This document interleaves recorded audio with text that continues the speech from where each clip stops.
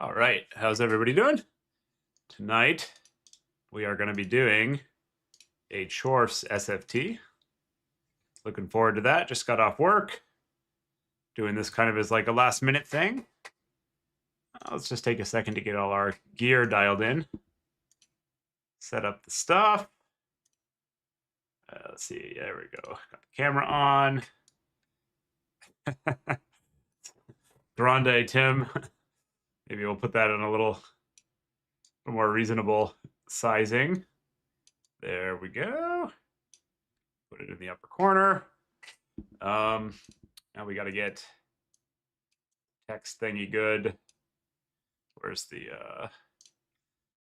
open that up, open recent, record 1, record 00.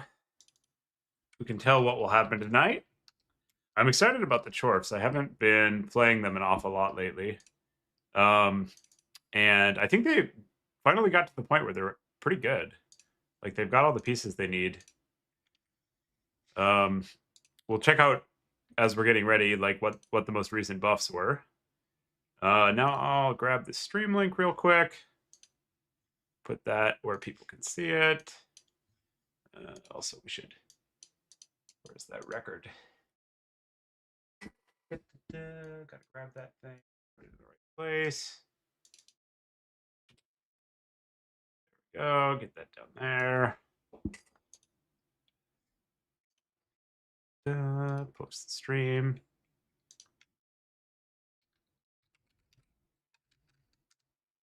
Streaming SFT tonight.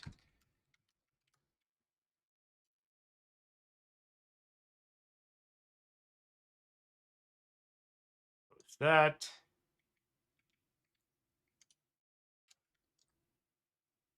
Post that. Go to Tourn's Discord. Community videos. Where's community videos? Total Tap website. Equipment tournaments. Finding the stuff. Man, got a weekend coming up. Through the work week, it's Friday. Time for some glorious battles. Everything's good. I get a puppy on Sunday. I'm pretty excited about that. Unity. Where did... I don't know where it is on Tourn's Discord. Not important. There we go. Now we're cooking.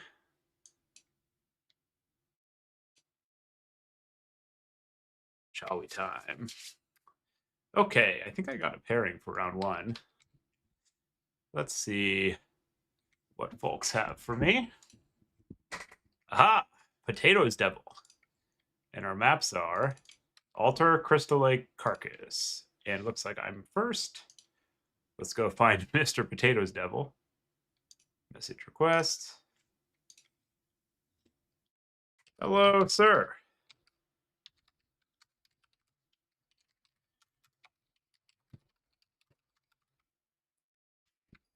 He's Zinch.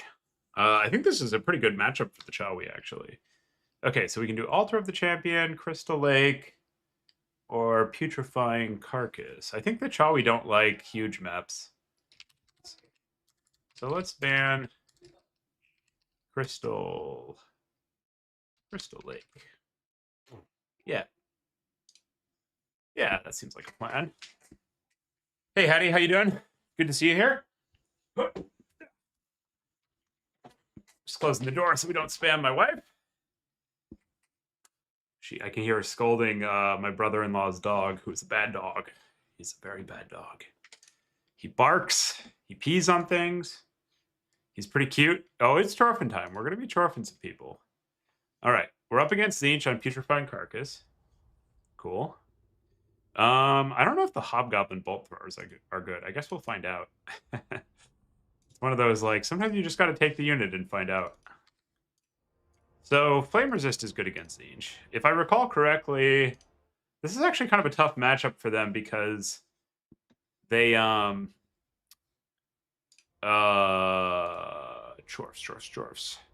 Yeah, we'll see, Hattie. I hope it works. This is kind of a tough matchup for them because their fire units don't really work that well. And the chorfs have a lot of stuff that they need to deal with. Let's see, where's the total war patch notes? I'm just going to take a quick scan through these to see what kind of stuff we want to test tonight. Because they got a lot of buffs. So the Infernals now have more cap weight. The Caster Lord got nerfed. Small buff for the Dual Axe Rar. The Kadai got a significant buff. Destroyer got a buff. Magma Cannon got a buff. It also got buffed in previous patches. Skullcracker buffed. Dreadquake, I'm not a big Dreadquake fan, to be honest. It's powerful, but doesn't quite do it. Okay, so Skullcracker, Infernals, Kadai are the things we're most interested in. This is actually a pretty big buff, I think. And Hellish Frenzy activation. Interesting. Okay. It's still big.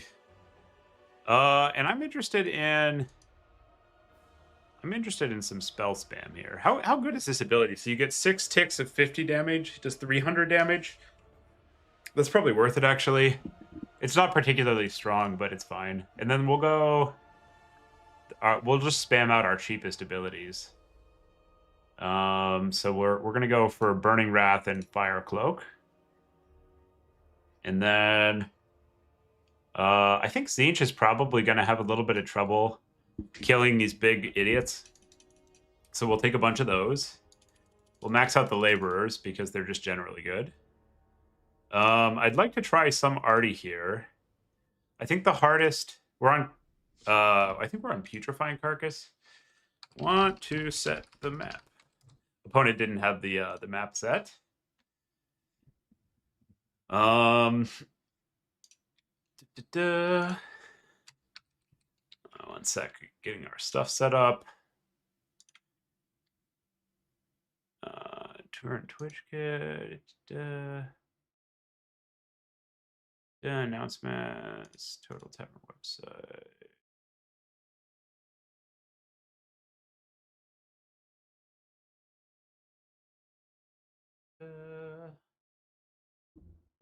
That okay, cool. It auto posts on Turn's Discord. All right, so we got those. I think this is a pretty good core. And then the question is, how do we want to fill it out? The Magma Cannon is snipeable, but intensely powerful. I kind of want to try the Skullcrackers in some number. Just take 3 trains. And yeah, maybe we'll throw out the Ravagers, just because they got buffed and they're kind of a fun unit. Although their Fizz Resist is worthless here. They're paying for Fizz Resist. We don't want that. They don't cost that much more than the other ones, though. That's interesting. What is this? Fuck it. Let's try it. Let's try it. And I'm actually interested in a few Bolt Throwers if they, like, try to kite us. Let's give it a shot. And then we want to have a bunch of fire damage. Because we got the super fire damage buffs. Do these guys have the thing? No, they don't. Where they get more range, they do not have that thing. The question is, like, how are we going to counterpoke them? I don't like starting that many of the Skirm Cav. They're, like, a little weak. But maybe we just do, like, one and we play it kind of cagey. Oh, yeah, and then I want... how much do we care that their Fizz Resist gets kneecapped here? We probably care a decent amount, to be honest. It's a two-way street because there's some Fizz Resist on the Tzeentch side. So we can go for these guys. We could go for these guys. Interesting, interesting. What can we do here? Or some of these. Or we can start... I kind of like starting the Bolt Throwers to apply some pressure. And then we're going to want a little bit of reinforcement chaff.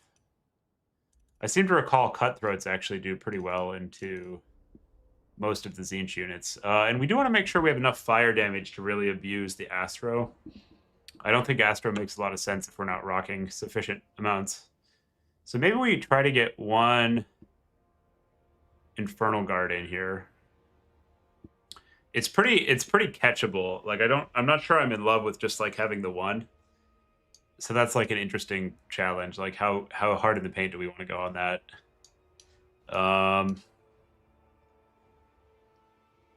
Don't the blunderbusses? Oh yeah, the blunderbusses don't have their own fire damage. Yeah, I don't know, Nosy. That's a good question. Huh. Oh, we want the blazing beards. These guys slap. So maybe we cut killing fire. Yeah. That seems reasonable.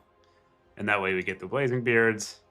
And then we have a perfect spend, so our brain feels large. And we're good to go. Yeah, let's give it a shot. Hope it works. It'll probably work. Crazier things have worked.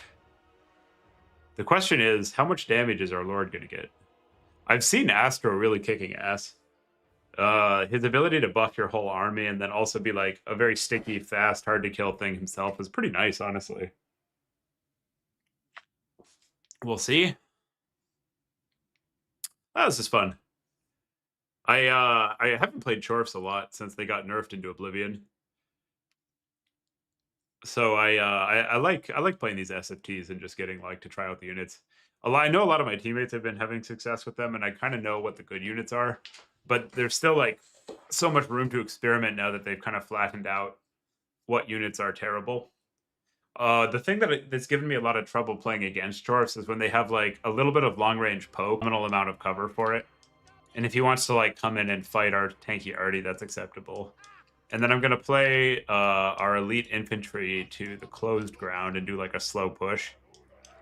And I don't think, given the Zinchian units, that I need to avoid wins. You know, I'll wait and see what he's got and adapt based on that. And then just for utility, we're gonna have some hobgoblins in here pushing out in front and screening, and then that'll help us set up the grenades ideally. Grenades kick ass. We don't really need to be choosy with them. Would just take whatever we can get target-wise. Okay, so we get these on our back hotkeys. Get these on that. And I think we're good to go. And I think we just spam this whenever we can get a target. Yeah, Dust will be happy, but he'll be unhappy if I beat him. I think Dust's on Skaven today. I didn't really look. Churfs are definitely not, like, victory optimizing, in my opinion. But I do think that they're a powerful role player. So I'm very interested in getting some more reps on them.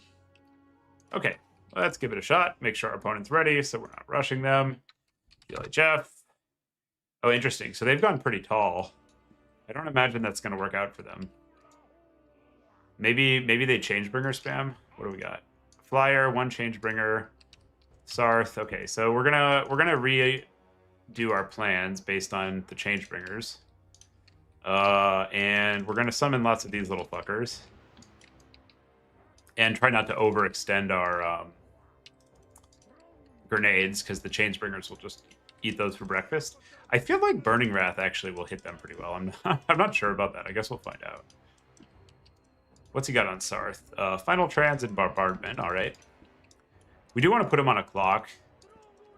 We don't want to just like chill forever here, because he's going to be able to save up a bunch of WOM, and his WOM is like for sure better than ours. I'm going to take this off auto fire. Basically, like anytime you see a Changebringer, the whole game immediately becomes about, can you contain the Changebringer? And we're actually interesting. We're doing pretty good damage to Sarth. Yeah, fuck it. Let's put some shots on Sarth. Sure. So it looks like the Chorf grenades, super grenades, do not shoot flyers.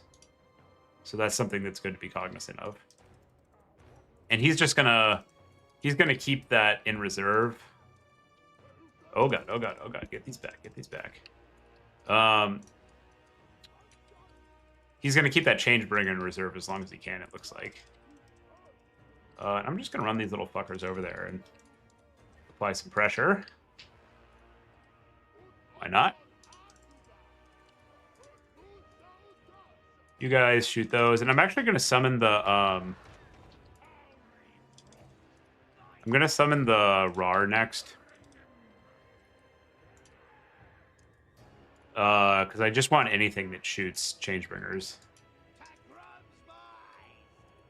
And he's allowing us to get in there, which is pretty nice. You guys shoot the Changebringers. You keep fucking up Sarth. You grenade those things. You grenade those things.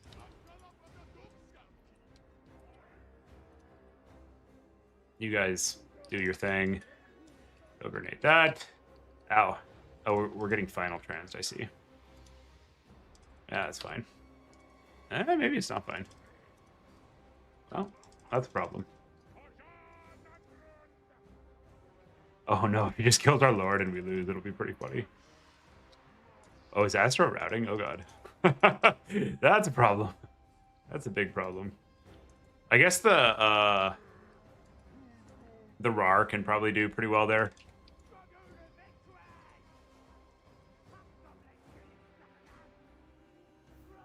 Do we prioritize Sarth or the Changebringers is an interesting question.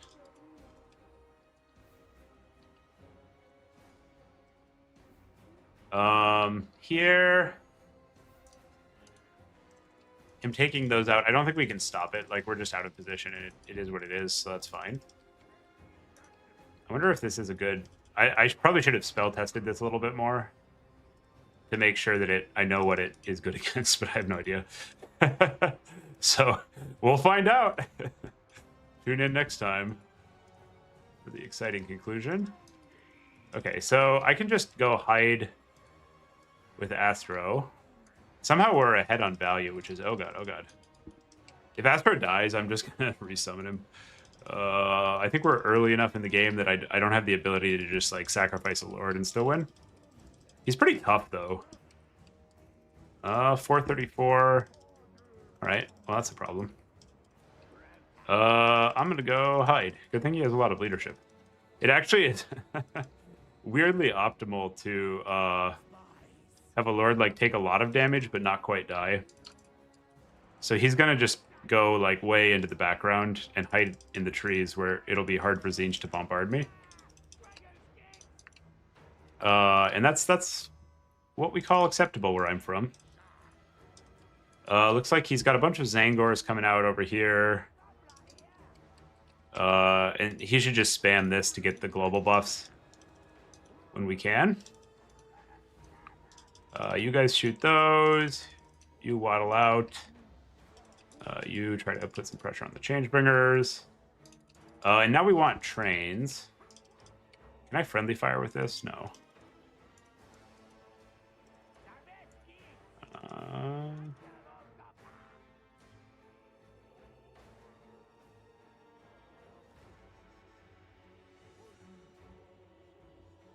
That's not a good matchup.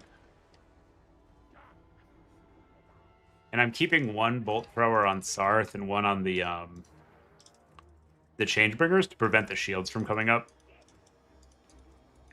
If I don't do that, they'll just regen and they get a bunch of free value effectively. So Skullcracker's up next. Just going to keep spamming this to get army passive buffs. You shoot that. This thing had a pretty good day. But I think ultimately it's actually fine. So now it's low enough ammo that we probably can't / don't want to finish it off. Oh god. Dead. Okay, well. Good thing we almost have enough to resummon, so... Now we wait and we resummon. Not fully ideal, but acceptable actually. And somehow we're up a ton on value. I think it's misstating his value, although the eyeball test doesn't look terrible for us. So we should get our lord back in like a couple minutes. You guys shoot that. You stop. Actually, we're just gonna focus fire Sarth here. Oh, new Changebringers. That's a problem. Get the elites out. Shoot there.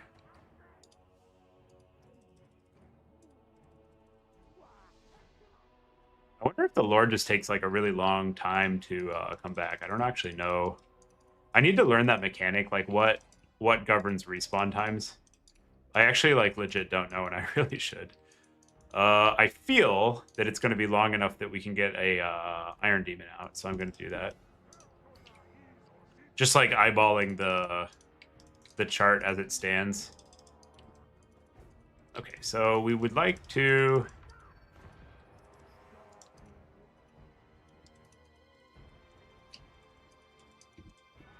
maintain some semblance of control over these Changebringers, although they're really emptying their ammo fast. It's kind of funny, like, you focus them a lot, and by the time you actually deal with them, they have burned all their ammo. And so there's this argument that you don't actually want to focus them.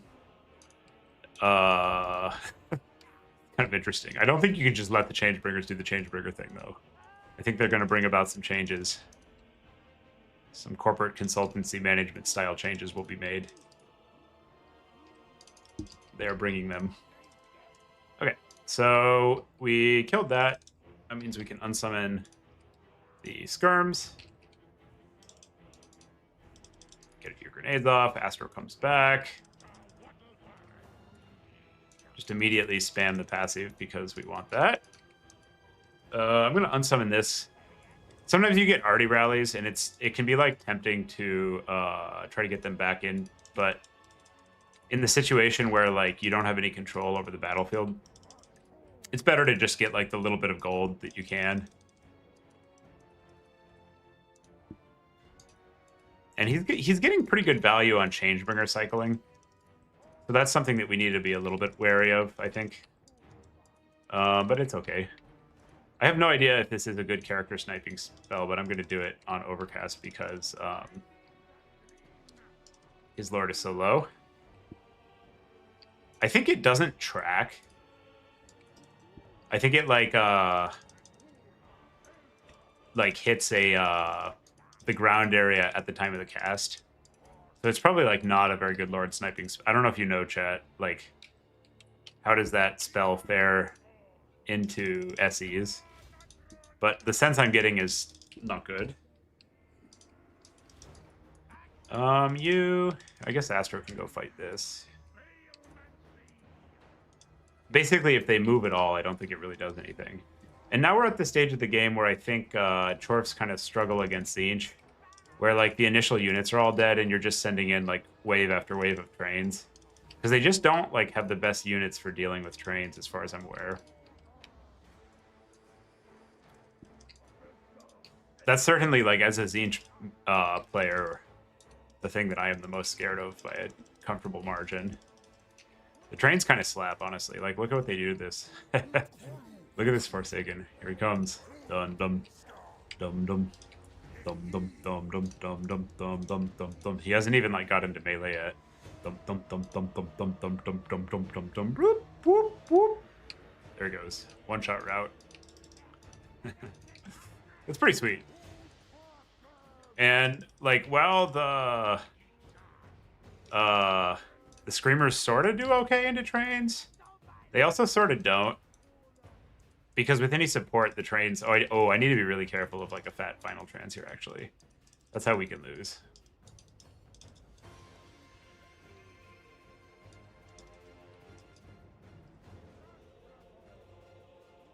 Yeah, that's a really good way for us to lose this game.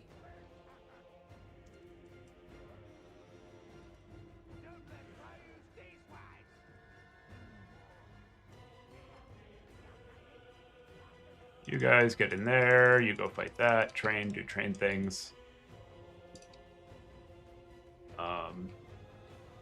And we're pretty far ahead on points. We had the triple for a while there.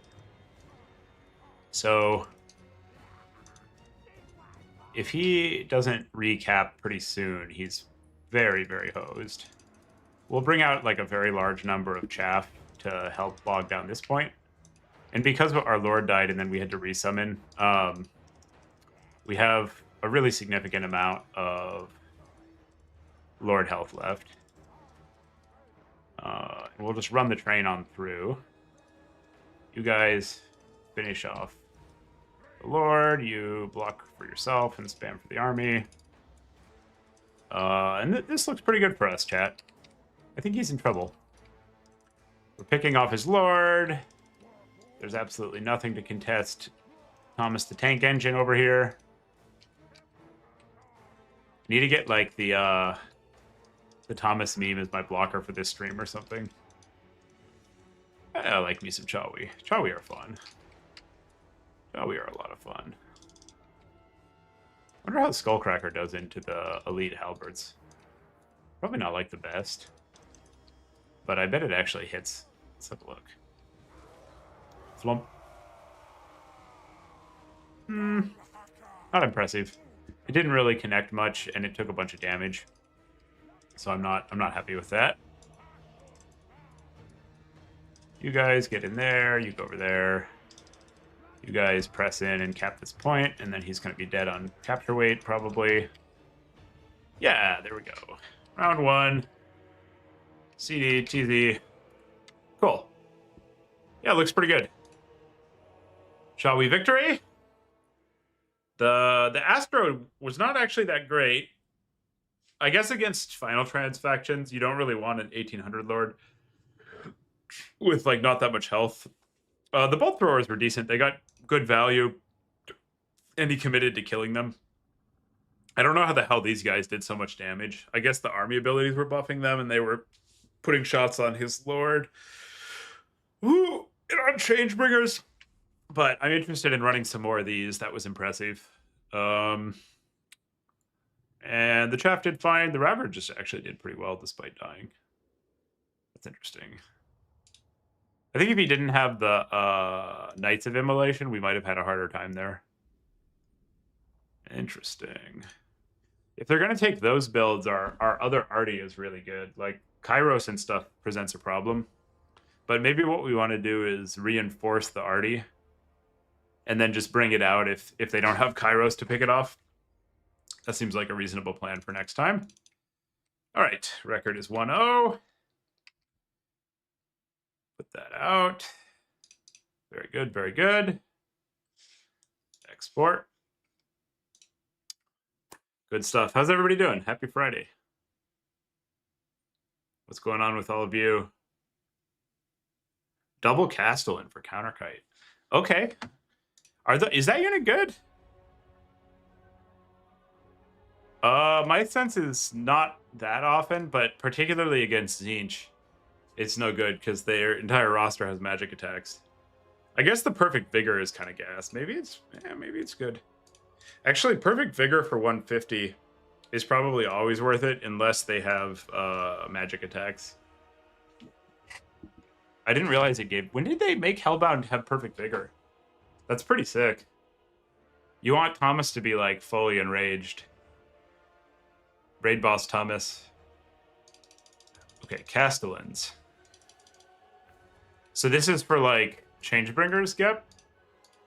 Do you take any items, or do you just go min kit? This buff is probably worth it, huh? I like 24 MA for 30 seconds in a big radius for 3 uses. That seems respectable. What does this shit do? So they get missile res and a significant increase in range. Okay. And to proc it, they have to be not moving. Okay. Okay.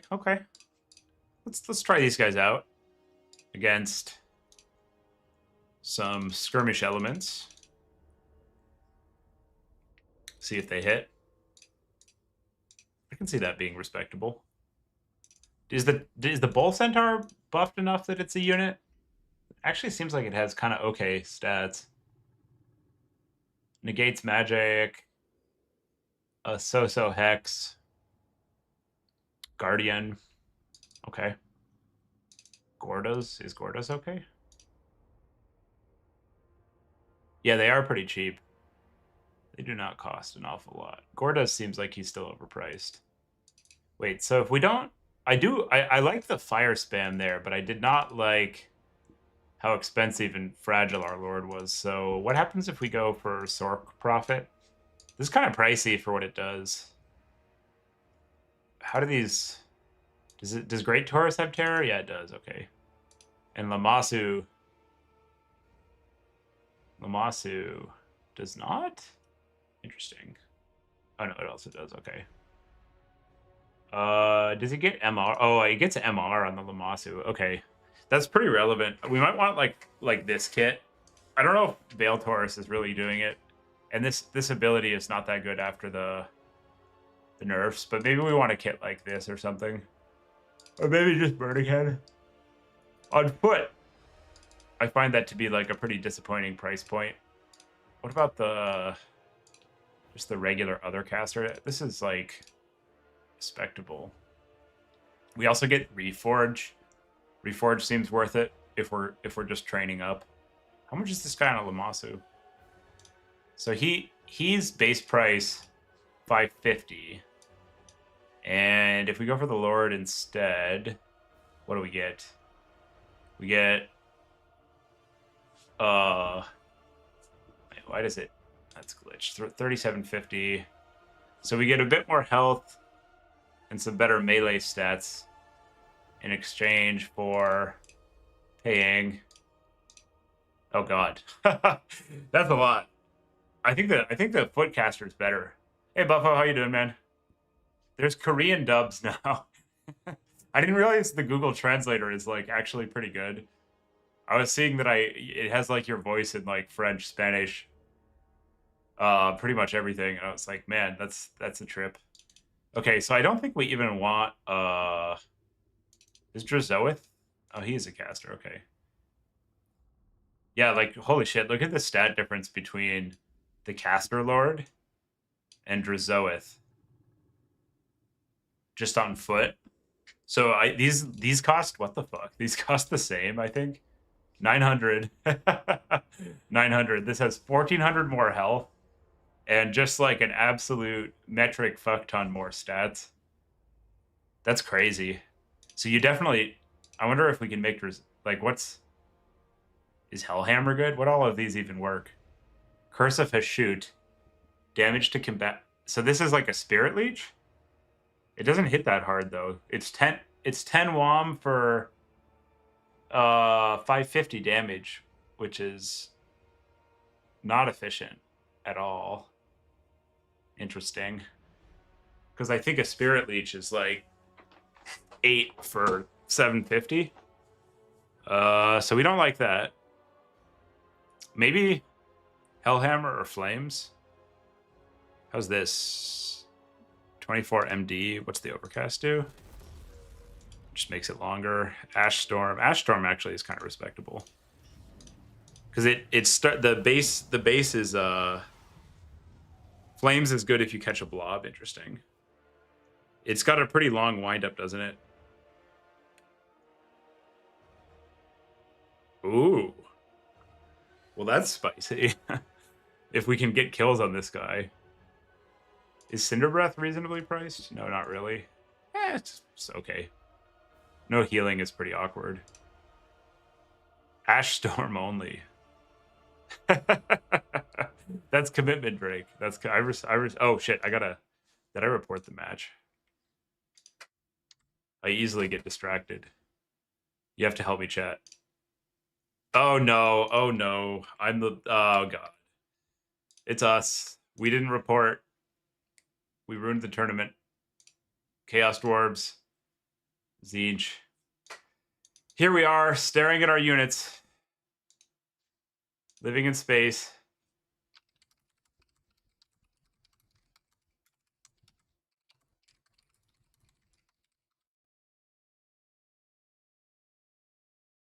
All right. We're good.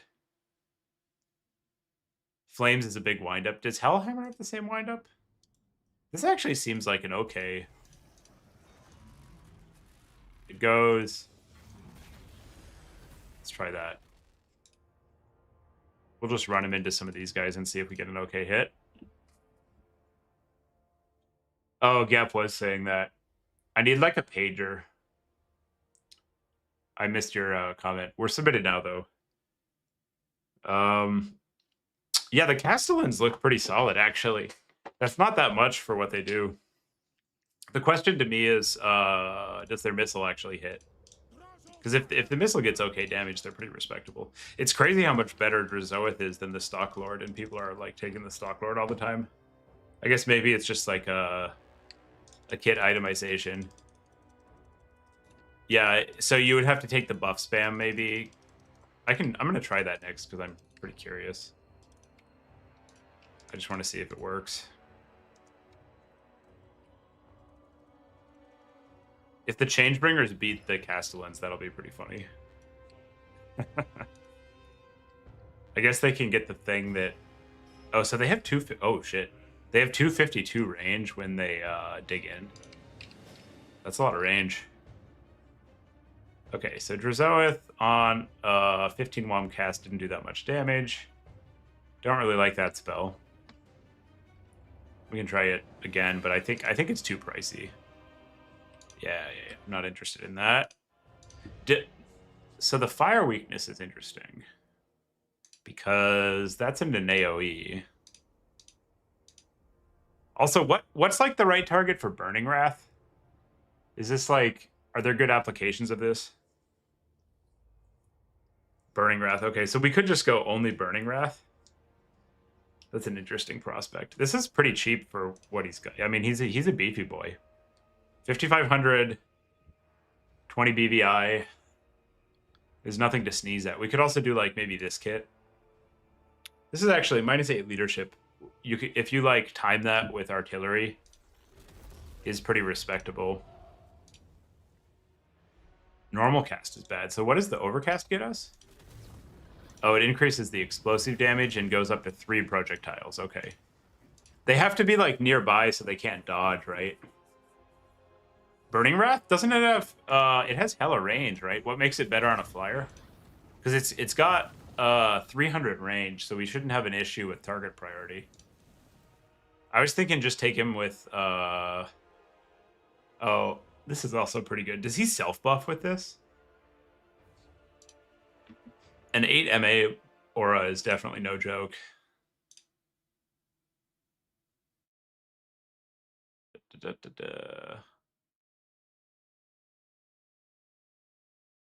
Aha! Oh no!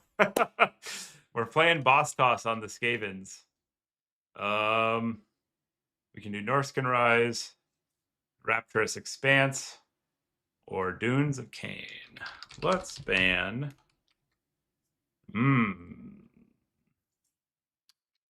Let's ban Norskin Rise. That's a problem. A Scavino of Boss Toss against the villainous chorfs. We shall see who emerges victorious. It'll be Boss Toss. You know what's actually kind of scary about this? Boss is a chorf main. He says, we can play Dunes. Like he's like, you know, doing us a favor. It's all right, man. We can play Dunes. Eastgander, I don't know. I don't intend to find out. You tell me. I have very little interest in learning the answer to that question. I am Thomas Fan. Tank Enjoyer #1. That's my handle. We are Big Fat Tank Enjoyer, spelled like FH. Not bad. We're up a game in the event. We're playing against Boss Toss, who's probably going to wax us like a car. But that's all right. We came here to battle. I'm a little bit tempted. Yeah, just to the shooty trains. Oh, Turin's casting his. Okay, yeah, sure. Sure.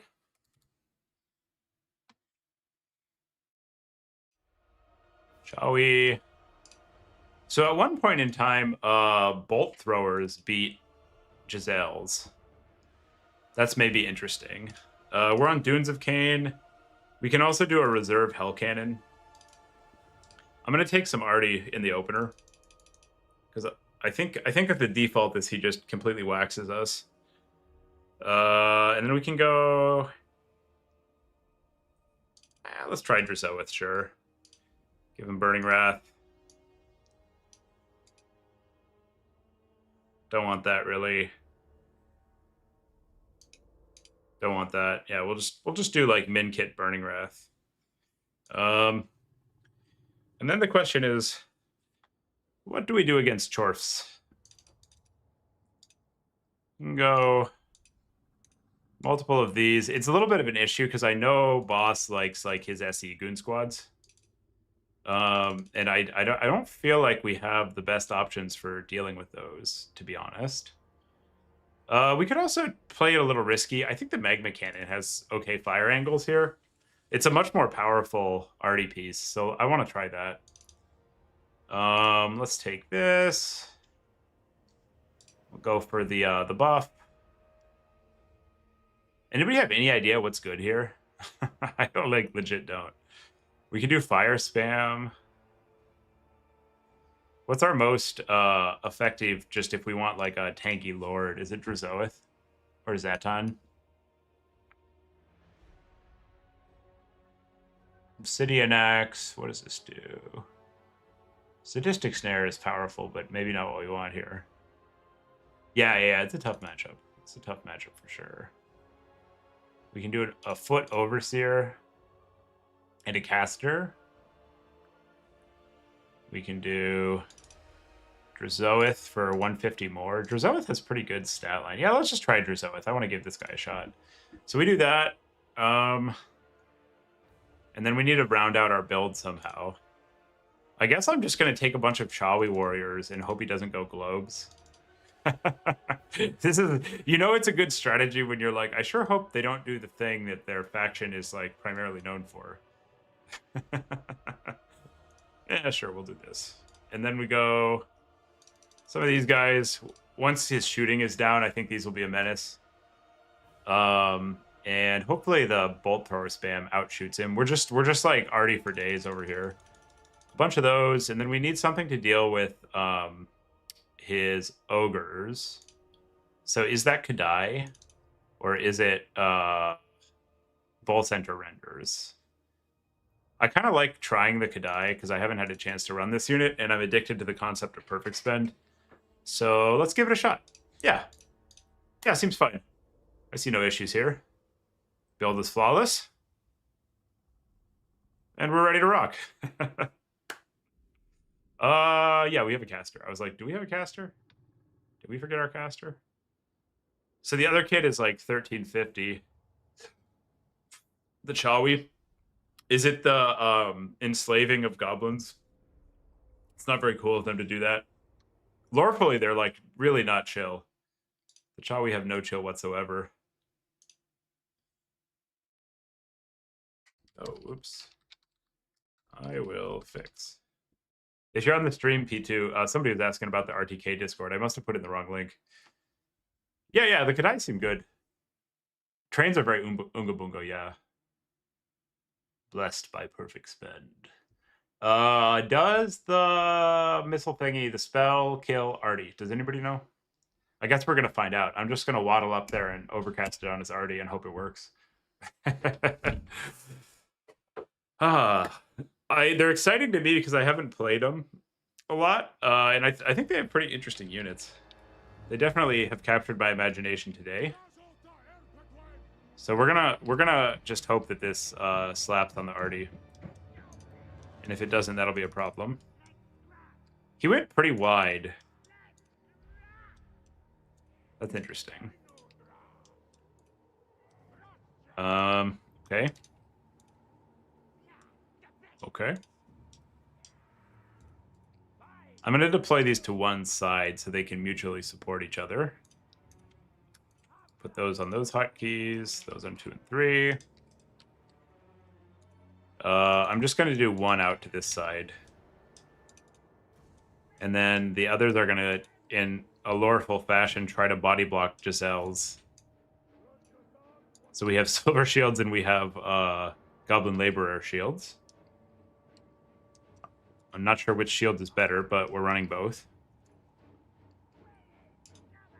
Laborers is a nice way to put it.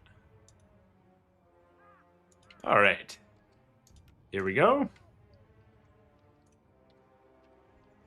Should be fun. Oh, oops, shit. You go to that hotkey. You go to this hotkey. Cool. Yeah, let's give it a shot. What's the worst thing that could happen? We always say, what's the worst thing that could happen, chat? There's like 11 different things he can do that are all kind of a problem for us, actually. As a Skaven off main, I know a lot of ways to beat chorfs. It's a problem. It's a problem. Ooh, we got a little throt. I like that. That was not on my bingo card. And he's got the SE. He's got the SE ball. Okay, so that's going to be very good. On a Warlock Engineer, okay. So we're gonna move our Artie into spread form to take less damage from El Ingeniero. And I'm not taking damage from Giselle's yet. That's interesting. I think I'm like Artie ride or die over here. So let's start getting some shots off. You guys shoot there, you shoot there. And I don't see a warp lock here. So he's probably gonna have to engage us. And I'm gonna send one of these to the flanks because I don't want to get too far. Oh fuck! Yep. There's a Giselle somewhere in there. All right, where are you at, Giselle? That was a Skaven slave and not an ideal target. Clan rats are better. The Natty Boobos is somewhere here.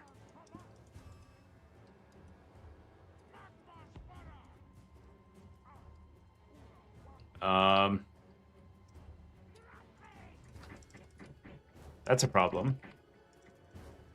Maybe we can pick off the engineer with this guy. I'm gonna start summoning a lot of skirms. You run away. I want to find the natty. I guess we have to go in. Or maybe we can fuck this. Maybe we can fuck Throt up.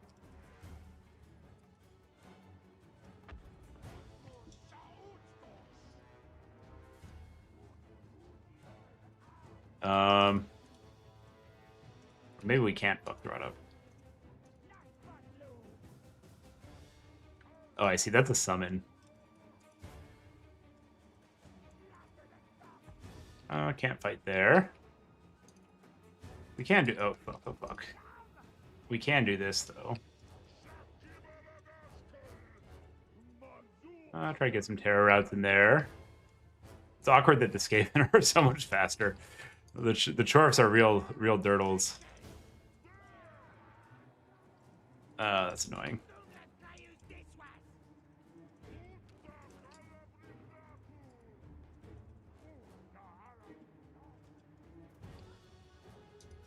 Okay. These guys should go get on Throt. Yeah, Throt just uncontested. Okay, there's Natty.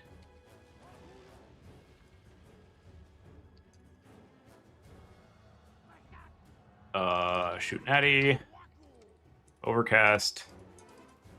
Train, beeline for Natty. You guys go for that. You go for that. And we need... I think we need some Kadai here. I probably should have summoned the Kadai to, like, counter Throt. But my brain is too small, so I didn't. It seems hard. I have some ideas on how might we change our build based on this. But right now, he's definitely just wax on, wax offing us.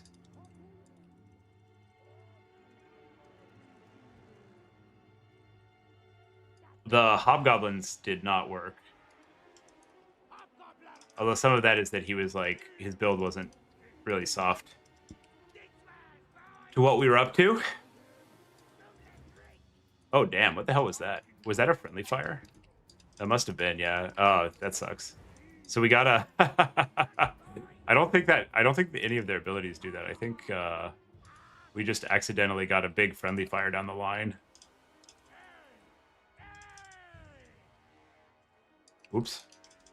Small brain, small brain. Very small brain. Okay, so we want to take that point. And I think we want to get some Kadai out to put pressure on his elites. So we'll send those out. I'm actually kind of been impressed with the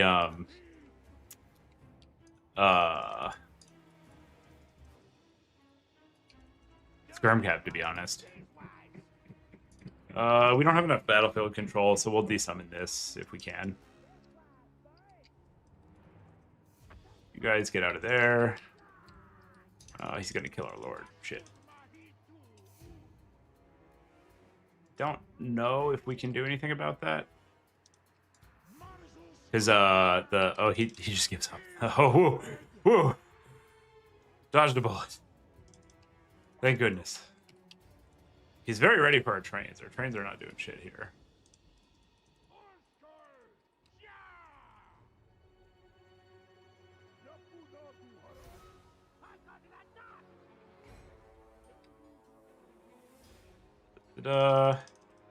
Okay, send in the Kadai.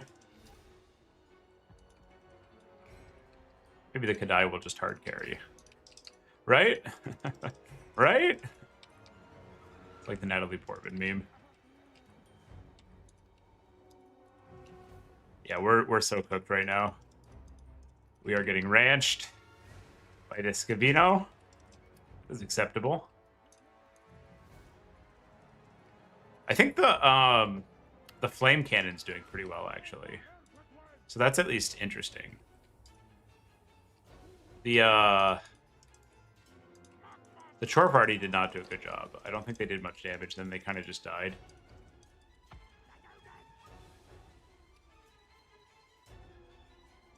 The flame cannon's getting a lot of hits off.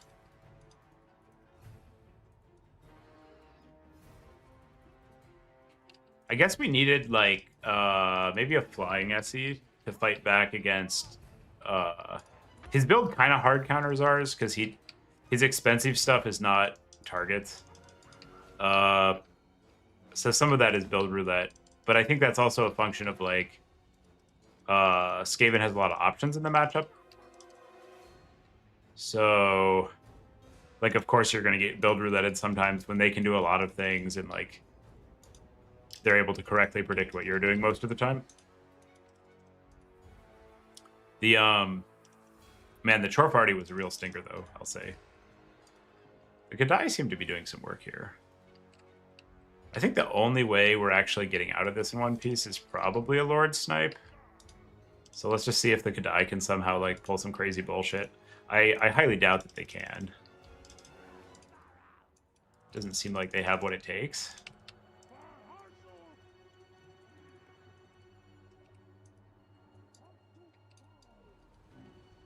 He also didn't really have targets for our Lord. So most of the things kind of worked out in the way that one would not want. Yep. We'll pack it in. I think he's got this one. GG. Save replay. Round 2. Chorfs, Skaven. Boss toss. Yeah, I don't think any of what we were doing really worked. He had the hard counter for the trains, and then the SE pieces were not damageable by any of our units. So really, the closest thing to functioning was this Kadai and the flame cannon. If we had like a Buno Lord or something, I think we could put some game up against this. Because his build is like a kind of a weird build. He's very, very vulnerable to counterfire. Like if we were more shooty, just in like a ranged infantry or a skirmish cav sense, I think we would have eaten him alive. But it was like extremely good against what we specifically brought. So that's we'll maybe try to put some variants on him if we replay later. Export 1. There we go. Well played. That did not work at all.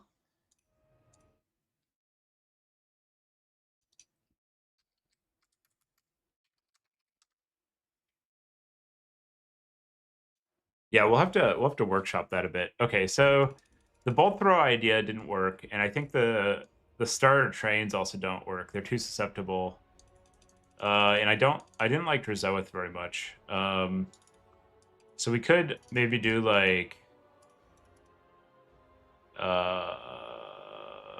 what does he get on a Lamasu? I don't actually hate like a fast melee lord with some spell resist. This is just to like have the terror piece that's mobile. And he gets... Oh, this is a great Taurus, I see. So if we want the spell resist, we have to take the Lamasu. Which one's faster? It's marginally faster. So we get spell resist. We still have terror. We get to silence enemies, which is not terrible. And we get 2 bound spell uses. That seems all right for 1400. It's not the best. That's like a pretty expensive Manticore. Or we could just take him on foot. My reasoning here is if we're already taking this Lord because it doesn't cost a lot, we might as well buff it up. Alternately, we could go for like melee Drazoith, or Zatin doesn't get mounts. Except, how much is he buffer?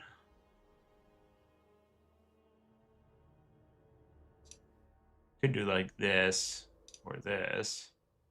So for 1750 or 1650, we can get for 1550 we get 44, 52, 450.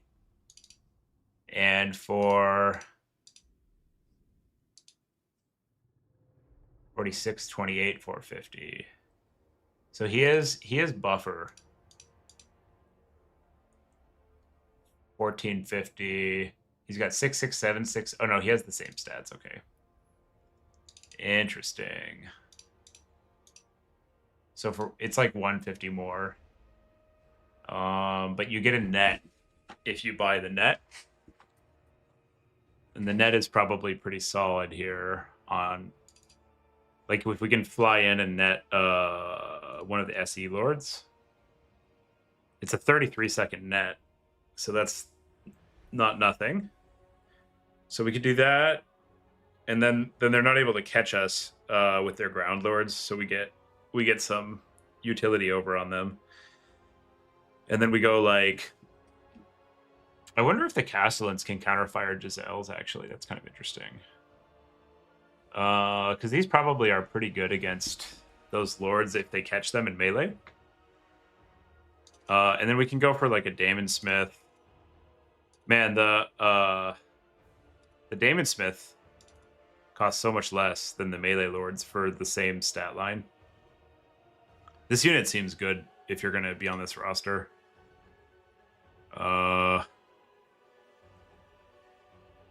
We can do a Buna. And just go insta-gib their caster. That seems pretty good to me, actually. Yeah, I like that. Yeah, they might. The Hell Cannon might be able to connect.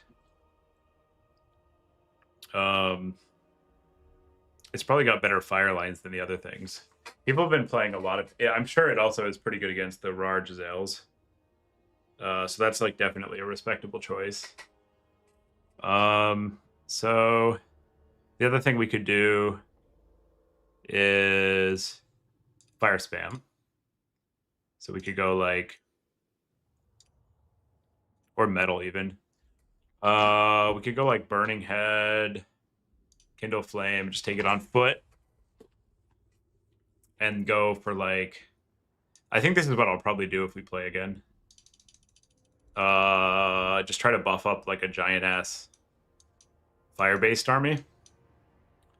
And we have a couple of these to provide leadership, and then like, oh, we do need to take a lord. And then we just go dirt cheap, like foot overseer, and we just keep him out of harm's way. Or we go for Zatin on foot. That's kind of expensive, honestly. I don't like paying that much. If he's because like if they have the SE blob, you're not doing a lot. That's kind of hilarious. You can pop the invulnerability. It's too short though, so you just kind of want to keep him out of the way, I think. And we need a little more Chawi so the front line doesn't just fold over to a stiff breeze. Do we have a good unit that's exactly 700? No. I don't think these guys are quite good. And then we can get our caster in. Ooh. Oh! Can't be wrong. Cut that. Try that.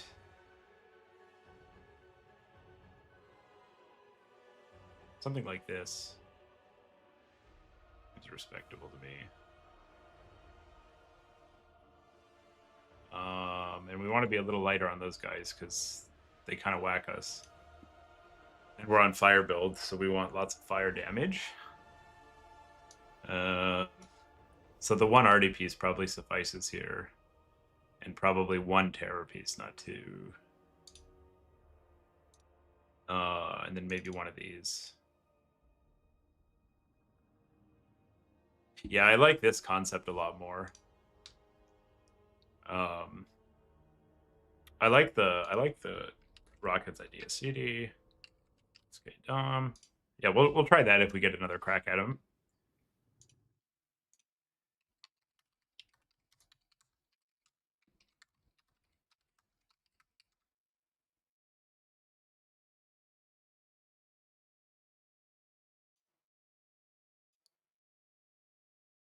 All right, Boss Toss has been given an order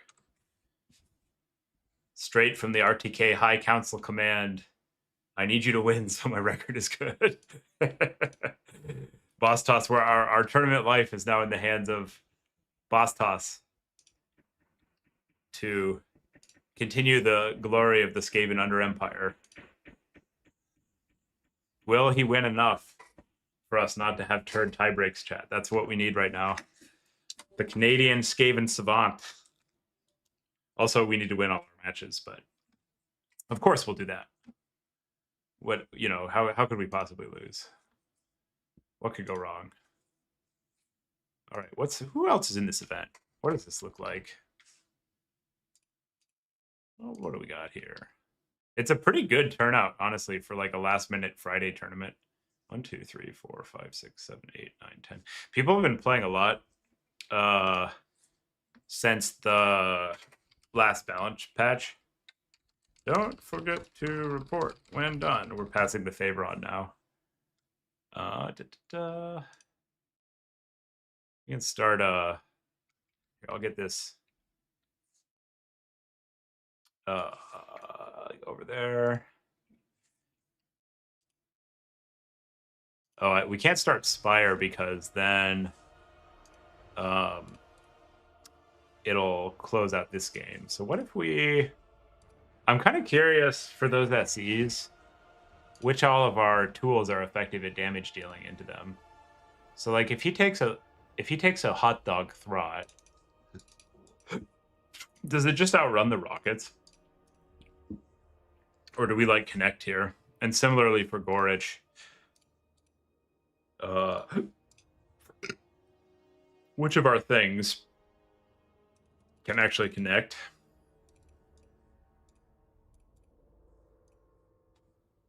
Because if we can just shoot it, that would certainly make this like less tricky.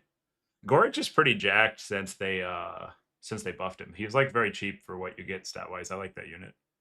I think it might have actually been Boss who put me onto the unit, or maybe it was Dustman. I forget. Oh, maybe we gotta do some weightlifting on this stream. I've been stationary. I've been in the nerd cave working all day, and I'm creaky. We need to increase our agility level so that our back level does not reach -1. Oh, we got a game. Imperator. Okay. Oh, these actually kind of hit. Interesting. So if we just net this fucker and we focus fire, what happens? That one missed. Oh, yeah. Okay. This looks like a pretty reasonable plan, to be honest. The fire arrows, even without the spell buff, just absolutely erase Throt. And he's like, oh, yeah, okay. That's a plan. We'll need something to counter their arty. But, these guys are going to shit on them if we play again. We have a scheme.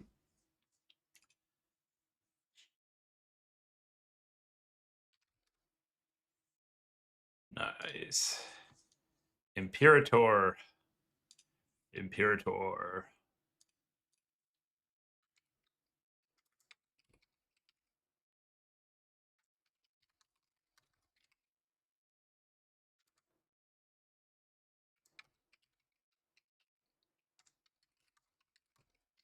We're fighting a mighty rat player.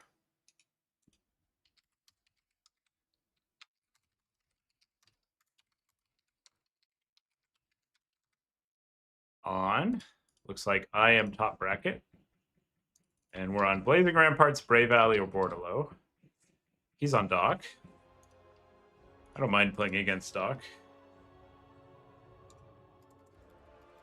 Imperator.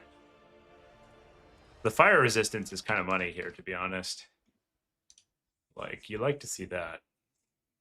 I kind of want to try square fire stuff where we, like, go pretty deep on elite shooting. And then we just have, like, a very chaffy front line. And we'll throw in snare here because the catch is just devastating. So we take a bunch of chaff. We get some trains. Let's turn off the upgrade because their entire roster has magic damage. We don't want that. Oh, but it does give them magic attacks. Yeah, let's try it. Fuck it. Do the Castellans have magic attacks? No. Okay.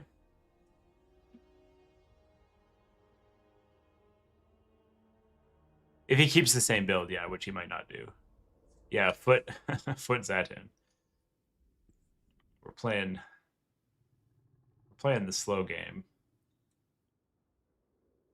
I don't think it's worth it on the Lamasu, and because they're demons, I guess maybe we could also just do like a cheaper lord. Yeah, let's go cheap. And then what do we want? I think a burning headcaster is pretty reasonable here. And just in case they go for SE play, we'll take a backup fireball. It makes us less efficient, but it's fine. And we do want more than 0 frontline, I think. So we can go a little lighter on our like all-in shooting plan. Take that up and take that. Yeah, it does have really low range. That's a good point. Probably not quite the thing that we want in this situation.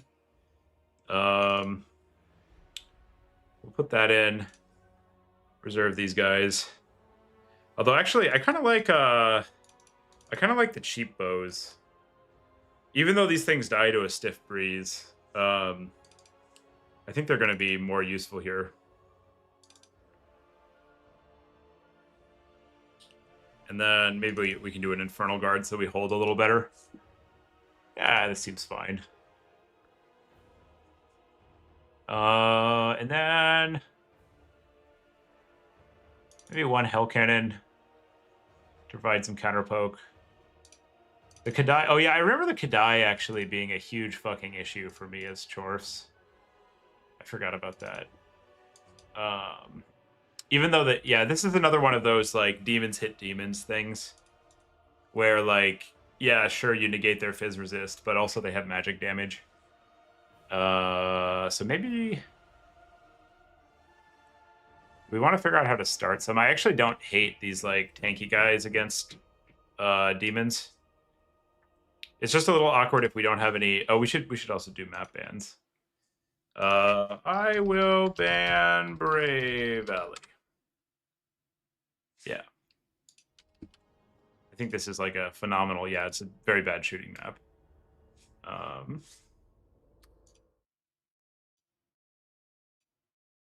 Interesting. Okay, we're on Blazing Ramparts. We do need a little bit of a plan if he goes for like Soul Grinder. We can cut one of these and counter poke it with a Hell Cannon, I guess. And then maybe just one sneaky get. We need a little late game cap weight. Yeah, this looks like a plan to me. I can see how this would work. The lack of any melee cav is a problem, so maybe we go down a train. These guys are just so weak. They're one of the worst units in the game in the role that they do. So maybe we'll just sweep with a bunch of Hobgoblin Cutthroats and 2 sneaky gets. We just need something to, like, peel Furies, basically. And yeah, this looks like a build. Let's ready up. What could possibly go wrong? I think the win is basically already in the bag. It's over. Thank you all for witnessing this. I guess another thing we can do is take an Infernal Ironsworn.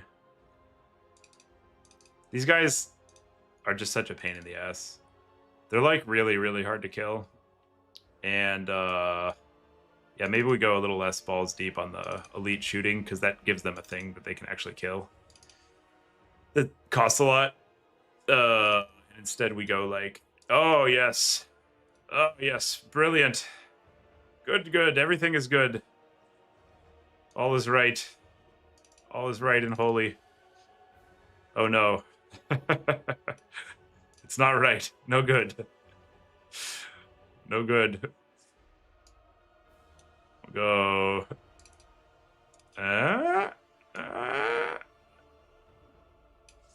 Fine. Sure. Close enough. The main is more important than the reserves. Okay, yeah, this looks pretty good to me. I did want to try out the guns, but wait, did I set the map? Okay, yeah, I did set the map. In this situation, I think these guys actually will play better. The Dock. We fight the mighty Dock. I forgot that the Infernal Ironsworn had magic damage and just like insane leadership. That unit type is actually pretty difficult for Dock to get rid of. Like high MD, high armor, high leadership, magic damage attacking units kind of just hang out and will like grind through the Dock. The only thing that really gives them a big problem is going to be like multiple soul grinders, which I think we can play against in other ways. Like try to micro them and beat them with skirms. So I think this is a pretty reasonable plan against ye old Dock, ye Daemons of Chaos. Yeah. I'm interested to try the Kadai here. I've definitely lost a Kadai a bunch of times as Dock. It could be cooked. Our tournament life is on the line, chat. Here, oh, this is like Changebringer cheese or some shit. Interesting. Well, I'm glad we took a fireball because he's not going to have good targets. I think I'm inclined to just get out there because he has so few units.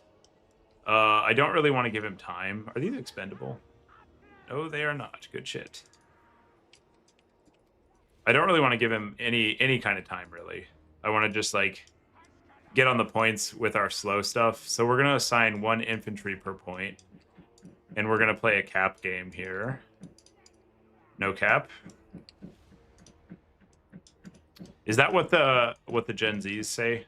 No cap? Cap, no cap. Somebody help me out here with the slang chat. I know some of you are Gen Zs. What's crazy is Gen Alpha are like people now. Like I'm getting older and it's like, holy shit. These are, they have opinions and worldviews and stuff. All right, we're ready to cook. Here we go. Bussin'. Based. Bet. It's giving cap chat.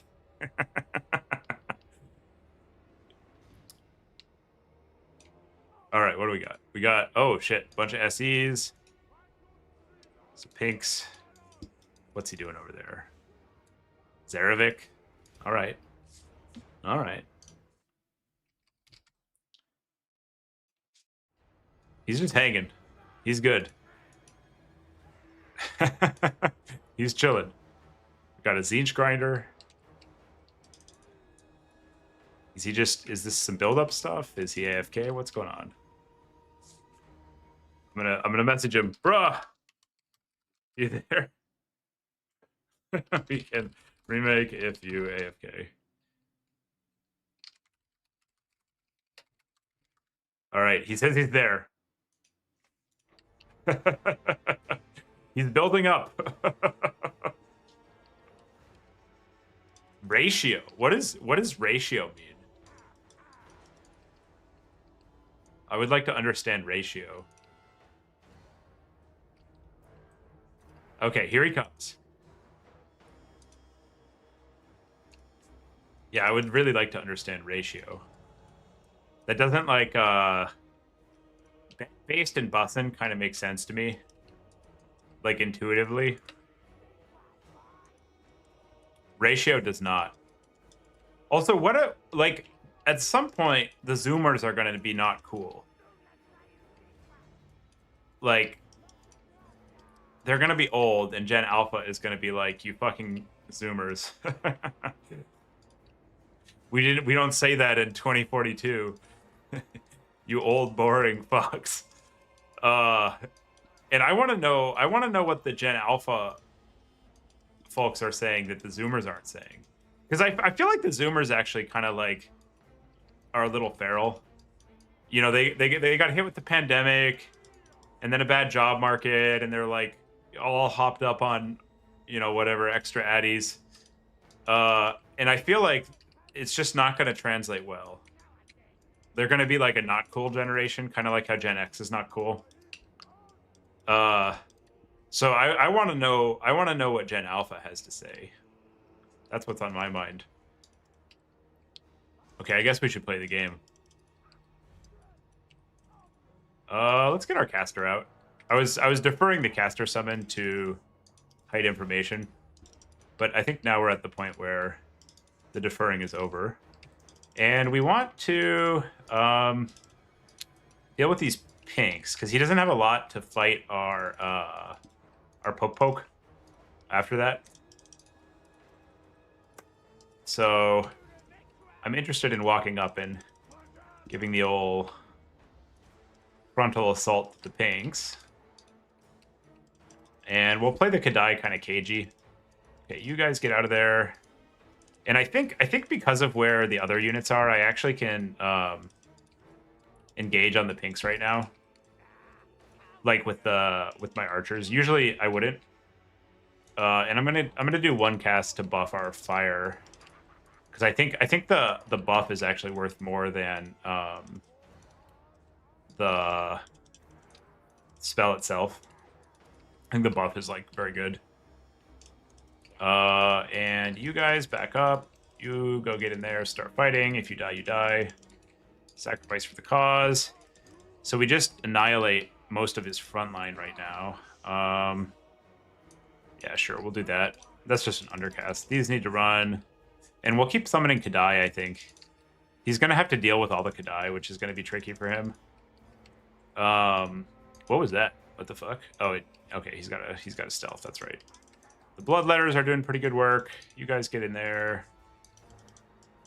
You turn and shoot those. You get over there. Fight. You guys run. You run. You kill those. You proc a fireball. Doesn't really matter what you're hitting because the reason we're casting it is to get the buff. You guys get in there. And now we just want bodies. He's at a bit of danger of getting overrun right now.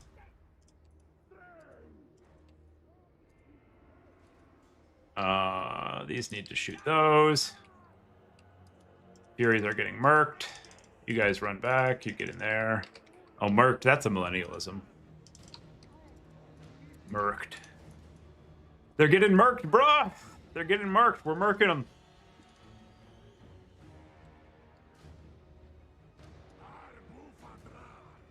I kind of like this style of Chawi build, actually. I feel like the units are crazy effective with the fire buff up. Tzeentch trickery, yeah, that's exactly what that was. Oh yeah, look at this. We got him. We got him. It's over. We got him, chat. We got him. All right, I need to exercise tonight, so I'm going to issue a set of orders and get one spell buff off, then we're going to do a set. Because this game is like, I gotta take off the wedding ring. Proper safety is critical.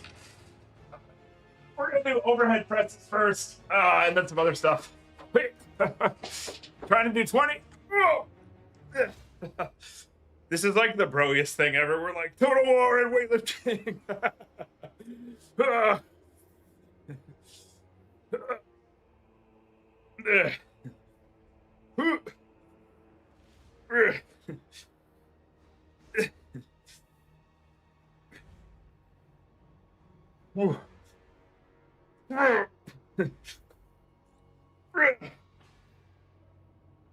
That was probably 20. I lost count. Oh, okay. So we got a little bit of time. We got about 45 seconds to issue orders, and then we'll do another set. So we send these over there. We don't have gold to summon yet. Focus fire that. Caster. No targets, so he's going to go for a burning shot. These guys over there. We need another Kadai, probably. And given that we're not going to touch the keyboard for a while, let's send some things over there, because we're at real risk of a comeback from the CC that doing a set imposes on us. Okay, so these dogs are coming in there. Let's just get like one micro tactic to counter the dogs. So we'll pull these back, put that in there. We'll try to hit a moving burning target. And it's time for another set. We're going to go to failure on these. Here we go. 20 is a lot easier on the first set.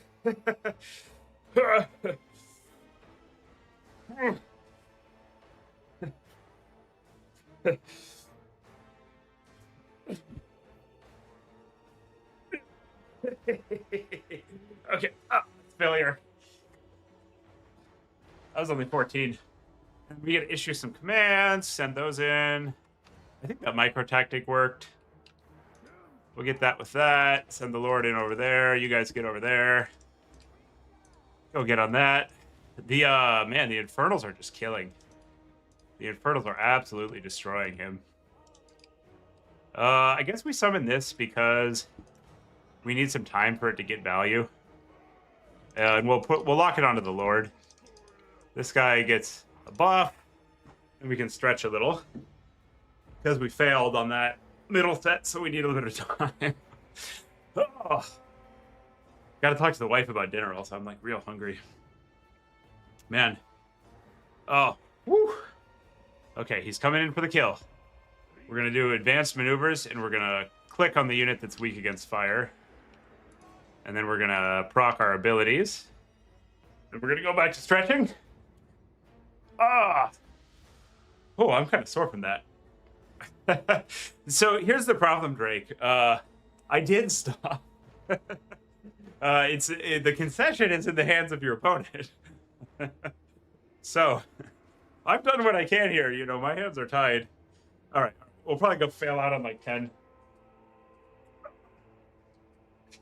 Should we like make this a bodyweight stream where we like do exercises together for those who want to partake? I need to learn some more of those. Okay, here we go. Yeah. This is like the flex and flex stream. I moved up to the 30s. It's a lot harder without some downtime. Whew. So we do the lifts to build up more like neck and back strength because it helps with total war. And also my day job, I'm a programmer, so I just sit at my machine all day. Round 3, chorfs, DC. And if I don't get any exercises, my neck and back just hurt like hell. Hashtag millennial boomer stuff. Whew. Dim Dum, we're doing physical therapy. Sort of. Okay. You did. That's what we're doing. We're like, we want to be Lol Tyler. That's not true. The vibes here are a little more chill. This is physical therapy lifting. Okay, so the Infernal Ironsworn were crazy. They were like unkillable, and they got their value at full health with the entire enemy army dead. Man, the fire buffs feel kind of crazy on the chorfs actually. Just like a long buff to 2/3 of your gold is pretty nuts. Standing desk? Yeah, this is actually a standing desk. We can. I talked to a work PT and they were like flabbergasted. I'd done a standing desk for about 5 years and only stood, and so my right MCL was fucked. And they were like, "Wait, you have a job where you're allowed to sit, and you've just been standing for 8 hours a day for like half a decade, and now your knees hurt. Did I get that right?" uh, so I've been standing a lot less for that reason. You think the Kadai Fireborn are broken? Yeah, I can see it. They seem pretty good. Yeah, we're going up. We're going up. We're actually pretty high up. This house is like no longer at a legal height. I don't know if you guys can see, but like this webcam's not good enough. We're like above the sound where we are, and they built it in the 90s when the height restrictions were different. So the office is actually pretty high up in the air. There we go. Okay. Yeah, the Kadai seem pretty nutty. They seem like I was like the train are the best calves, but now the Kadai kind of do work. I like that I was having a conversation with opponent in chat about build up. It's like, what are you doing? Are you there? And he's like, yeah. And I'm like, well, do you want to restart? And he's like, no. Just doing build up. That's a person after my own heart. I'm so glad we nerfed build up. As like build up Godfather #2 after Houseplant, it was not a good play pattern to be like the best strategy in the game. Where like if you don't want to just chill for 7 minutes at the beginning of every game, you're disadvantaged. Huh. Ooh. Yeah, they were good against the demons before their buffs. Like I've lost in land battles. I was a doc main for a while there, and now they just clap them. No cap. We should look up. Oh, I know what I need to do. I'm gonna look up some Gen Alpha slang right now. I want to know. I want to know what them Gen Alphas are saying. Gen Alpha slang. Most common Gen Alpha slang. Riz. Okay, we know Riz. Riz is a good one. Oh, they've got the same. They've got the same slang as the Gen Zs. Riz, sus, bussin, sigma, cap. I don't like sigma that much. It's hard to work in. Riz, sus is a good one. Sus is a good one. We can use that. Bussin is incredible. Cap is pretty good. Cap is versatile. Sus. Sus.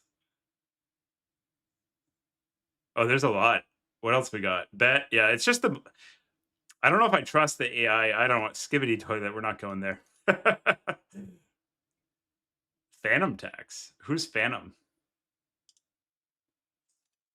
Who's Phantom? Is this going to be bad and weird? Who's Phantom? Phantom. Phantom.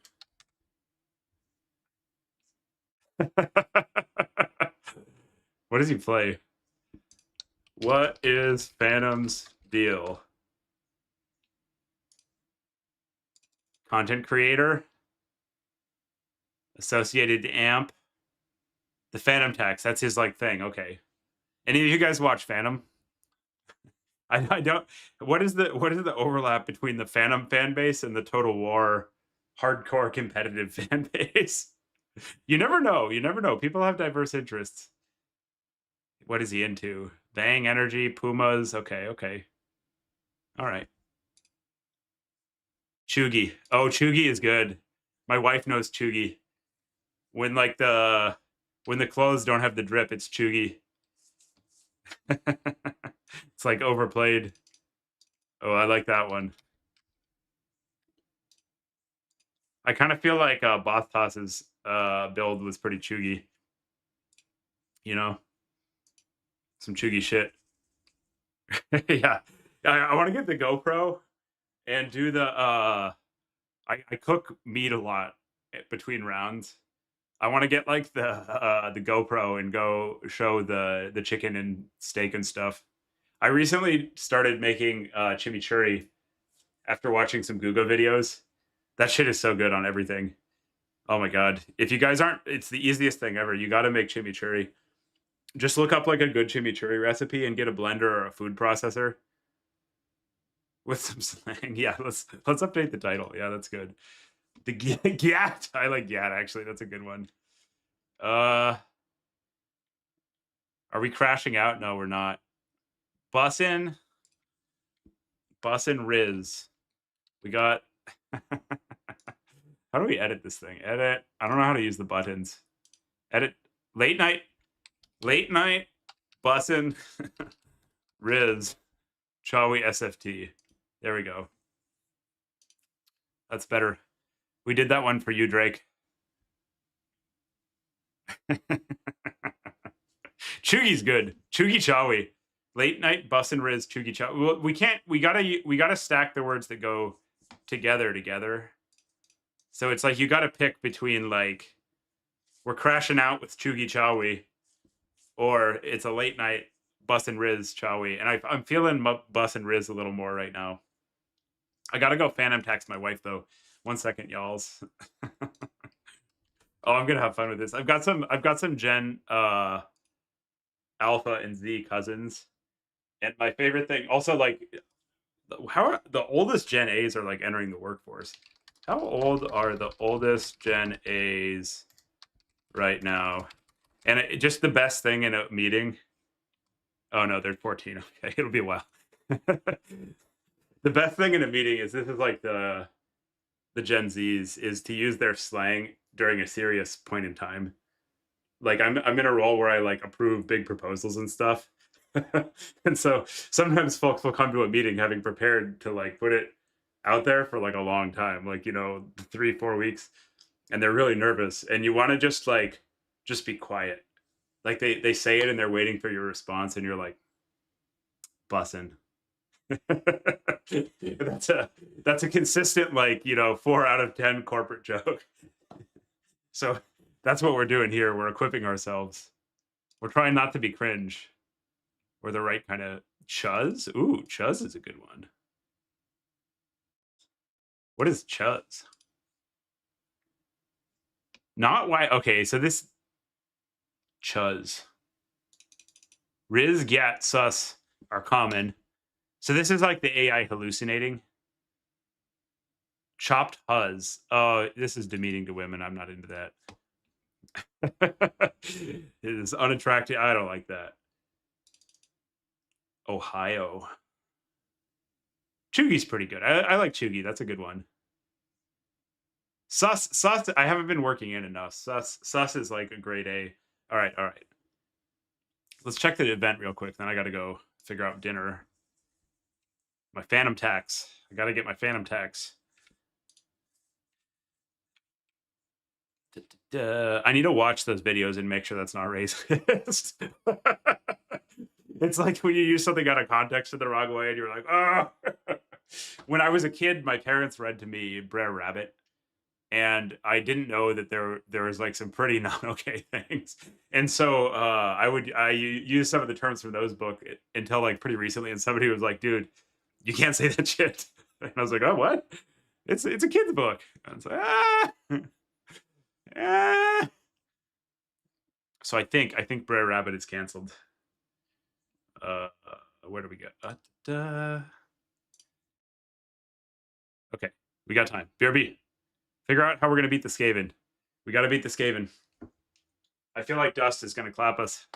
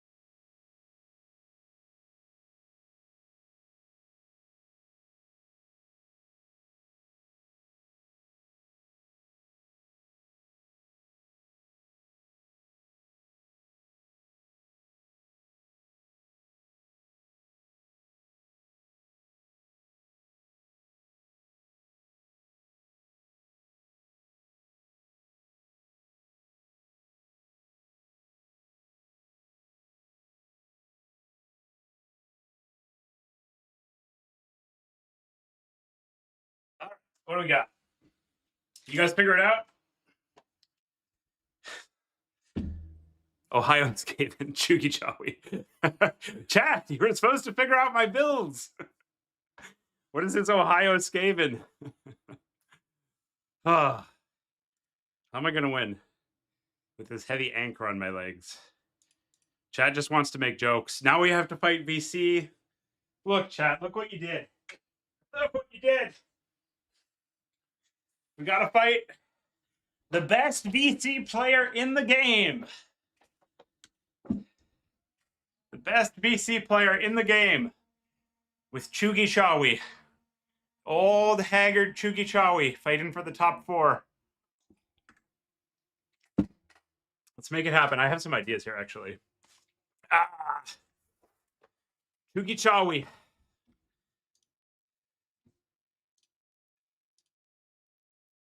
Where's he at? Maximillionaire. We're up. You scurvy dog. I like Max. He consistently causes me to lose by giving me bad build advice on stream, which I feel like is A+ chat participation. You guys have to like keep me on my toes and propose terrible things, but that sound plausible. You can't just like, you know, propose a total meme. You've got to be like, I swear to God, Norskin Giants are just jacked. Like in the context of the Norskin roster, the unstoppable. They complement their tools so well. You need this terrace, and then I'll do it and I'll lose. And if you do that, then you're the winner. You have to trick me though. Where's Max? There he is. Edge of the Darkwood, Whirling Maelstrom Itza. I'm Chorf today. How about you, sir? Let's see what Max is up to. Yeah, that is something I would say. Look at him. Look at him. In the context of the Norskin roster, look at this unit. Oh, it's beautiful. Look at that. 700 damage, 65 MA. You take like Lore of Metal. I'm like tricking myself into this as we're talking. Sounds good. Let's do it. Let's do it. What could go wrong? All right. We want to do the fire thing. I know Max is like super Mortis Chance stan. He also is good with bats. So those are some things for us to consider. His SEs are a concern. The man has some skills. I would like to take a bunch of Skirm Cav so that I can exert control over the game right from the go and put Max on a bit of a timer. I also would like some Hobos, I think. Yeah.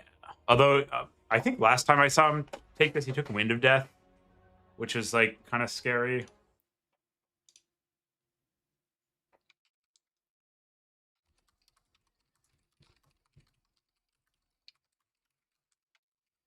Max thinks it's a terrible matchup. That's interesting.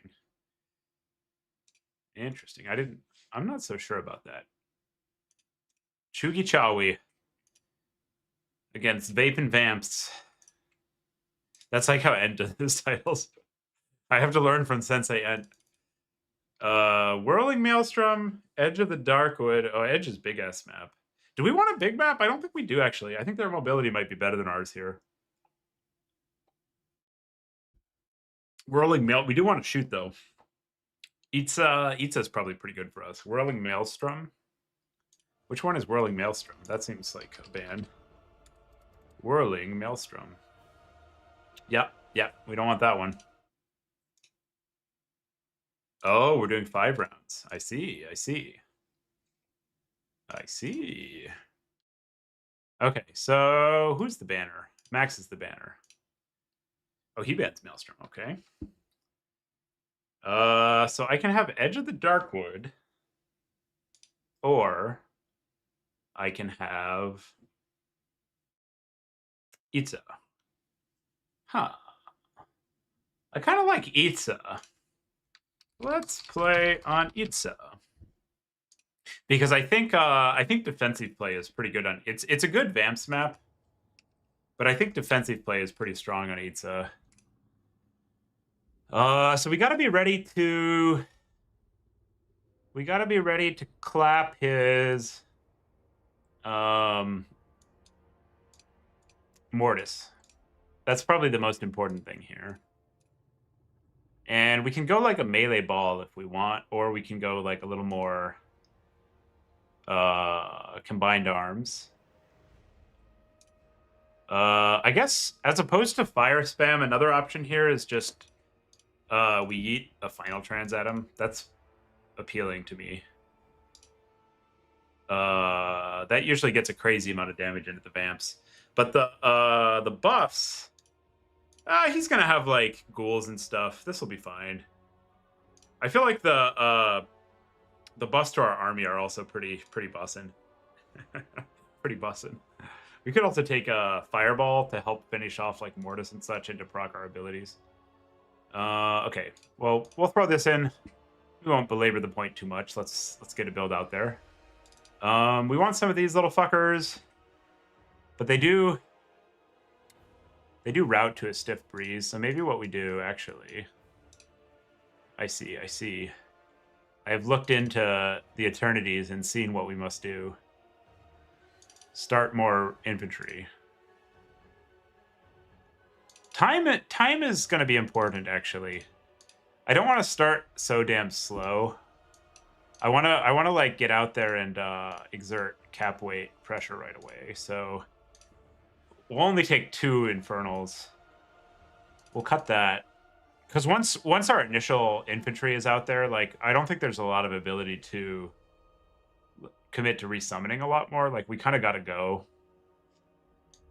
So, because like there's only so much slow shit that you can afford to bring out. I actually sort of like Hashut's Ravagers. I feel like this will help us finish off pricey stuff and probably collapse a lot of his heavy infantry effectively. Hob Archer spam. Yeah, I like it. Flames. Norscan Giants are jacked. Oh, I just read the same joke from a minute ago, and I still found it funny. Norscan Giants. Yeah. Probably 1 Iron Demon is fine. Like, late game, these are going to cause fits for him. Actually, I wonder if that's better than the Hashoots. Probably.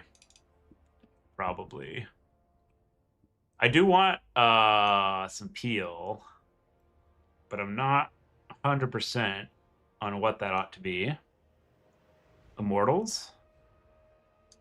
Those did well on a stream game the other day. But I think I prefer the Ironsworn because of their ability to clear a unit of inf immediately for free. And they also are like a little less pricey. Like cap weight is a real issue here. No cap. Okay. Let's take the Ravagers. They're fun, and then we'll do a skirm. Yeah, this looks like a pretty balanced build. I think this will work. Let's give it a shot. Yeah. I see how this can work. I think we basically already won. There's nothing that can go wrong. Everything's going to be fine. Just like round 2. All right, the wife is walking the hounds. Want to do a meat carb for dinner. Ladies' choice. We'll see. She's going to say Thai food. That is my prediction. She is an utter addict. And anytime she's left her own devices, we get Thai food. It's funny, I'll propose like 4 options, and she'll be like, no. No. And then I'll be like, how about Thai food? And she's like, I could go for Thai food. Just every single time. So I've left her to her own devices. We'll see what she goes for. Maybe I'll be surprised. My parameters were I require a meat carb. Let's play the side objective, actually, with our first skirm. And then we'll move the heavy formation into a good defensive position. This is like classic Eats Up play. This used to be like before we got all these great community maps, this was like how we decided everything. This is like the knife's only mid of Counter-Strike. It's just 1v1 me eats a baby. And I'm not going to... Normally, I would, like, guard mode the heavies, but in this situation, I think I just am fine with anything that they manage to get. So I'm not going to. And I guess I'll start the heavy infantry as far forward as possible because they're so slow. Now we're ready to go. Check in with Max. Ready, GLHF. He says he's ready to rock. Here we go. And he's got 14 units, so it looks like he took like a balanced, semi-standard build. Okay, so we've got a bunch of Graveguard Halberds, some Oh, those Banshees are an issue. Okay. So we're going to need to play our Lord cautiously. And this is just like skirm for days, I think. Because of the Halberds. And this Corpse card is not a fire resist card. And he's got the Strigoi with some Pew Pew. I think the Banshees will actually die to the Kadai. So I'm interested in that fight if I can get it. And I'm gonna wide form these guys so that we don't get picked off. And then I'm gonna go in here and start shooting those and bring the Lord out. And then we're gonna need... Does he have Spirit Leech or just the... Okay, he has the missiles, but shit. Okay, you shoot that, you shoot that. Shit. You go over there, run back. You guys... Yeah, sure, zombie's fine. Actually, no. Halberds. The problem is, like, he's gonna get into melee with these, so... it's doubtful that I get to pick my targets. Okay, let's not focus the Invincible Lord. You guys go over there. You guys target those. You target those. Although, man, he really is taking some damage from these guys. Maybe it's fine. I don't know. Oh, jeez. Yes. Grenades. Okay, you guys need to get out of there. You go eat some grenades at that. And come on. Get in range.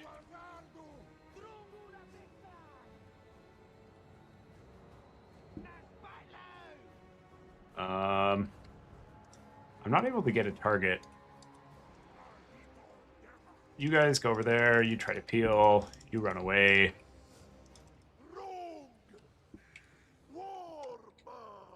Yep. Big burning head. We'll take that. Oh, there's a Mortis. Okay. Everybody on the Mortis. Awooga. Siren sounded. We need to be a little careful that we don't get sniped here.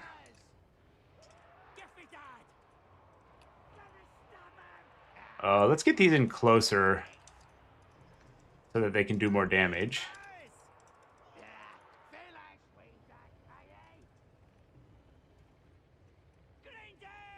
Mortis is going to be down in a second, which is great. And then I need some reinforcements because our front line is like slowly withering here. You guys get out of there. Let's run these away. I think another Kadai, because once his first wave of Halberds is down, he's not going to be able to recover his anti-Kadai capabilities.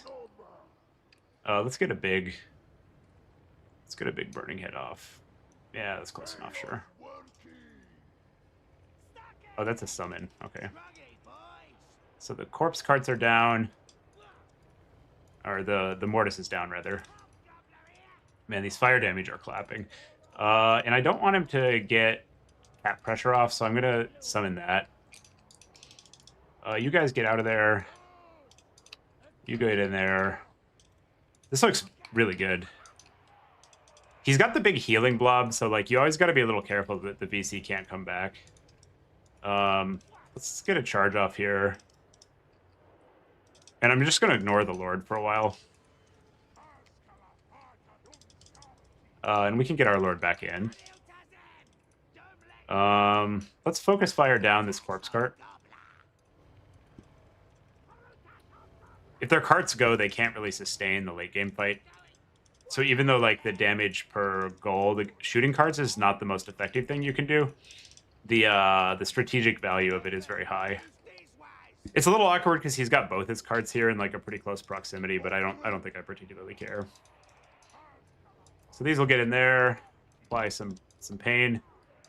And then once the carts are disintegrated, he's got like a bunch of like weak infantry fighting our elite fire damage shit. Okay, cart goes down. Get these guys around so they can get higher DPS. Probably we'll get the second cart soon.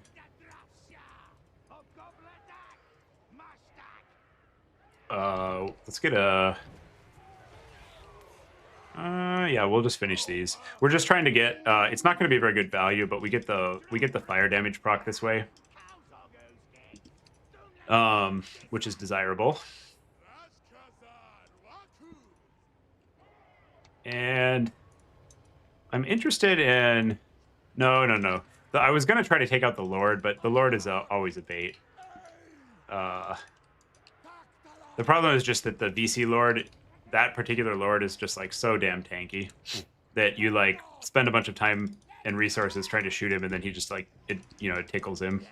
So what we want to do instead is not get picked off with our stuff and wipe out all the other units around the Lord. And if he kills our Lord, it's a problem, but I don't think it's a huge problem, to be honest. Because the amount of time and energy he'll need to invest is so high that while he's doing that, all other stuff will clean up. And our elites and shooting are like most of what's left. He's going for like a desperation play. Let's unsummon this. Because we're going to want you back. And so we'll just, it costs 700. So if he wants to allocate all of his elite shooting for like several minutes onto that, that's perfectly acceptable to us. And he'll eventually get it, but then we'll like resummon it. So that's fine. Those are blood. Are these blood knights? Okay, those are blood knights. So those need some attention. Our Lord is going down, and that's fine. You guys shoot the blood knights. There's not great targets here, so I'm actually going to take a shot on the blood knights. And let's try to peel the banshees just to see if we can get our Lord to live a little bit longer. I'm going to focus fire the blood knights here. You guys walk in. Our Lord is not dead. That's good. That's good. You guys need to get over there, get some good shots off. And I actually think the uh-oh. This blob is a tempting target. Shit. We are clumped.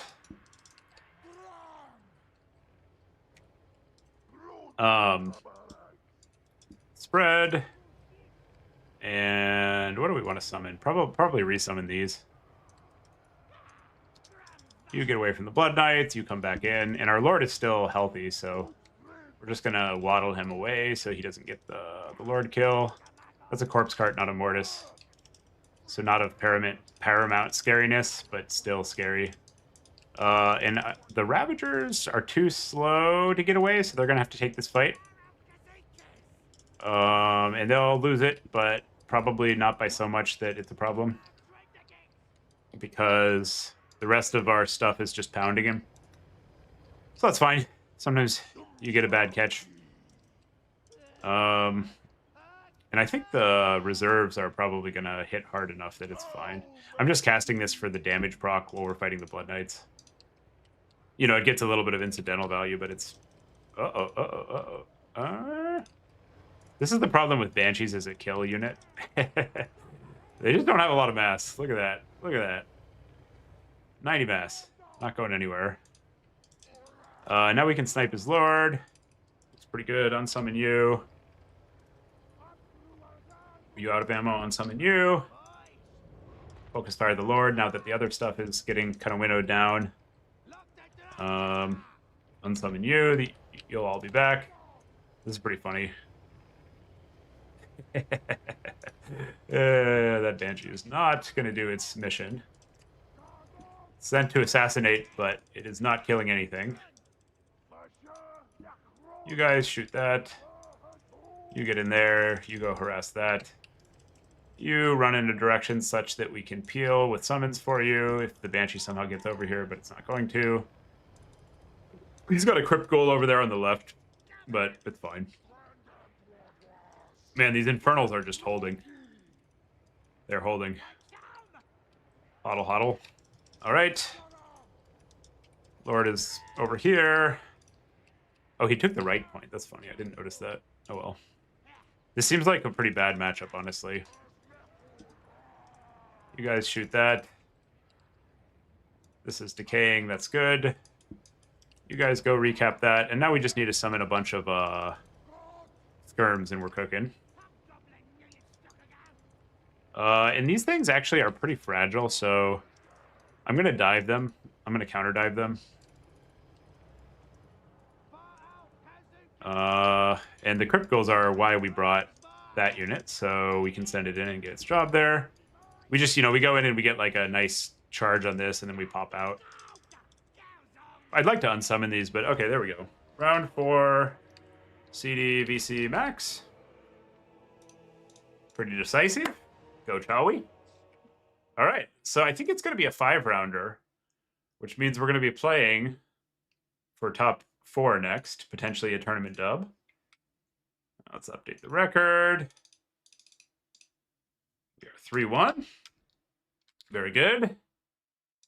Through the power of chat and chat's phenomenal advice, we find ourselves in a position to win a tournament. Somebody said these were good earlier. Borderline OP. They were pretty good here. I think the the Infernal Ironsworn just carried there. This unit's pretty nutty. They're just so tough, and the grenades are so strong. That was the one summon. Oh my god. This Hobgoblin just had its day in the sun. Those fire arrows buffed by the fire weakness. Ooh. That is a spicy, spicy meatball. Actually, all our stuff did pretty well. Fire damage is good against the faction that is weak to fire damage. These, Graveguard kind of got clapped. I like the combination of, Infernal Ironsworn and Kadai, because they deal pretty well with, most unit types that you would present to deal with them. And the Burning Head didn't do that much damage, so we might want to consider a different spell kit, given that we're taking this mainly to get our spam off. I'm going to save this one, though. This seems like a pretty plausible build. CD, BC, dump.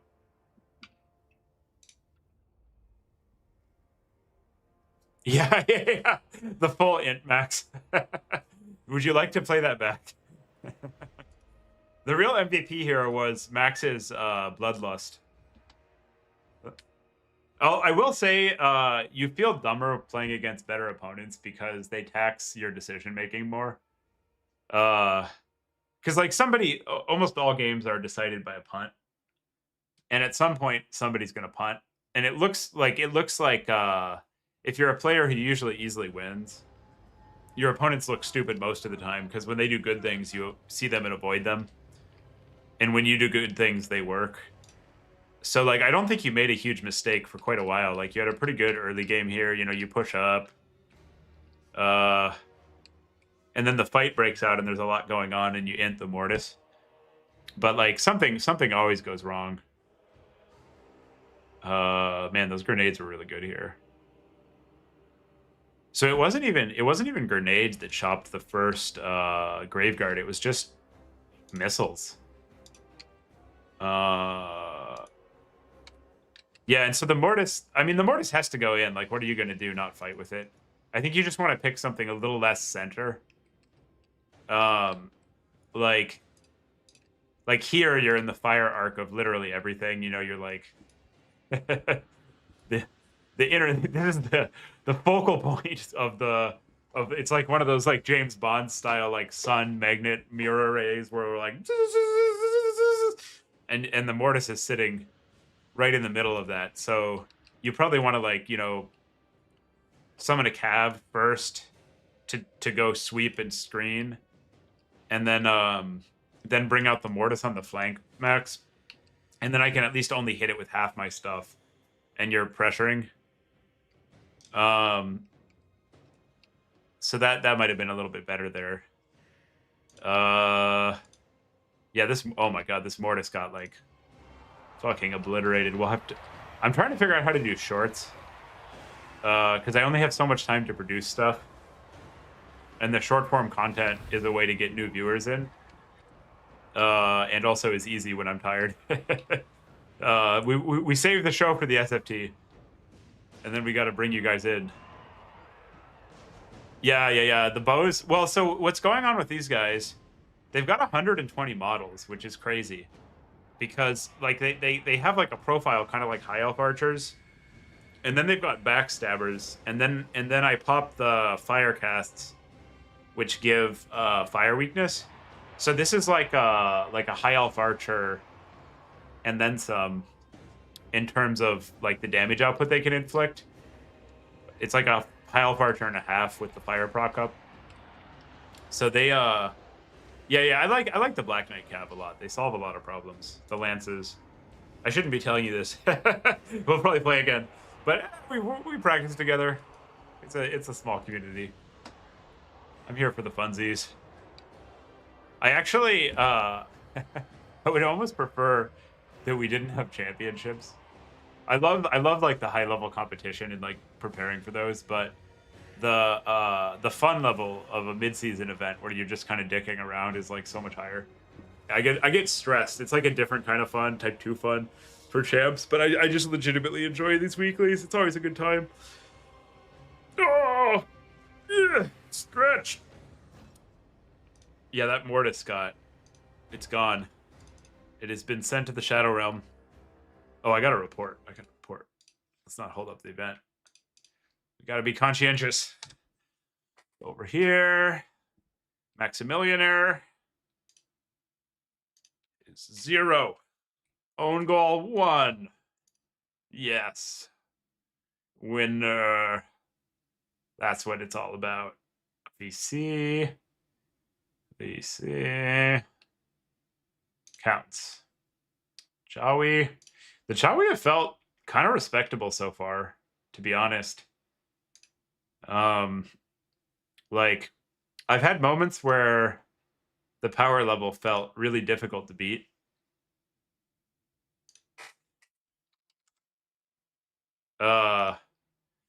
So I'm pretty interested in them. Yeah, thanks, Dimdum. That's what I need. I need chat. You guys got to help me here.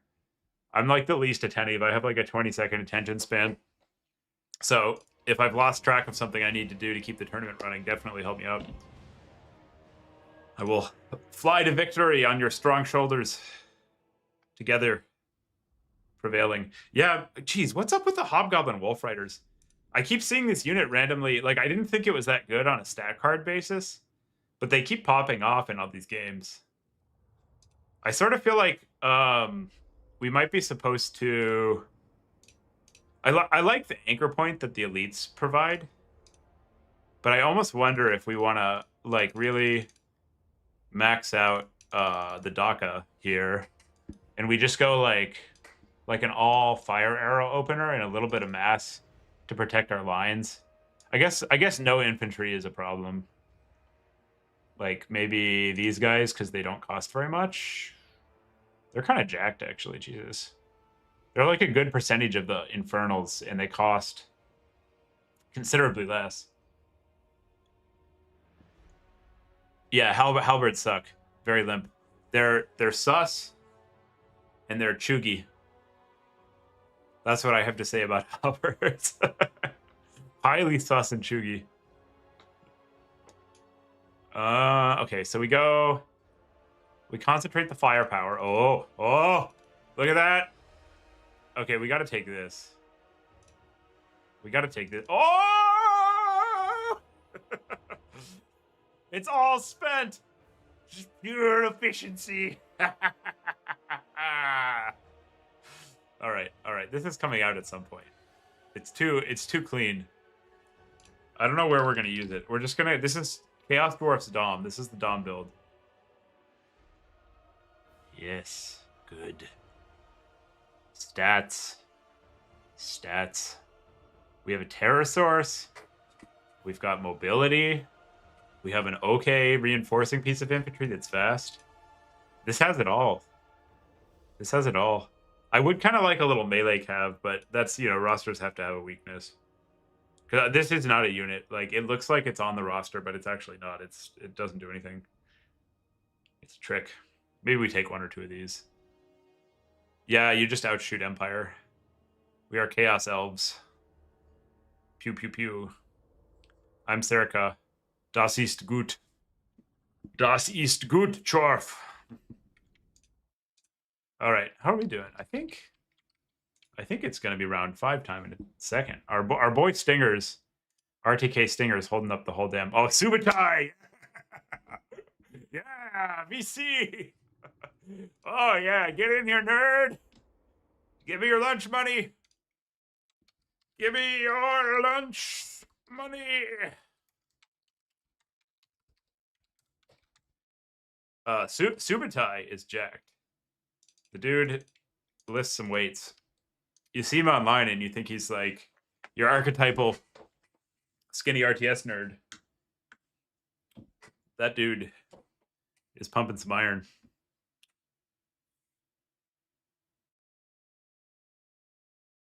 Yeah, the 2 armies help.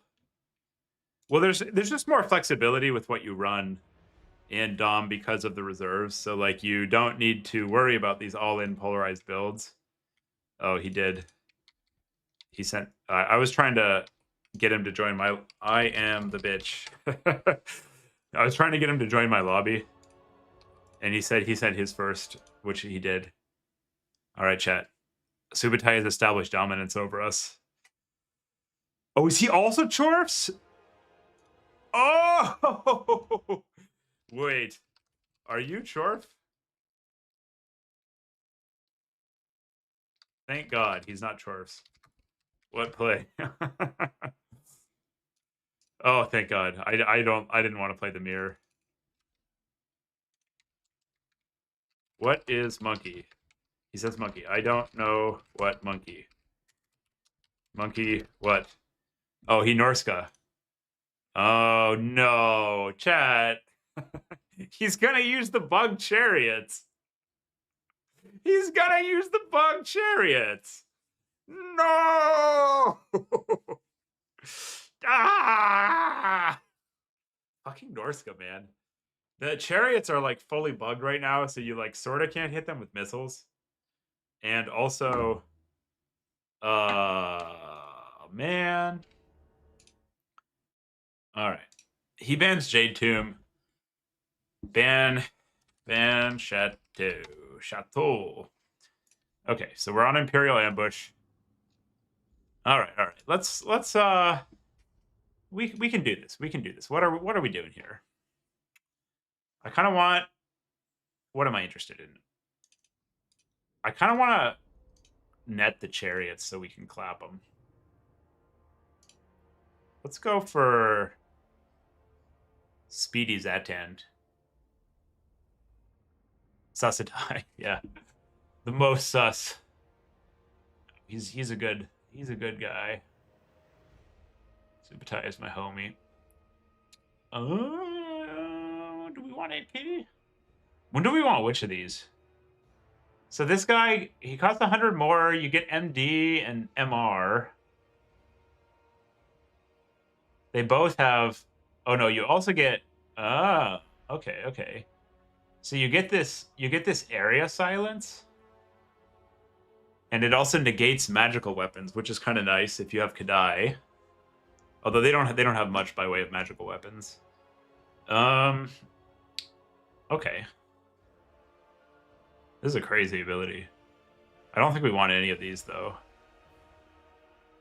When it takes damage, that does make it pretty damn tough. I think we just want Snare. Or maybe this is also kind of powerful, but I don't want to get too stacked up on the Lord. And we'll go Damon Smith. of fire with just burning head. Yep. This is a pretty cool ability. Seems like it might actually be good if you can like get in there, but it's probably too hard to get him in there unless he's on a mount. Or we could go Drazoith. The snare, we're paying a lot for a snare. Like basically over Drazoith, we're coughing up 750 to get a snare and a Pterosaurus. I do like the Pterosaurus though. Yeah, we'll give it a shot. Fuck it. We take a bunch of this, some Pokepoke. We take probably a Hell Cannon because fuck them chariots. Probably also, I bet these guys perform better into Skin Wolves. Or maybe another instance of this. The Skin Wolves are scary. One of these. And then we'll max out these little fucks. Max out these.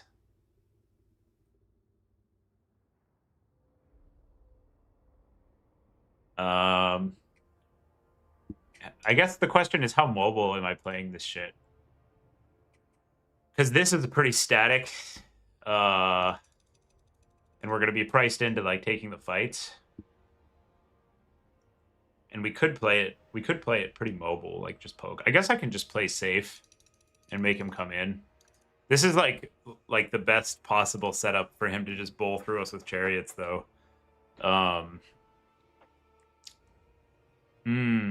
I do really want at least one infernal so that we can exert control over the front line, and then maybe we just do like this. Yeah, this seems fine. Or maybe we go like more bodies in the opener. Yeah. And then we can if he has like a good target, we'll summon the infernal. If not, we'll kind of defer it for a while. And then I'm going to take one of these. It's going to get wrecked by wolves. So I think a better mobility suite is like Iron Daemons probably. And then we want some bodies so that we can just kill marauders. The Rar has the bombs. Yeah, we can take the Rar, sure. What are we killing the damn chariots with? I guess we can take some Kadai. And then hope they don't Kadai on us. Yeah.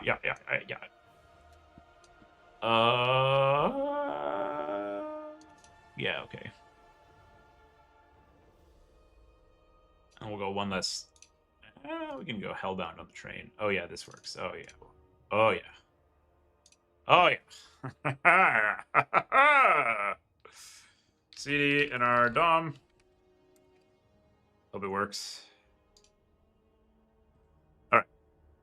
Let's give it a shot. Sure.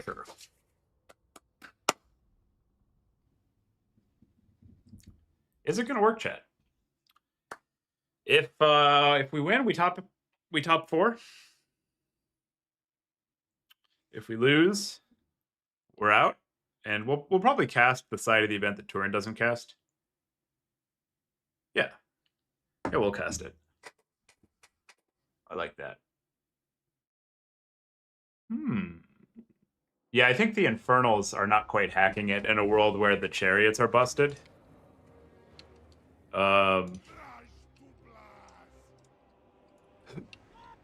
So I don't mind taking the Rar.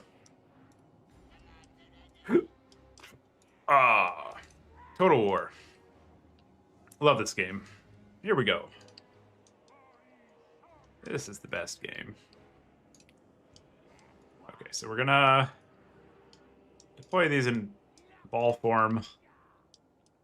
And we're gonna play them kind of far back. And then if he comes in with the chariots, we're going to net and pray to God that that's enough. And see if that works. And we're gonna play pretty passively, I think. Pretty passively. And I think I want to center my game up between the points so that our defensive play is better positioned. Are all of these? Yeah, all of these are in form. Okay. And I'm going to have one hobgoblin just take the L for the team to go capture our save point. And then everything else is on poke duty. You get in that hotkey, hotkey, hotkey. Okay. And I don't think they have cav that we need to worry about vanguarding, just dogs, but I'm still going to play like he might go for it. And then these guys are just going to push up aggressively. So our game plan here is to like basically post up maybe like here in a nice defensive position and force him in. Maybe even closer, actually. I like where the spawns are, so we're probably going to post up here, like pretty far back, and use our scrum cats to force him in. To that end, we should probably spread out a little bit more so he can't just like roll through with one chariot and kill everything. And we're going to need to summon Kadai pretty fast. Because I'll just put these all in one hotkey, fuck it. The chariots are of grave concern. But I also do want my Artie. So let's get a peeky peek and see what he's up to. Oh lol, he did go for the Vanguard, okay. Just not on the side I was expecting. Oh, actually, holy shit, this is gonna be good. We can get a free pick.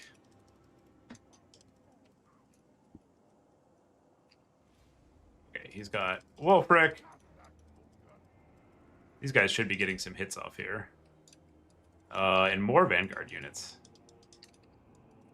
We got Lagatai over here. Lagging it up. Okay, so we're not seeing a lot of chariots, which means our first summon is going to be yield... oh, man. Yield Hell Cannon in a pretty safe position. And we're going to start tickling Mr. Wolfric.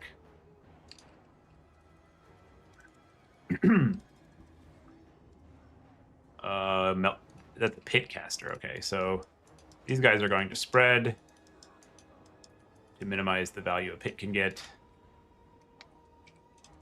And we need to summon our caster. And I'm interested in getting damage on his squishiest stuff if possible. I also don't want to give him too much of a value points lead if I can avoid it.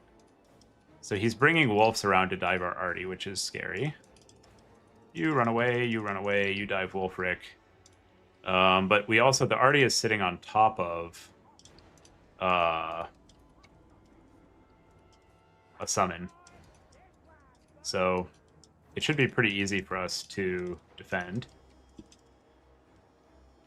Oh man, if I had any follow-up there, I would definitely just net Wolfric. But I don't have the... Oh, fuck. I don't have the units to, like, effectively harass. Oh, well, that didn't disengage. That's the problem. Oh, no, we're shooting ourselves in the back. This is some top-tier tournament execution, everyone. There, I'll summon you. It's been a long week, you know? Everybody fucks up now and then. I'm going to net these skin wolves and focus fire them.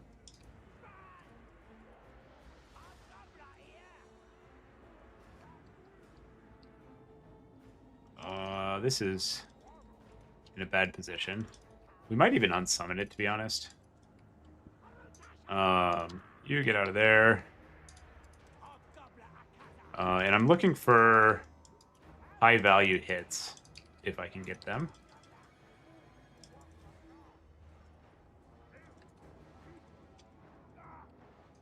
You get in there, you get in there, you run away. This is what we're looking for.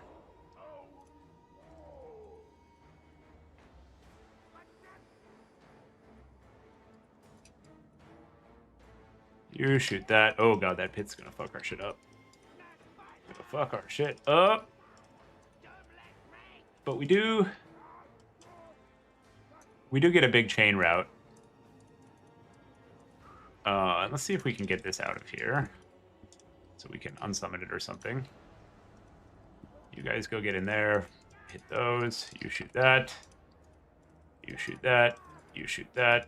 You go over there. You run in there. Where did they already go? I think it would... Where's the model? Is the model dead? Oh, the model's dead. Okay, so these just need unsummon. There's nothing here for them. You guys run. You run. You shoot those. This looks bad. This looks pretty bad. We are getting his caster at least. Oh, and there's the chariots, of which we have many nightmares. Okay, you guys shoot those. You get over there and grenade those. I think I'm just gonna yeet. Does he have skin wolves here, or... Yeah, he does. Shit. I want to just, you fight that. You shoot that. You shoot that. I want to just, kill his lord. Because the game is definitely... Ooh! The game is getting away from us, and we need to make a play. Let's see if we can get, like, a quad route here. I'm going for the plays. It's like, you get behind sometimes, and you just gotta go. Even if it's, like, high variance or kind of risky. Okay, so we get a bunch of routes there. And we're fucking up Wolfric, actually. If we can get the route... okay, these guys need to come in and support right now. Oh, shit. Okay, that's real bad. We did not complete it, and he got his support in, so now it is us who are getting the play made on us. The old backfire-reno.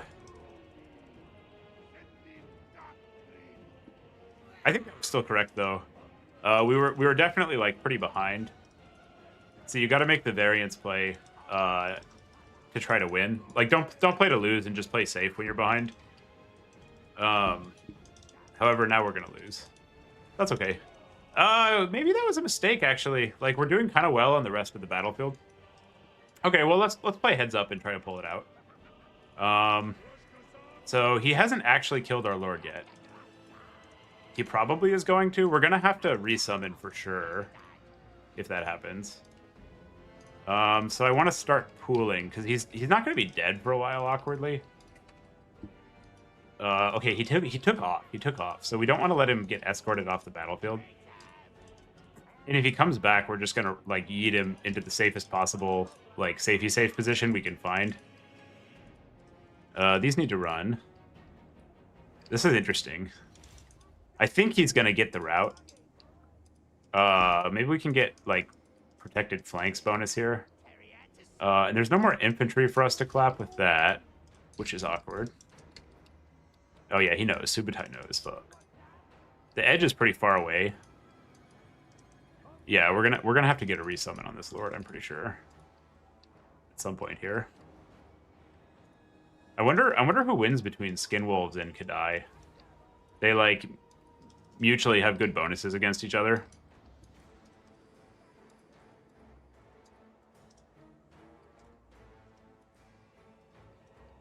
Okay, so I don't think the Chawi have the leadership to pull this game out without a resummon. So that's the plan. We're gonna... Oh! No! I should have been paying attention. I thought he was gonna get the escort. Okay, that's real interesting. He's running away from the edge because somehow the Skinwolves got between him and the edge. Pretty funny. We might actually be able to get a... Yes. This game. So funny.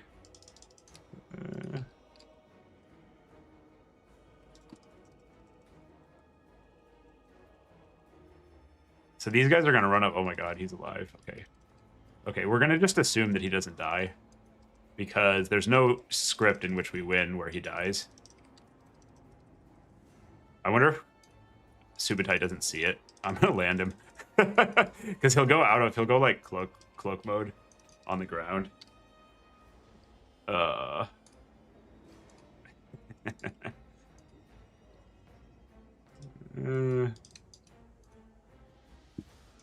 Okay, so now we're gonna have to cap Subutai's home point.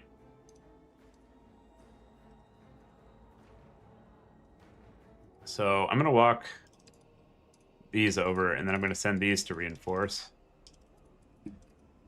Send those over there. Our Lord will probably actually have to make another appearance this game.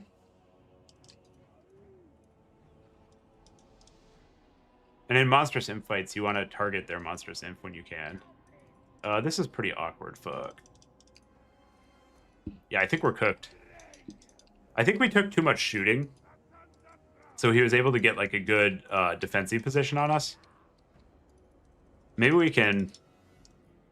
there's no way we're winning unless we get a snipe on Wolfric. So we have to try. I've been kind of unimpressed with the Kadai this game, actually. I think the Norskin tools have been managing them pretty well. I think we might have been okay if we didn't go for the dive. Like, that might have been a misevaluation about how far behind we were. I think our caster kit was awkward here because we killed all the legit targets.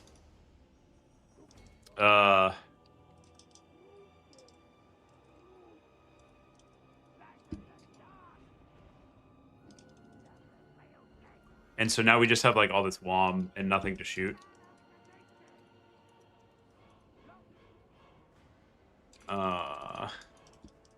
There's just, like, absolutely no things. Like, if we had a burnt, like a fireball, we'd be buffing our stuff. Oh, he's got us. He's got us. That's a good game. Round 5, CD, NR, Subutai. 5? Yeah, I wonder what happened there. I need to go back and look. GG, well played. I think our Artie was pretty vulnerable. And so when he pushed, we had too much shooting and not enough holding. And we needed some elite infantry so that we could resist the push better. Instead, he was able to get a lot of damage on his cap. Yeah, it was reasonably close. I don't like the Zatan tech. I think we were paying too much for the net. These guys actually did all right. And the Kadai got destroyed. Yeah, it was really just the Artie.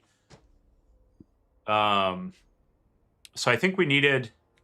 Probably we want, like, some fewer archers, a cheaper lord, like just the overseer maybe, and we take an auxiliary spell like fireball on the caster. We go lighter on these, and then we have more of, like, a center presence. The problem is, like, the chariots can potentially run train on us, so to speak. So maybe we run it like this. I don't think they're going to go, like, for mammoths and stuff. And the Hell Cannon wasn't really getting it done. Like, the Hobgoblin Archers are enough shooting, I think. What do we do for Skin Wolves? We can shoot them, but not if our position gets overrun. Who shoots, I think, are actually probably okay here. This is a really good unit into chariots, and they can kite Skin Wolves. Probably. Oh, no, they're slower than the Skin Wolves. We probably need some of these, even though they suck, and lose to Ice Wolves just for, like, zone control. And then more chaff. Probably another train. I think the trains are good here, even with the Skin Wolves. And then... Yeah, some shell like this is probably more plausible. It's pretty bad. They're, like, unhittable. If they're stacked. CD, NR, Dom. And we'll figure out the rest next time we play it. GG to Subs. Okay. Let's see what's going on with the semis. Subutai 1. Me 0. Port. Subutai. Norska. Where's Norska? The the lack of alphabetizing gets me here. I'm like, where'd it go? Okay. What happened was he asserted dominance with the lobby, and then we were cooked after that. That was it. All right. Well, I think. Yeah. I guess we'll cast the other side. We could try to... Is Tourny playing or casting?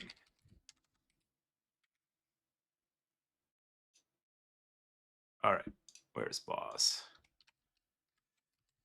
Hit the cast on one side of the semi/finals. We'll do a little playoff cast.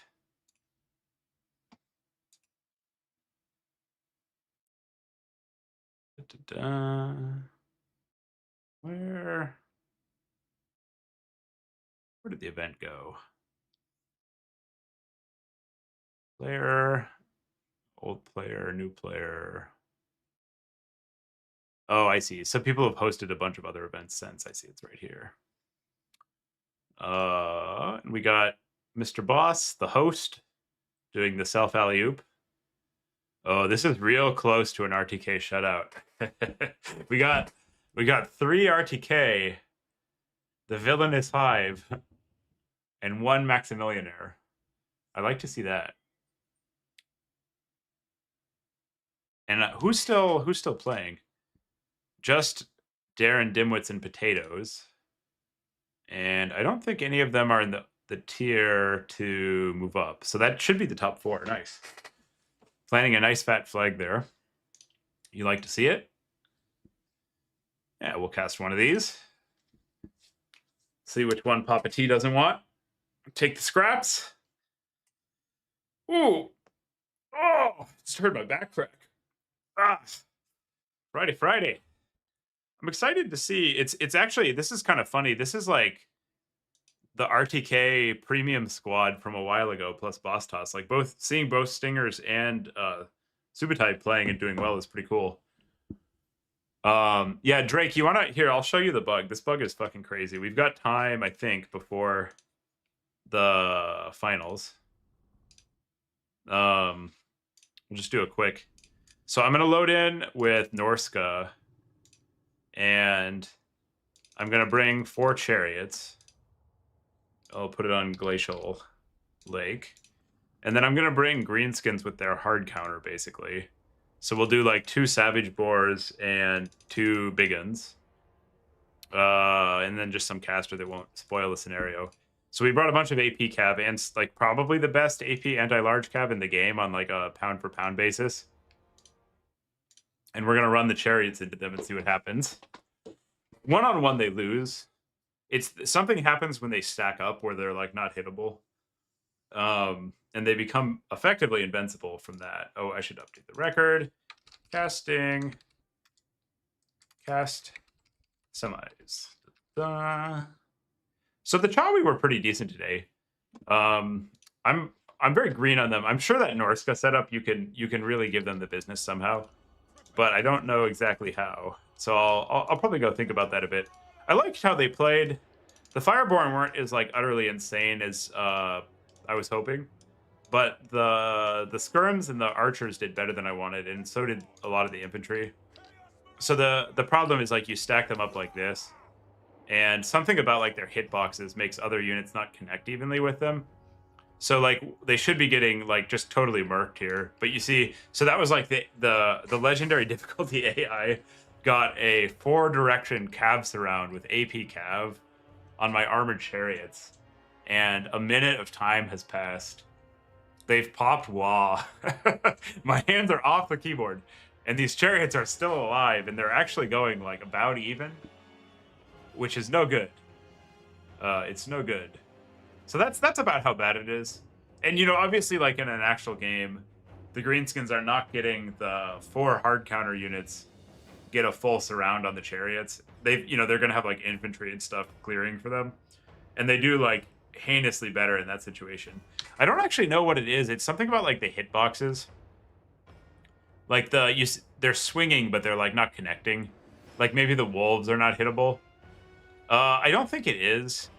I think it's like the specific wolves on these guys. So you know, eventually the hard counter gets them, but with like an infantry unit or 2 under them, they're beating their hard counter, and they also just like beat non-AP cav heads up in melee some of the time. So they're like a pretty crazy. I mean, so yeah, that's their hard counter, and they're like still getting value in that situation. They also weren't dead. They were routed, but they're fast, so they get away from a lot of stuff too. Let's try it with beastmen. So these are more expensive chariots that also have AP. So therefore they should do better here. I don't actually know that the other chariots are not bugged.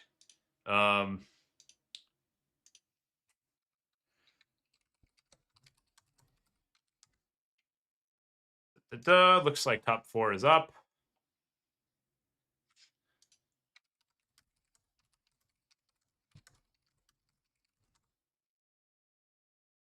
I'm just letting Papa T have his pick.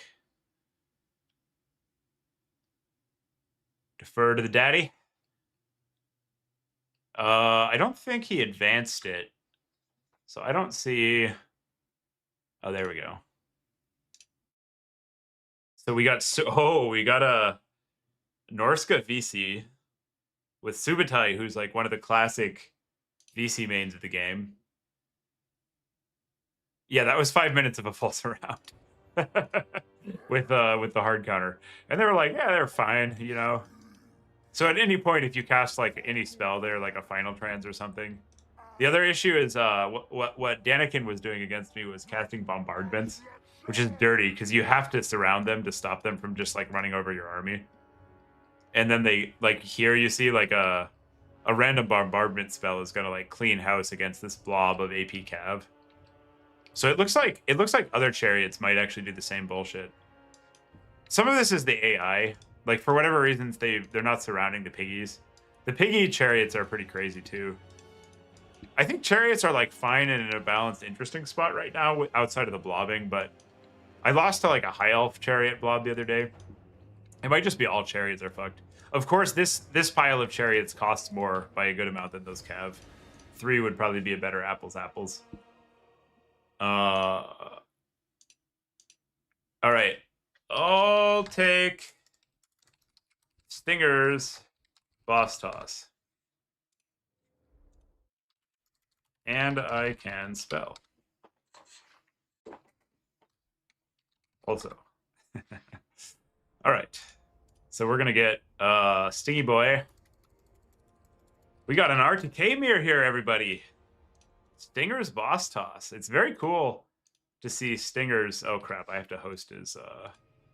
It's very cool to see Stinger's back and playing. He's been a busy boy. Got a house and stuff. Host as spectator, Stingies. It's a great contributor to the community. Just like a very positive mindset. And boss toss is a Canadian.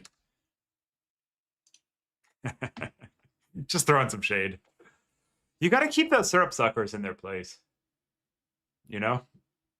They're drinking their syrup, having their poutine, having free healthcare. Canada's a funny country. Like, people in the US try to compare their politics to US politics. But, like, it's not the same because their immigration system has been so fucked up.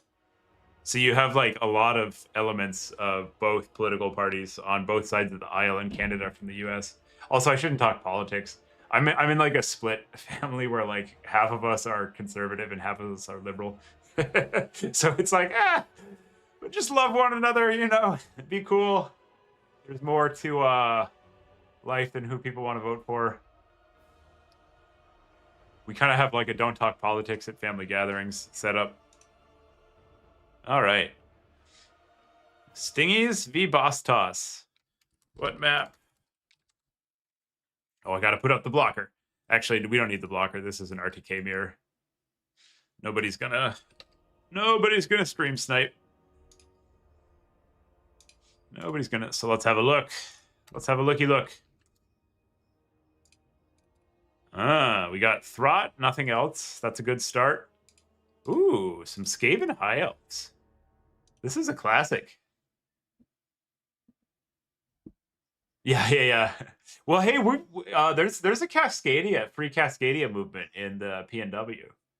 They're like, we want to just break off an economic zone consisting of Cali, Oregon, Washington, and maybe some of the border states if they want to come too.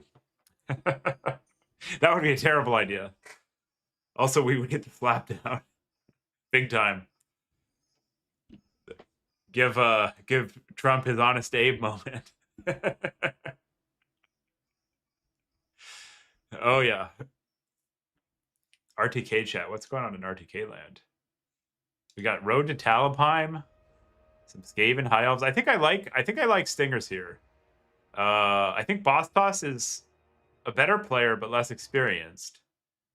And oh, they're both in the same chat. Yeah, I'm definitely not worried about stream sniping because Boss Toss is currently streaming his game with his mic off or on in the same lobby as Stingers. So we've got the right honorable RTK not stream sniping. Not a concern. Or it's a ploy by Boss Toss. Those dirty Canucks.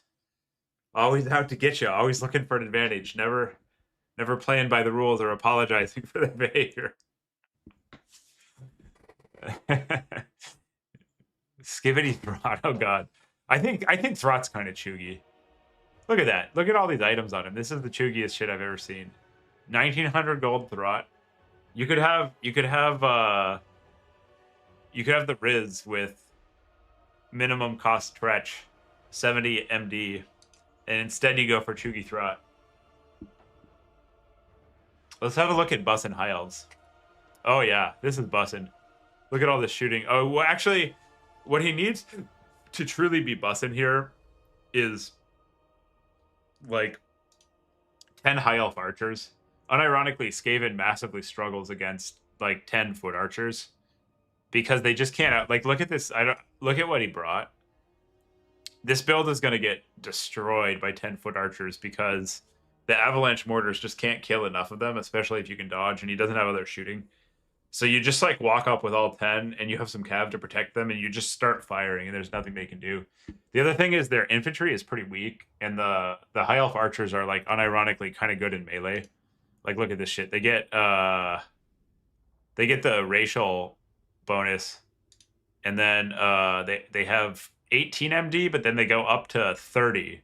So they're 1630, which is like they stay alive. Oh, do we have the right map? Yeah, we do. Okay, cool. Good. They stay alive for like a pretty long time, honestly. Oh. Stingers is saying something. Okay, we're good. We're good. We didn't fuck up the whole event, guys. Did we do the right one or did we do... Yeah, okay, we did Total Tavern. We did Total Tavern. Everything's okay. Everything's okay.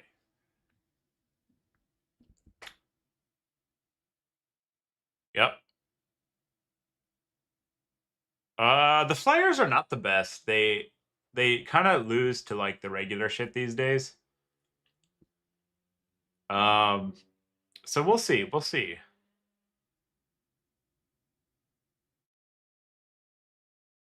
Maybe we'll do some King of the Hill after this. I'm like the mongrel, like waiting at the table of Turin's stream. I'm like, ooh.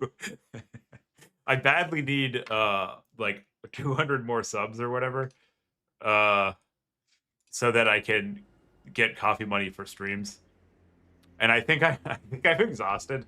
I think basically all of the hardcore competitive players have subscribed, and that's just like how many exist. And I'm like, oh, I have to do not the space camera. I have to like zoom in on the units and stuff. I have to do YouTube shorts. You guys, we have to provide entertainment value. We can't just do like full neuroatypical strategic commentary. Hey everybody, we're playing Total War Chess. We're gonna be looking at some tempo from the High Elves player, moving in and getting shots. You know, I gotta like look at this unit. It shoots arrows. That's fucking cool. I do, you know, I kind of have both. I got into the game because I like the lore, but what keeps me coming is the interesting strategy and tactics. Yeah, no, everyone is a winner here because we're playing Total War Dim Dum. These are also both my teammates, and one of my teammates is on the other side of the bracket, so I'm never unhappy when there's just like a giant villainous hive of RTK. Team Rocket! Blasting off to the moon! Actually, we're not the bad guys anymore because, oh, thank you. Pass on the word. Like and subscribe, send the links. I'm gonna see if Papa will give me his sauce, as it were. Oh, that's not. I wasn't going for that. That was just the real question, though. when you end stream. Can I get those sweet, sweet viewers for a Koth? Like basically, when I pick up the tour and table scraps, I get more viewers than like a month of my work otherwise. Turin is just so talented. Like he really produces an entertaining product, and it keeps people coming back. I respect it. Okay, so here we go. I kind of like this. So the Skaven have come in to contest the wooded area, which puts the Hiles in an awkward spot because they can like peek out of the woods and get shots. But then when the Skaven push, they get pressed back into the woods. And the Skaven can come around and get their melee units into melee with the archers. So this really mitigates their effectiveness quite a bit. Although, Jesus, as I say that, they just like one-shot this Night Runner. And the Avalanche Mortars is hiding. I hope he knows that, because it's not able to get counterpoke. I guess he was like moving up to harass, and he didn't realize that there were this many Shadow Warriors. Now, here's a tip for those of you at home. If you're the Skaven, and you load in against a faction with stock, at the beginning, count. Like, you know, it's not that hard. Just 1, 2, 3, 4, 5, 6, 7, 8, 9. And you're like, that's weird. There's 5 other units. Where are the other units? Like, you know, maybe 1 or 2 is in the woods, but you pretty much know they have some number of Shadow Warriors and can play accordingly if you just load in and do a county count. Yeah, Eastgander, the Lion Chariots do seem like they slap. Okay, so that was a huge hit there from the Shadow Warriors, pulling off the Night Runners, and Stingers to a dominating lead right here in the get-go. And oh my god, what even happened here? Oh, Stingers, you dog! The Buna, he gets a one-shot full shatter on the Natty Boobos. They are gone off to the Shadow Realm, and just a commanding start for the Hiles. So now they really just need to deal with the Avalanche Mortars. Oh, Stingers, I was too busy talking about Turin Sauce. He got the stealth. He used the Armor of the Stars to get in there and just erase these fuckers.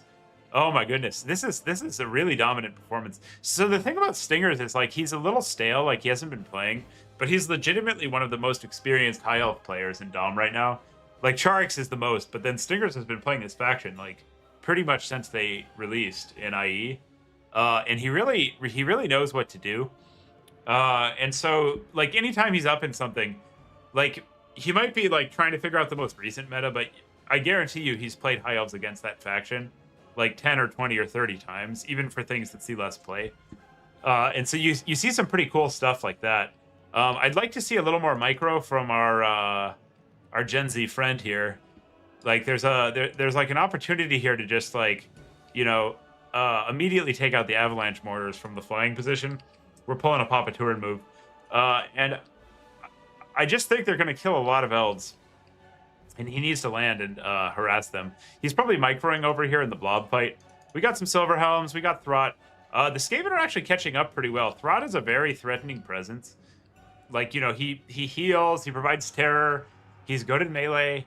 It's really just, like, not a thing to grind through Throt without, like, a good SE or the ability to fix him in place and get some fire off.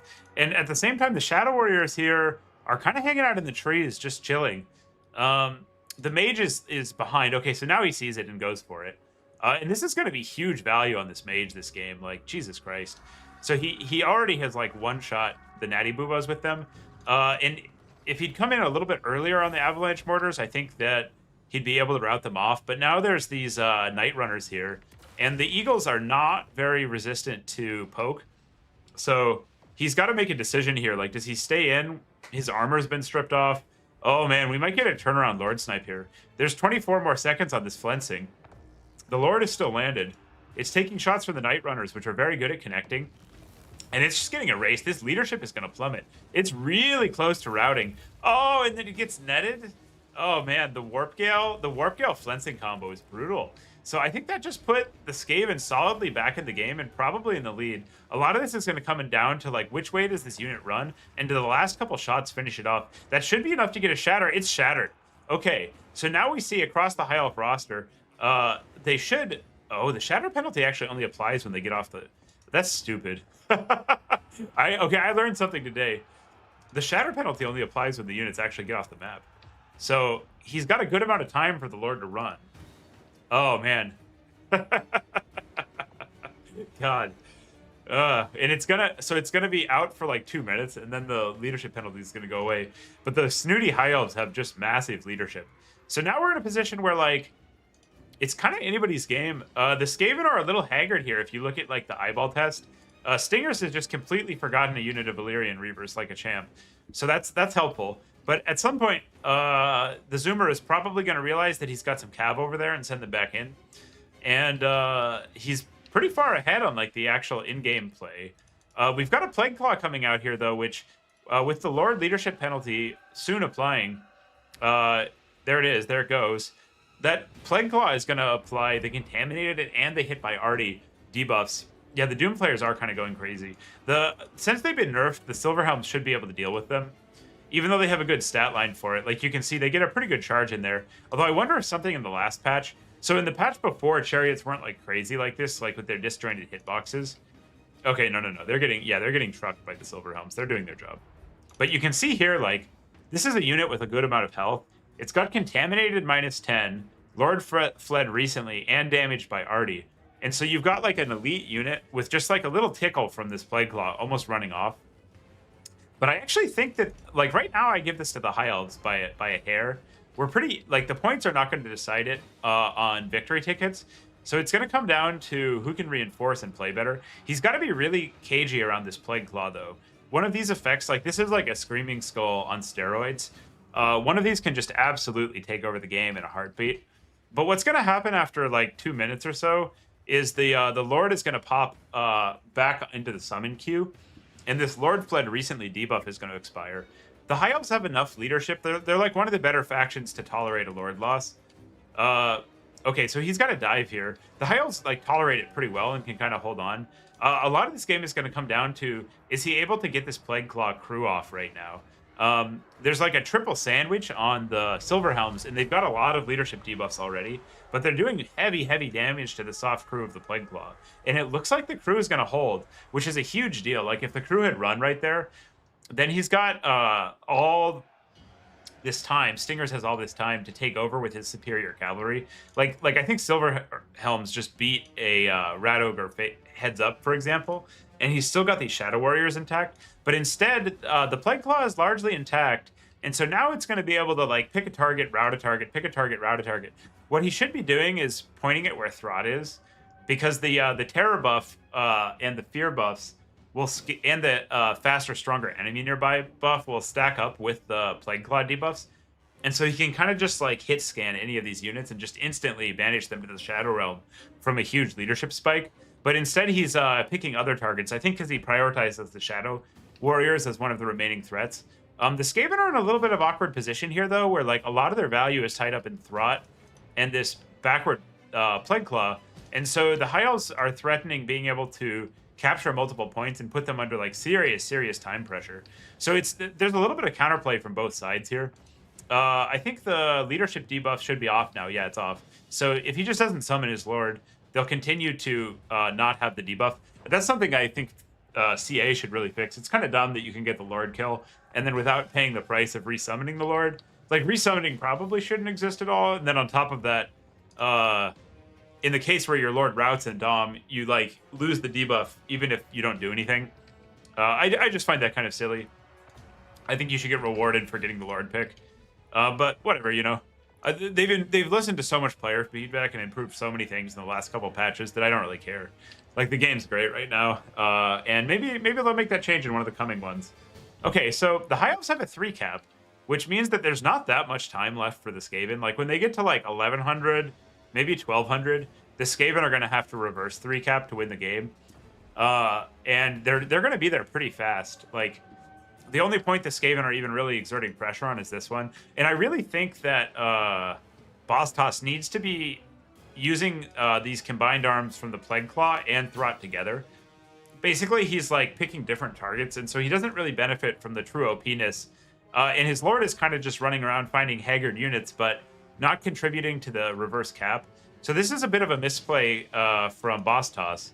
And I think what's going to happen now is that the High Elves are going to be able to get in a strong enough position that they scrape even if they're losing. And then, he gets a back hit with the Illyrian Reavers, or the Silverhelms, actually, and is able to get the Plague Claw off, and then he also gets a hit. this is kind of a disaster for Boss Toss, because now Stingers just has like all the agency. He's taken out the heavy pieces, and he's got enough time left that he can kind of get some nice surrounds. And the cycle charging from the elite high elf cavalry is going to be just absolutely devastating against all of the Skaven late game pieces. Like here, we've got a position that's a couple weak infantry pieces and a low leadership roger, and then the high elves are coming in for their glorious rear charge, and this is just going to like plow through all these Skaven slaves and rogers, and there's nothing at all the Skaven can do about it. Like that's a big hit, and that's going to get that point back. And I don't think the Skaven are going to be able to exert enough pressure. Like Throt is a huge presence here, but there's just like not enough time. It's going to be important though for the high elf player to keep at least a 2 cap, because eventually Throt will grind through this position. Like Silver Helms are strong, but Throt is effectively invincible. There's nothing that's going to be able to kill him in the high elf position, and so the high elves need to time out the Skaven player by taking advantage of their superior scope, their superior mobility. And I think this is a bit of a blunder here from the high elves, where like he really needs to be holding on to this left point, because that's what's putting them on a clock. Like, you know, he's going to be able to hold 2 of these, not 3. And he should just pick a lane and stick to it, because the Skaven are not going to be able to deal with the reinforcements. I think still, though, like we've got, you know, whatever that is, like 300 points. So it's 150 seconds. He's got about 2.5 minutes still from the Skaven side to get like a 2 cap and then force out a 3 cap. I do think he's grinding ahead. Like you can see the value here, and then this also hides value on Throt. So eventually the Skaven are going to get a 3 cap here. The question is just, can they do it in enough time? That, you know, they're pushing up on about 2 minutes left. So that's not very much time for Throt to grind. I'd like to see Throt stick in on a point, like point 2, and just support like his other units. Like by himself, he's not that high of a damage threat. But what he does is he keeps his units from routing, and he routes the enemy units. Yeah, the Skaven Artie crew are extremely brave. They just never rout. They've got that warp stone, you know. And it looks like there was a ground cast of Flensing, which is kind of unfortunate. It would have been a lot better for that to stick onto a unit so it can follow like one of the Illyrian Reavers. And what I want to see is the Skaven blobbing up here with like Throt, the SE, and the Doomflayers, so they can get losing melee combat debuffs and route things off. And oh, this is just highly unfortunate. Boss Toss here demonstrating his lack of familiarity with the Skaven. Are you guys ready for the coolest play in the game? We call this tree biff. Bump. Bump. Like 1 in 2 or 3 shots makes it out when you deploy like right behind that tree like that. Okay, so we got about like 20 seconds left. I think that's all she wrote. The Skaven are getting like pretty good point pressure here, but the high elves are going to be able to Helm's Deep up on this, and there's just not enough time for the Skaven player. You know, he's got all of 10.5 seconds, and the high elves have like a presence established. I would have liked to see these last couple summons be like some kind of melee. And very nice play from Stingers overall, especially welcome back. You know, it's cool to see. Oh, there it goes. Whatever. I'll ask one of them for the replay. It's cool to see him come back and like play this like pretty technical, difficult build, get a Lord snipe, and still pull the game out. Like not an easy feat. Not at all.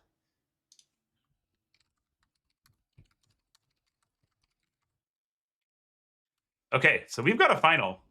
We got Stingy Boy on the High Elves. I'd love to see the High Elves in here.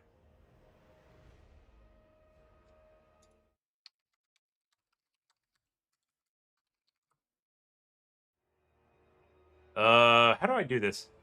Guys, how do I Total War? I need to... Okay, how do I specifically... Stingers 1, 2, 3. How do I join as a spec? Or do I need to, like... I am not an experienced caster. Oh, no, that's Space Pope. How do you... Oh, I see. There's a spectate button. Okay, okay. Tourney finals, spectate. There we go. There we go. Here we go. That was an exciting game. That snipe was cool. Okay, so High Elves historically are a bit of a menace for VC.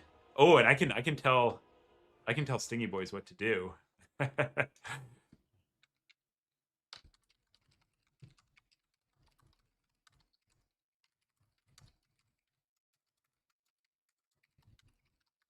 Oh no, I can't. I can't because I'm looking at his opponent's build right now. Damn it. I shouldn't have looked. I shouldn't have looked. Because it's not an RTK mirror, I'll put up a blocker, but Stingies is not going to look at this in a million years. There we go. Oh, peeky peek. I should have done that already, but we will like fully kick people from RTK for cheating. And a player like Stingers would not even try because he's very chill and he's here to have fun and values his integrity over victory, which is something I greatly respect. But we'll put up the no peeky just out of a sense of fairness. And we won't tell Stingers. So I'll say it on stream. Daddy sauce. You gotta clip that, Dim Dum. I'm not clipping that. I do need it though. Papa T has the good stuff. It's crazy. We just need a sweet 1,000 subs, and then we can get off the sub grind. Folks are watching like a lot of the content. It's enough for me to like put together some like lunch money and stuff on YouTube ads, but they don't give you ads until you have 1,000 subs. So I need them subs. If you're watching, subscribe, like and subscribe, share with your friends. It is good. The content is good. Whoa. Sorry guys, I just blanked out there for a second. What were we talking about? I just missed for like the last 30 seconds of time. That's so weird. Chariots are bugged again. I don't know if it was like the most recent patch or if it was there for a while, but they have been feeling very strong, I will say. So what the high elf build that's kind of nutty here is like a lot of Lothern and archers and chaff spears, and then a bunch of skirmcav and a life dragon caster. And that one is just like a total. This is like kind of close, but it's a lot more beatable. That one is just like a total nightmare for the VC because they just don't have the raw stats to fight through it, and they don't have the speed to get in there.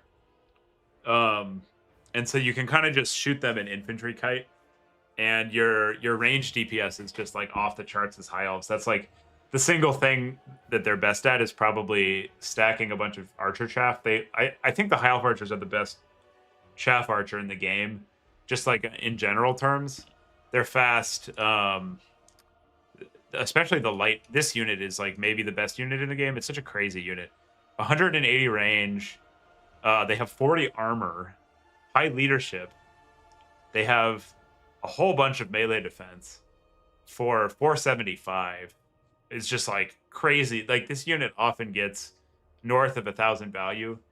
Like one or two of them are doing that in most games you win, and it just doesn't cost much. And it has that thing where you like charge the archer, and it just because it's 1630 or it's 18 MA 30 MD with its abilities up, which is just like so damn chunky.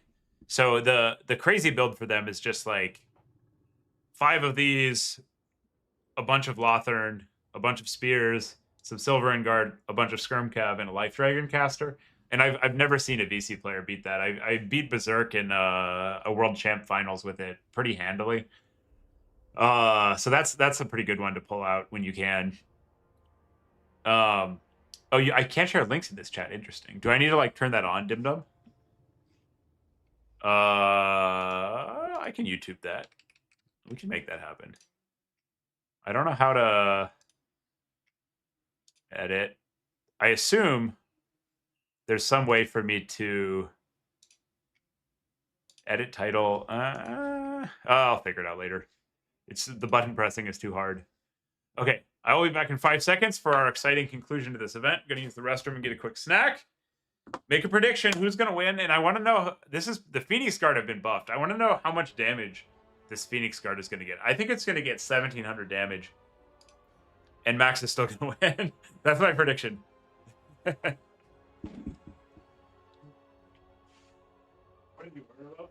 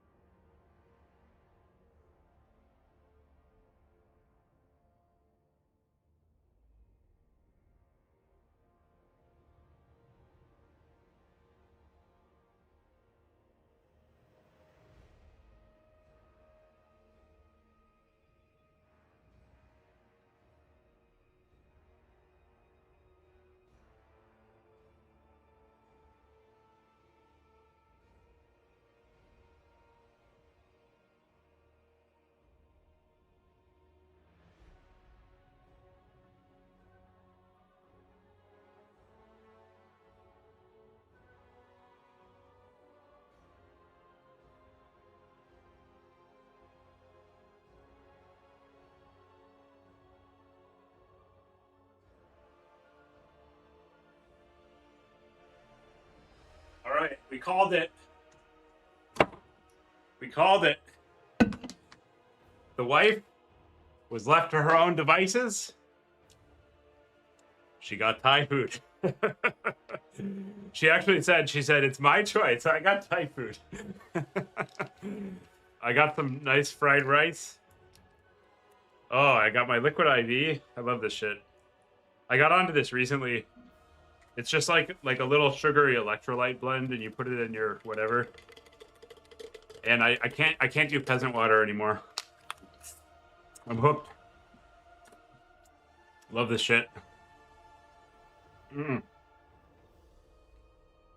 Oh, that's good. I feel so hydrated. Looks like they're thinking hard. Oh, Turin's messaging.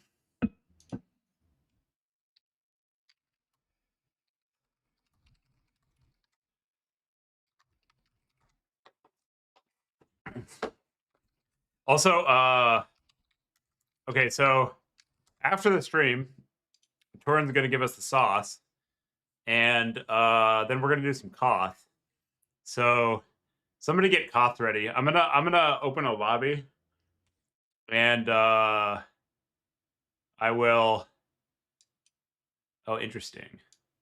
I did something weird where I can't post in chat. Live chat. Live chat. Weird. Well, I'll just open up the lobby and put a name in it. But whoever hops in first gets it. And then if I'll try to drum up some folks afterward. I'll just go post in the RTK Discord. Looking for practice. Calahium. At domination. Doing Koth after the SFT ends. Cool.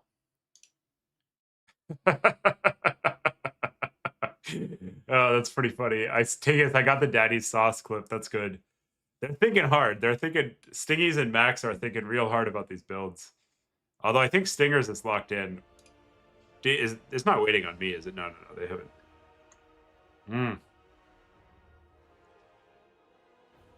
Oh, I was dehydrated. I can feel the dehydration going away. Oh.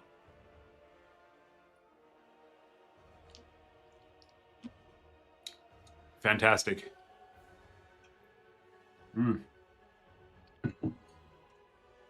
We get like the giant packs of this stuff from Costco. So good. Ah. Oh, this fried rice is bomb. Losing in tournament really works up an appetite. Oh, he got the perfect spend. Yeah, I do. I'm actually I think I'll play Counts game 1 in the Koth. I love me some Counts. They're really good right now.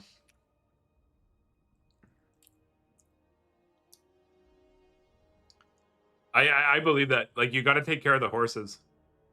They're like enormous dogs. I'm gonna try that drip. I'm gonna get some horse electrolytes.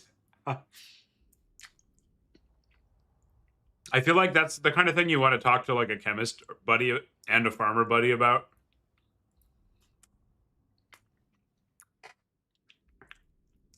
One kind of fun thing about Total War is like in the competitive discords, you get these people together who come from very different backgrounds. And so like if you want to find a chemist and a farmer, you can like actually do that pretty reliably. We have both of those in RTK. And you can be like, hey, I'm thinking about taking some horse electrolytes. Is it okay? I can tell my wife that, like, a stranger on the internet made us have horse drinks. And it was good. Oh. There we go. Block her down. Better. Man, this food is really good. I was hungry. Oh.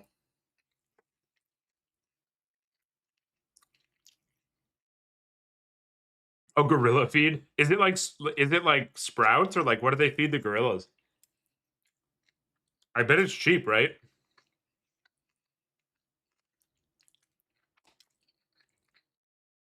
Yeah. Take the mobility stuff on counts. It's good. Oh, I gotta finish this. Yeah. Game is starting. Here we go. Here we go. Ah. The fried rice will have to wait. It's total war time. Okay, so Max really likes this Lamian Vampire Lord. It's fast. It's very hard to kill. This Wind of Death is going to maybe get some like big MLG plays. And we're on a pretty choky map. So Max has also filled out his build with some mounted White Kings. Pretty meta. A little chuggy. Just always going for the good thing. I like the Lamian though. This is like kind of tech. This is cool. Spell resist. On the high elf side. Oh, and there's that's a tithe. So there's most of the gold on the VC seem a little anemic, honestly. I guess it's just like tied up in the Lord and the mobility units. Their character squad is pricey. The high elf side, we've got a cool build.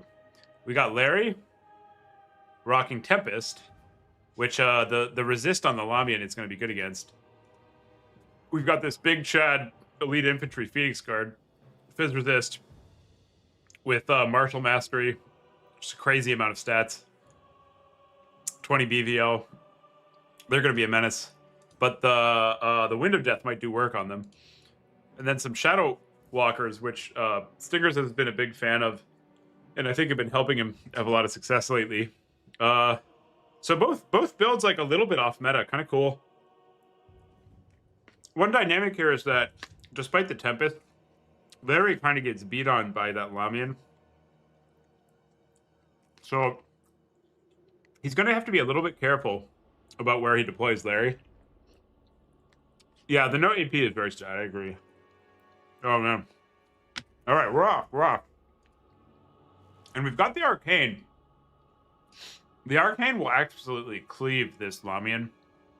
The Arcane is like serious business.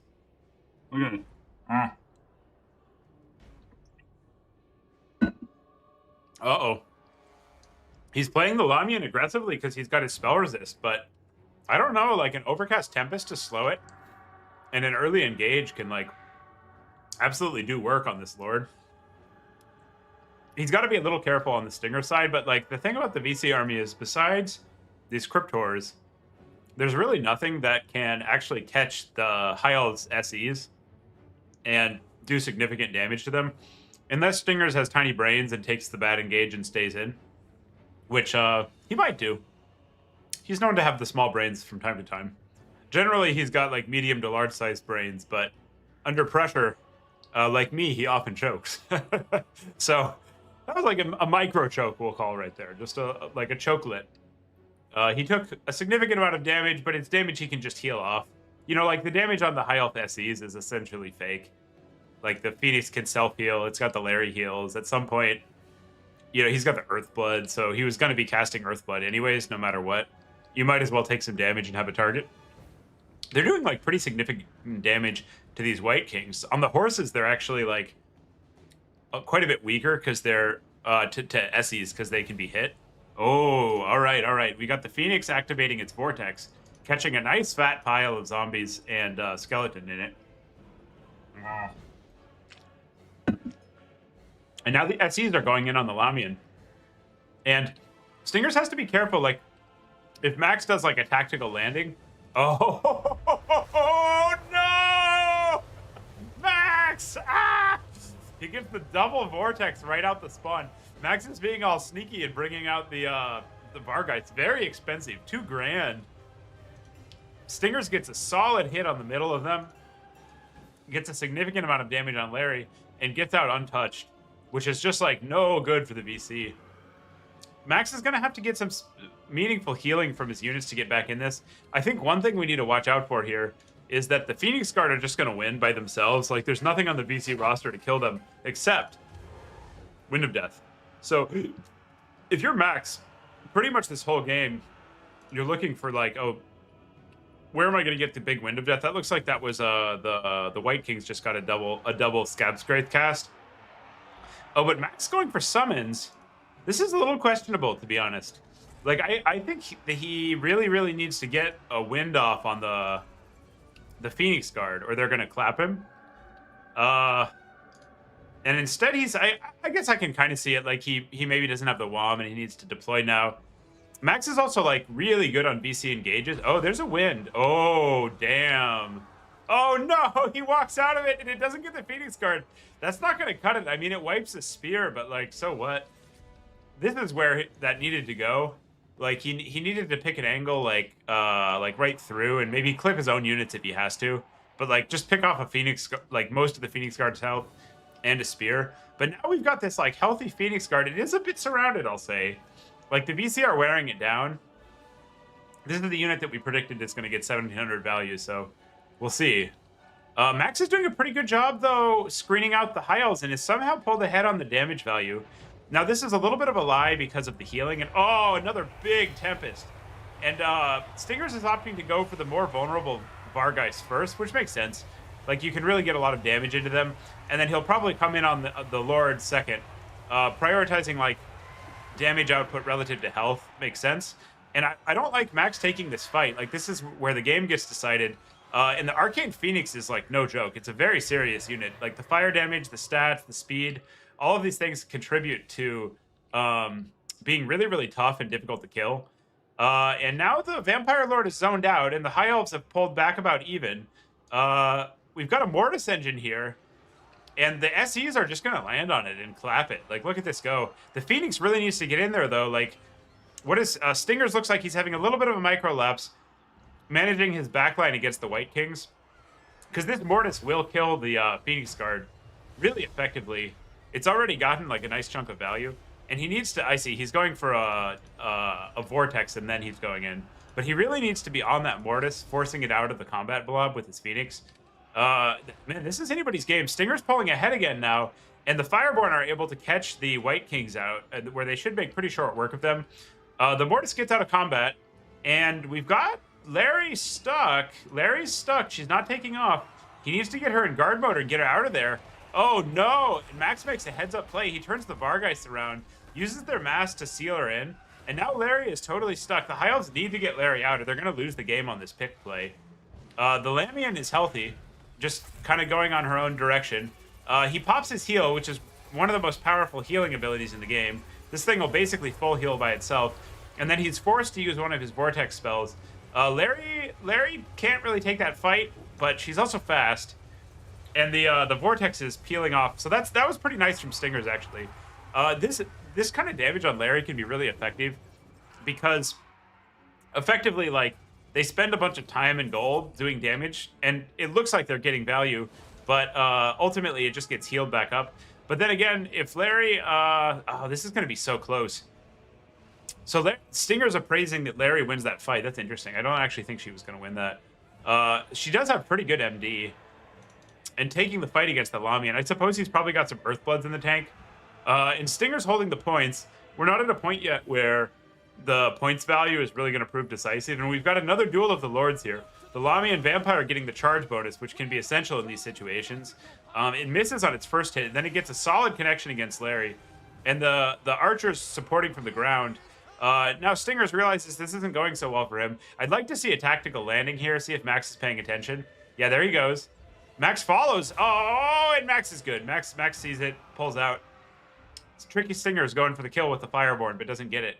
And Larry's basically fully effective at low health, so it's fine if Larry gets damaged, as long as Larry isn't killed. The Mortis is not able to get in because the VC weren't able to compromise the High Elves shooting backline. Now we've got an isolated Arcane Phoenix, but it's pretty tough. I think you can probably actually beat both of these units on its own, although it is taking an awful lot of damage. I'd like to see Larry get over there and get a Tempest off to finish off these Vargeists and provide support to the Phoenix. I think the Phoenix is going to get routed, and so we'll see if he can be chased off, and also if it gets a heal proc. There goes its leadership. It's wavering. And then Stinger sees this and pulls it out, which is pretty nice.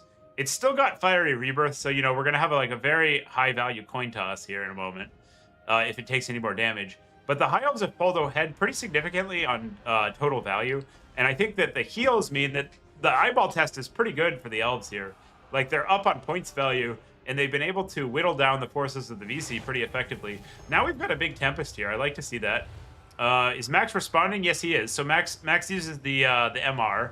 Max plays a lot of VC. He's got pretty cool tech in these situations. And Max needs to get a Larry pick, I think, here. Basically, like, the High Elves are entrenched. Oh, that's fucking cool. Stinger's brought in a Swords Master in a tournament final. Oh, yeah, look at it go. Oh, that's sick. That's so sick. I hope this thing cleaves through a bunch of undead. It's such a cool unit. Just like the crazy AP super stat line. I think he's just holding the back point gap. Okay, oh, so we've got the deciding fight potentially.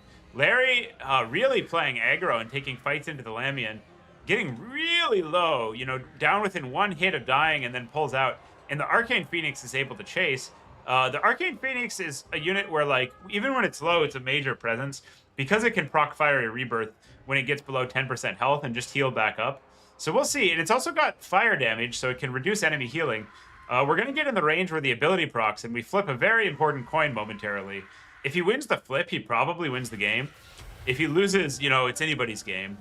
And this thing is going to proc when it gets one more hit. So it dies or it heals a fuck ton, one or the other. Let's see what happens. 737, he can't quite connect with it from the VC perspective. And this is a really momentous melee engagement, like probably deciding the game. And oh, he loses the flip. He loses the flip. So the VC are in this. They're going to need to get through like a pretty advantageous ball of high elf units. Larry is running like hell, which is pretty funny.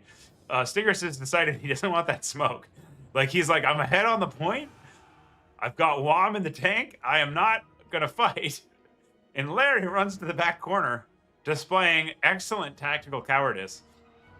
And there's just nothing, you know, like, the VC are like, I'm going to kill Larry, but there's, you know, there's nothing to kill. It can be a little awkward sometimes when you get in the back corners like this, because, like, something can give it a tickle and it runs off. But overall, pretty heads-up play from Stingers. I think he's playing it... Stingers is a man of extremes, you know. He's like, we're gonna be safe. We're not gonna just run a little bit away. We're gonna run all the way away. The Swordmaster's holding out here on the front line. They're gonna be a little bit susceptible to mass, like charges from Cryptors and stuff. That's why you don't see them get too much play.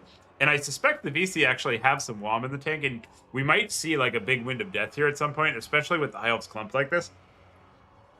We're getting into the zone. Or we already are, actually, where the VC need to get a 3-cap. So they pretty much have to power through this front line somehow. Yep, exactly, Dim Dum. And then, after they do that, they need to back-cap the High Elves. So I think we're in a position where the VC essentially need to throw everything they have. There's Larry at this point. And while that's going on, they need to get a summon here and go back. This is like a concept of playing your outs. Like, so he's got the Mortis going in already. What he should be doing is sending something back here so he can get a double cap. Not because it's, like, strictly advantageous. You know, it's going to be harder to cap center, but the game scenario in which he wins involves there being some infantry here. Like, he needs to somehow win this, and then he also needs to get here. So when you're in that position, you have to play like you're winning this fight. If you're far enough behind. And he probably will, actually, with the Mortis. If he can. The big question is, like, will these archers just kill the Mortis again? Max has been, like, a big Mortis int lover today, including against us. And oh, man, it doesn't get a lot of progress here. And it's taking a lot of damage from the archers. There's really nothing in the VC roster. I think he has to send the Lord in to apply that pressure. Because the archers will kill it. Like, this is where I was saying... This is one of the best units in the game. Not just one of the best archers, but just units, period. Like, look at this guy. This might have even been one summon. It's on, like, 1,300 value. Just absolutely crazy unit for the price. And the Mortis is coming into the blob. It's going to do quite well, but, again, the archers are just totally safe here. There's zero pressure on them. So you can see this, like, thicket of elven arrows just, like, flying right into that Mortis and taking big chunks off of it. The Mortis comes into, like, a good position. I think Max does have to just face charge. Like, we're late enough in the game that he doesn't really have an option. And he goes for the right play. Like, he tries to get an obstruction on the archers. And I think that's a concession there. Pretty good game. Yeah, too late for Max, definitely. I think that's a good time to throw in the towel. Great game for his Lord. I think overall, the Elven Elites just, like, brought it home. Very, very cool build from Stingers, especially in a tournament finals. Like, he goes for this hyper elite Elven build with Larry heals, plays it really cleanly. Good to see the kid back. We got the High Elves aficionado taken down Saturday or Friday night primetime. Very well played by Stingers. I'll have to go back and watch that replay later. I was not expecting Larry to do quite so well. And if you're watching at home, I think you probably want to take the Omen of Asurian typically, just because the Vigor reset is totally crazy. But that was such a fun event. Very cool to see. All right, time to go get some Koth going. It is Koth time. I'm going to post this link. Password's 123. You can also just jump in the lobby if you want to battle. And how we'll do this is the king will declare a faction. So I'm going VC and declare a map. We'll play on Brave Alley because that's a new map. And then somebody else can counterpick it. And then the king just stays on until they lose. And if they get beat, the next person is now the king and they stay on. And we'll play for like a little bit. Then we'll do nighty night time. Let me go post the Koth lobby for people. For some reason, I've disabled the... oh, it's also getting dark here. Getting dark in the PNW. Let's turn some lights on. Oh.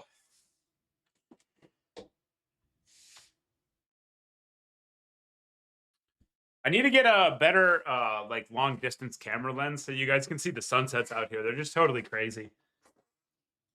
It's like this full spectrum of yellows and oranges.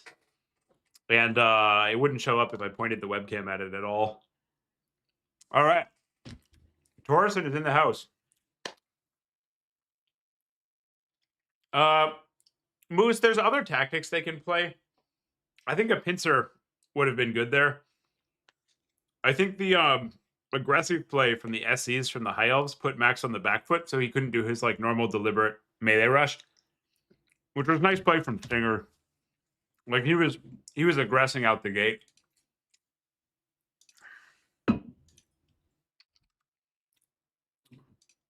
All right.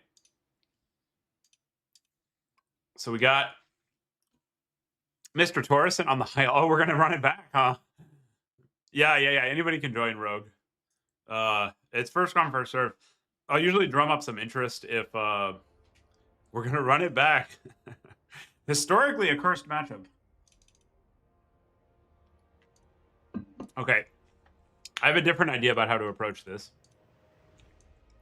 Let's try it. I'm gonna do Statsima Maximum.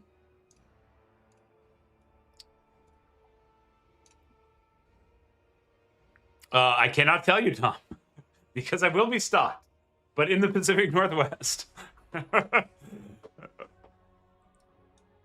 It's very nice over here. I love it here. I truly do. Okay, we turn that off. We're gonna do the dreaded double Vargolf. Bane of High Elves everywhere. We hope. And no Mortis, because shooty make Mortis said. And we will take a Balefire card, because fuck your fire damage. No, I mean, we're just hanging out. If we were like in RTK Discord or something, I would just tell you, but I can't reveal my whereabouts to the broader internet too many times. I kind of want to try one of these. Let's try the Buff Knights. And we do need something for elite infantry. Ooh.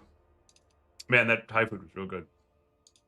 I guess we could just take some GG doubles. Man, I do kind of want the foot White Kings, though.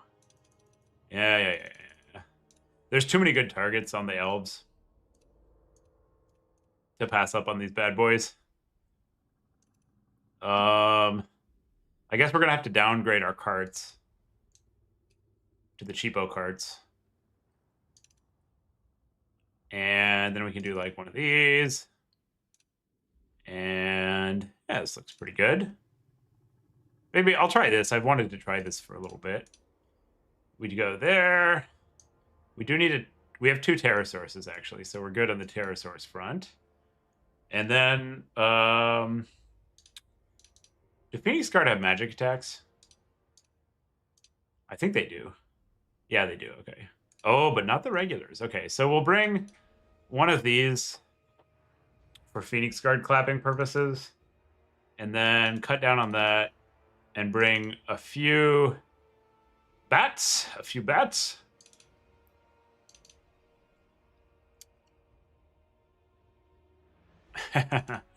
Yeah. GG no re. The spend is imperfect. We are a peasant. The best thing to do at this juncture is to forfeit, if we're being honest. We could take some shielded Graveguard for like the slow push, but they don't do well into the elite inf. I don't. Yeah, maybe we figure out a way to work that in. I don't think we need the double White King, so we can. I actually think the basic is fine into high elves. Although if we downgrade this, we can get the RAR. The RAR is a very strong unit. It's hard to argue with the RAR. And then we can cut that. Oh, there we go. Now we're cooking. Okay, so we got these in. Yeah, sure. These kind of suck, but whatever. It's close enough. It's Koth. Send it. Gotta play fast. Okay, we'll see if this works. I do love me some Bargolfs. It's such a cool unit, and they work pretty well. We're taking them with Chem in this matchup, because if he goes for SE play, the Vargolfs pound for pound will beat up on most enemy SEs. So they can kind of function as like a bodyguard. And then also, over a long grindy game, they do really well. Just terror routing stuff, healing. They're not fire weak.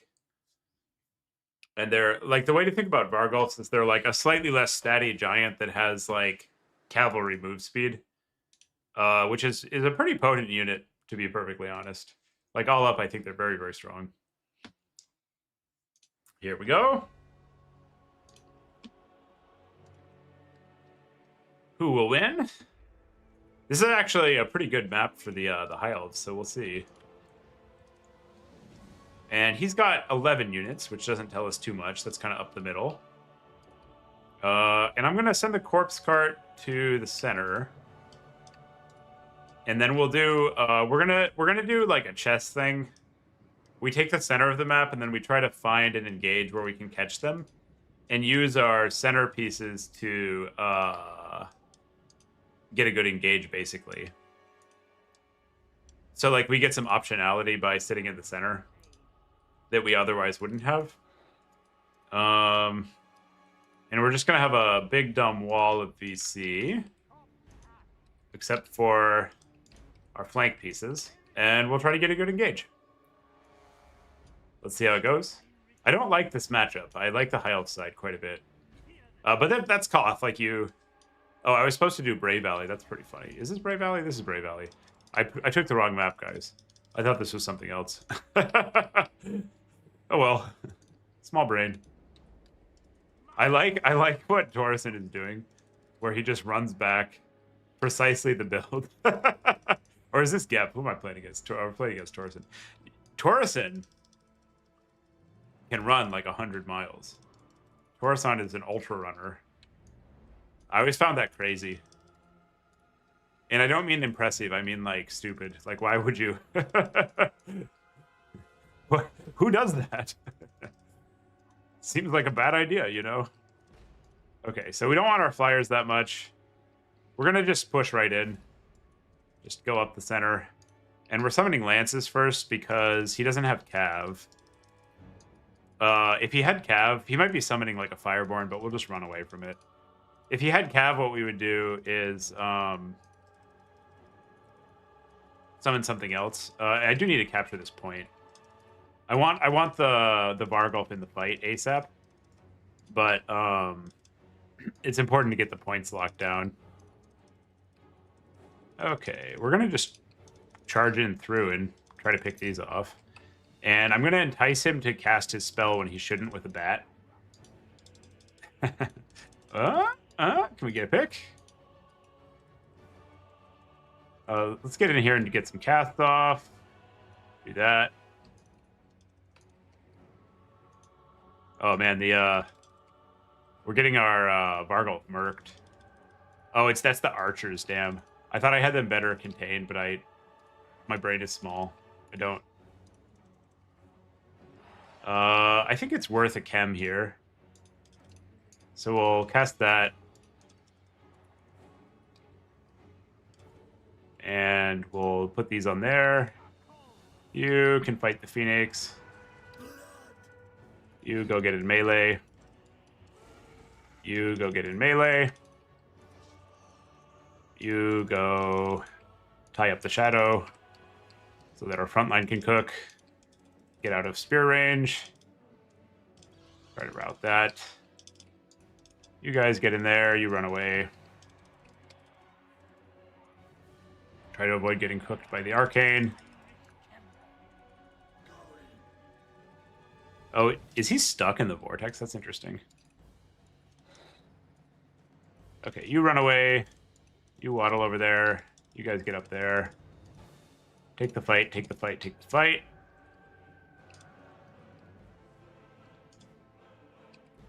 That's not off cooldown yet. You run away. Just to dodge that volley. We'll waddle some zombies up.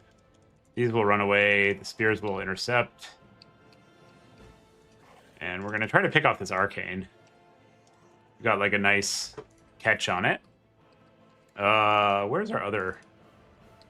Oh, there's our big boy. Let's run into these. You guys run up there. Try to zone these. I'm interested in a summon somewhere. Let's put it here because this guy's stuck. And we have a nice cast here. Oh, I did the hotkey thing. That's funny. It's fine. And you want to keep chem in melee when you can. They're picking off that, which is unfortunate, but acceptable. And we don't really want him to fight our Graveguard in melee with his elite. So we need to be a little cognizant of that. And he's trying to take this point. We should be able to get a free pick. The Rangers are not going to do well against a Lance Cav. We'll run these on the back line with some support. Get a little damage there. Oh, we don't actually have the point. I thought we had the point. But let's route these off because this is a pretty good pick we're getting here. And I'll get a summon on the backside so they can't run away. You run away from the Phoenix because it's going to absolutely dominate. Get a charge there. And if we need to cycle a couple times, I'll get the infantry support out. You fight there. And this is exactly the kind of situation Kemmler likes. Like these kinds of like grindy fights where there's not like a ton of shooting in play. We need to support so he can't just like assassinate this Vargulf. This Vargulf is going to come try to route these things off the point. I'll do an OC heal here. And I'll send Chem into the fight. These need to run away because those are elites. Let's get a cycle charge. And now it's just Cav City. I expect lots of Silver Helms, so I think I'm going to actually save up for Elite Cav right now. And I'll countercharge here because these guys have been stuck in and their charge bonus will be expiring. And then I'll come back. Yeah, I'll save for a Blood Knight. I like where the Blood Knight can play in this kind of situation. And we need to be a little careful with Chem, actually. Because there's a lot of archers still active that rallied. So I'm going to get Chem out, and then I'll get the Gulf out. The Gulf can also just serve as like a punching bag sometimes. He's doing a nice job holding his points. And I'm actually going to do this, even though the damage isn't that effective. And let's do that to get this untethered. And we'll try to just blob on the point.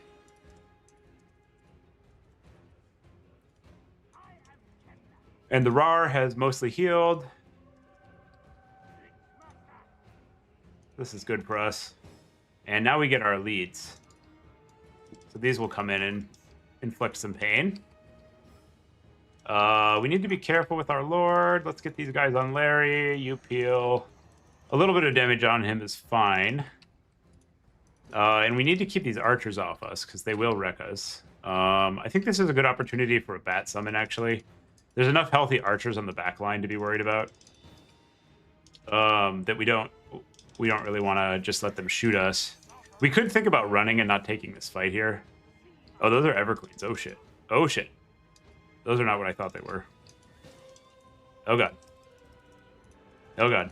Uh-oh. Uh-oh, chat, are we cooked? It might be time for High Elves up the hill. Okay, get a charge there. It's kind of awkward that we have to fight up this hill.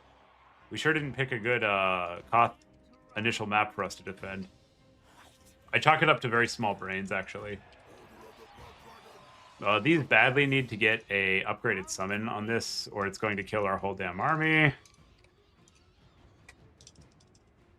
These can fight those. We did get the point. Let's get these guys back in. So we are threatening winning the game on tempo, which is nice. I need to get... Oh, God. I need to get Chem... Shit. To get a summon off here and then get out of here. Skedaddle, as it were. We are putting a lot of pressure on him, though, from a tempo perspective, so... that might actually be able to do it for us. Like, he's going to have to get through a VC blob over here. I'm going to just quick heal this Blood Knight, even though it's got fire damage on it.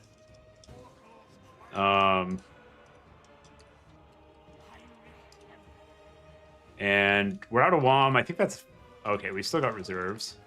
And he's bringing this over. Let's rotate this in so we don't lose this. Send that over. We're going to lose this blob fight, so essentially we need to win on points. It's pretty awkward because we're like sort of on the... I guess I'll go stuff him with this. We're sort of on the ranged unit, but the amount of elements he's got in play over there is too much. And we'll send this over. It should get there in time to prevent a cap.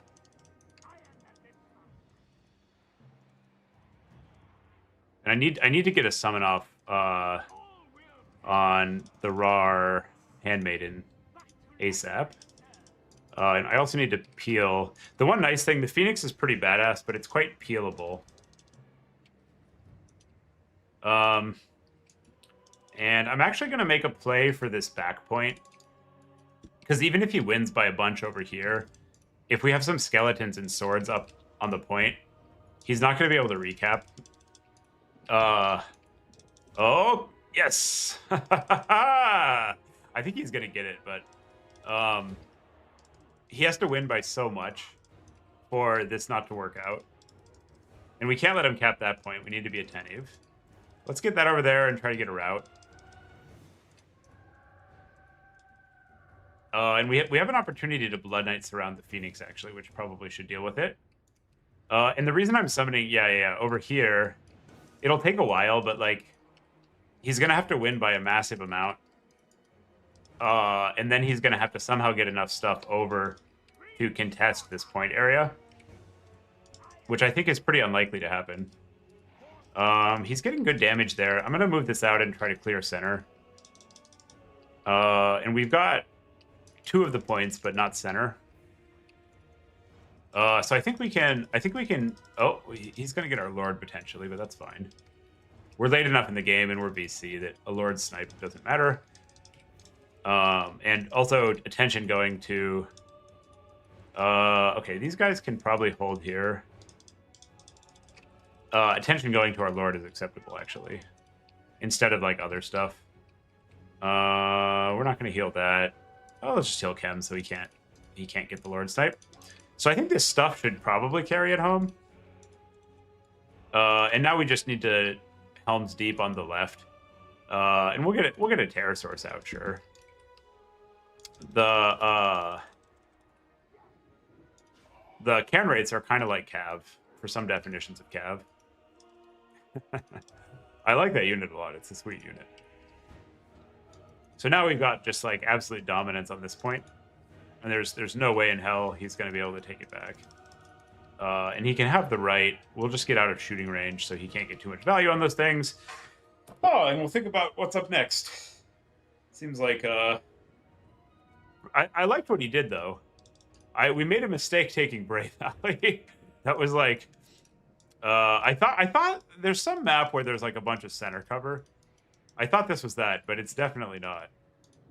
That map is something else. So maybe we'll try to find that map next. There we go. Koth 1. Very good. Convincing result. So that's one way to play VC into High Elves. I think the Vargulfs are pretty sketchy, actually, if they go for the double SE. Like, they're really slapping them around. We would have been better off with more cav and infantry. Yeah,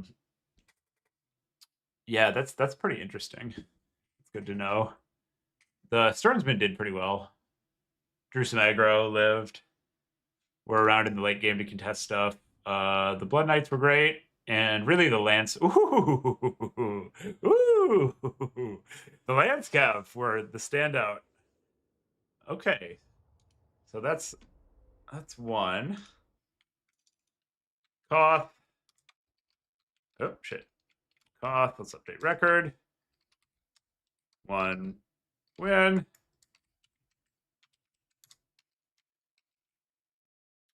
So Torreson's got to get out of here. Kick. Somebody else get in. First come, first serve. I'll go put the lobby bat signal out. We got RTK Citadel. Torreson down. Next up at Domination. Ah, Big H. Oh, we got to do the map. What was the map I was looking for? It's definitely not Bray Valley. It's one I want to play the new maps because I need to get familiar with them. Yeah, I don't know. Oh well. Let's do a fun one. I haven't played Putrefying Carcass that much. Let's do that. Or maybe Expanse. Yeah, we'll do Expanse. Okay. So your pick, Big H. Big H. Ooh, Slanesh. Slanesh is pretty good into BC. Yeah, I like that Slanesh pick. Okay, so we got to go for something that's good against big SEs. We're going to do the old Terra Goose. Goose is Luth. That looks pretty good. And then we need some card action. And we need a reinforcement Mortis. Because the Mortis claps. We can cut one of those for this. Get the SEs to work out. And then in case they go Elite Infantry... Slanesh is historically a pretty tough matchup for VC, so I like that pick. That's a good pick. And I am interested in the Sternsmen, so let's do that. Actually, against Slanesh, I'm going to take a second card because we want to be able to play a 2-point game. And we don't want that. We do want this. I would like one Blood Knight. Let's get rid of these guys. Yeah, this looks pretty good. I wonder how high we can get this record. Just VC 10-0, baby. I'll go to sleep at 10-0. I'm feeling good. It's the weekend. We don't got to do anything for a while. We don't have to do anything for a while. Maybe we'll try the Rar, sure. And then one of these, because the spend works out. Send it. What could possibly go wrong? Against a rogue he's pretty good. I played against him on his Slanesh in a tournament this week. And for a new player, they like astounded me with their ability to avoid bad engages. So this might be the one where we go down. We got some big game hunting Slanesh. Oh, man. Oh, Typhoid's real good. Ah.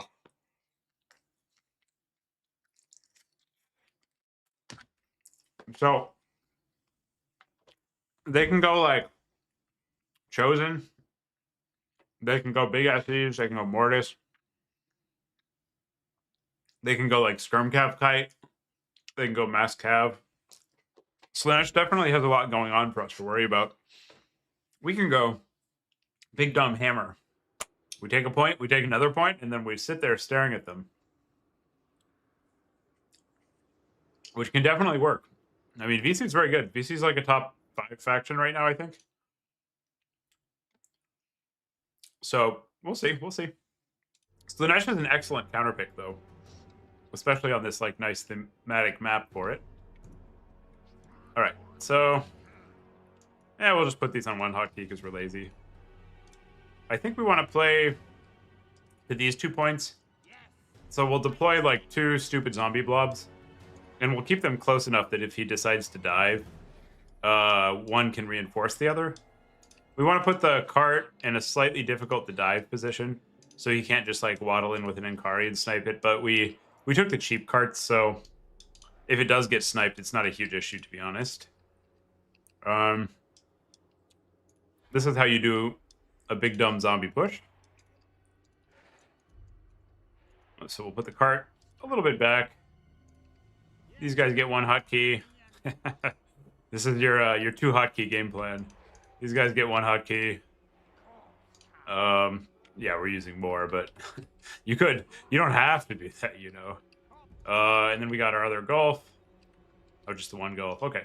So these guys move together so they don't get picked off by like an Inkari or something. We take the 2 points and we hang. Very advanced stratagem. What do we got? We got Inkari and a bunch of Skirmcav. Okay. So we want to screen with our healing units. And there's just, like, not a lot for him to super profitably shoot here.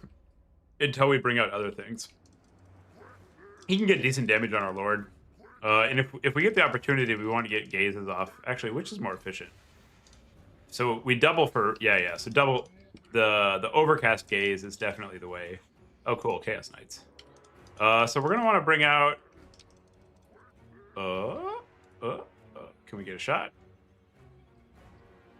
We're going to want to bring out our Blood Knights.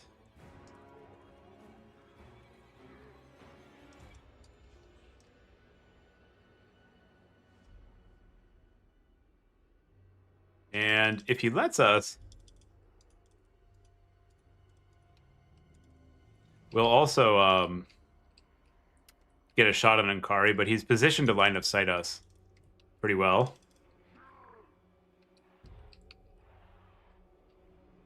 Maybe he'll give us the shot. And once his skirms are expended, we're going to go for... oh, let's see if we get the nice chunk on... oh, yeah.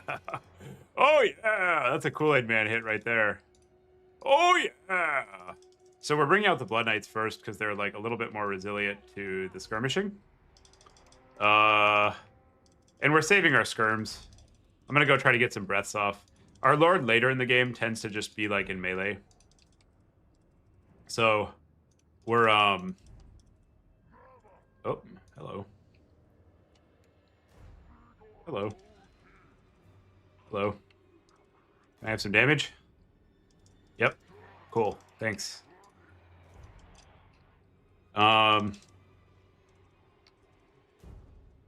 Later in the game, our Lord tends to just be dogging Inkari the whole time. So, we want to use our breaths aggressively while we can.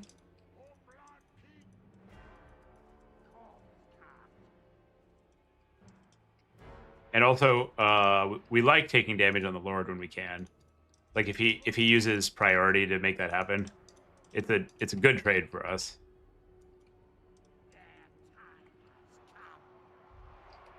And let's keep some cav coming out. At some point, he'll be out of skirmish, and then the mortis comes. But until that point, we're like negatively interested in sending the mortis because he'll just shoot it and it'll die. These guys are doing pretty good damage. We have to keep our like our dives a little circumspect because they can just turn it around at some point. So we're gonna walk out of this dive and keep it going with the foot infantry that are hard to kill. That Simulant Slaughtercade is doing work. I like that. And he's going for a rear charge here on our cav. As long as we have support, we're fine taking these fights. What we need to be really careful about is getting in too deep and getting fights without support. And here, we're real close to getting a pick on Inkari here. So we'll take that. We're interested in that fight for sure. And we've got a cart. Oh.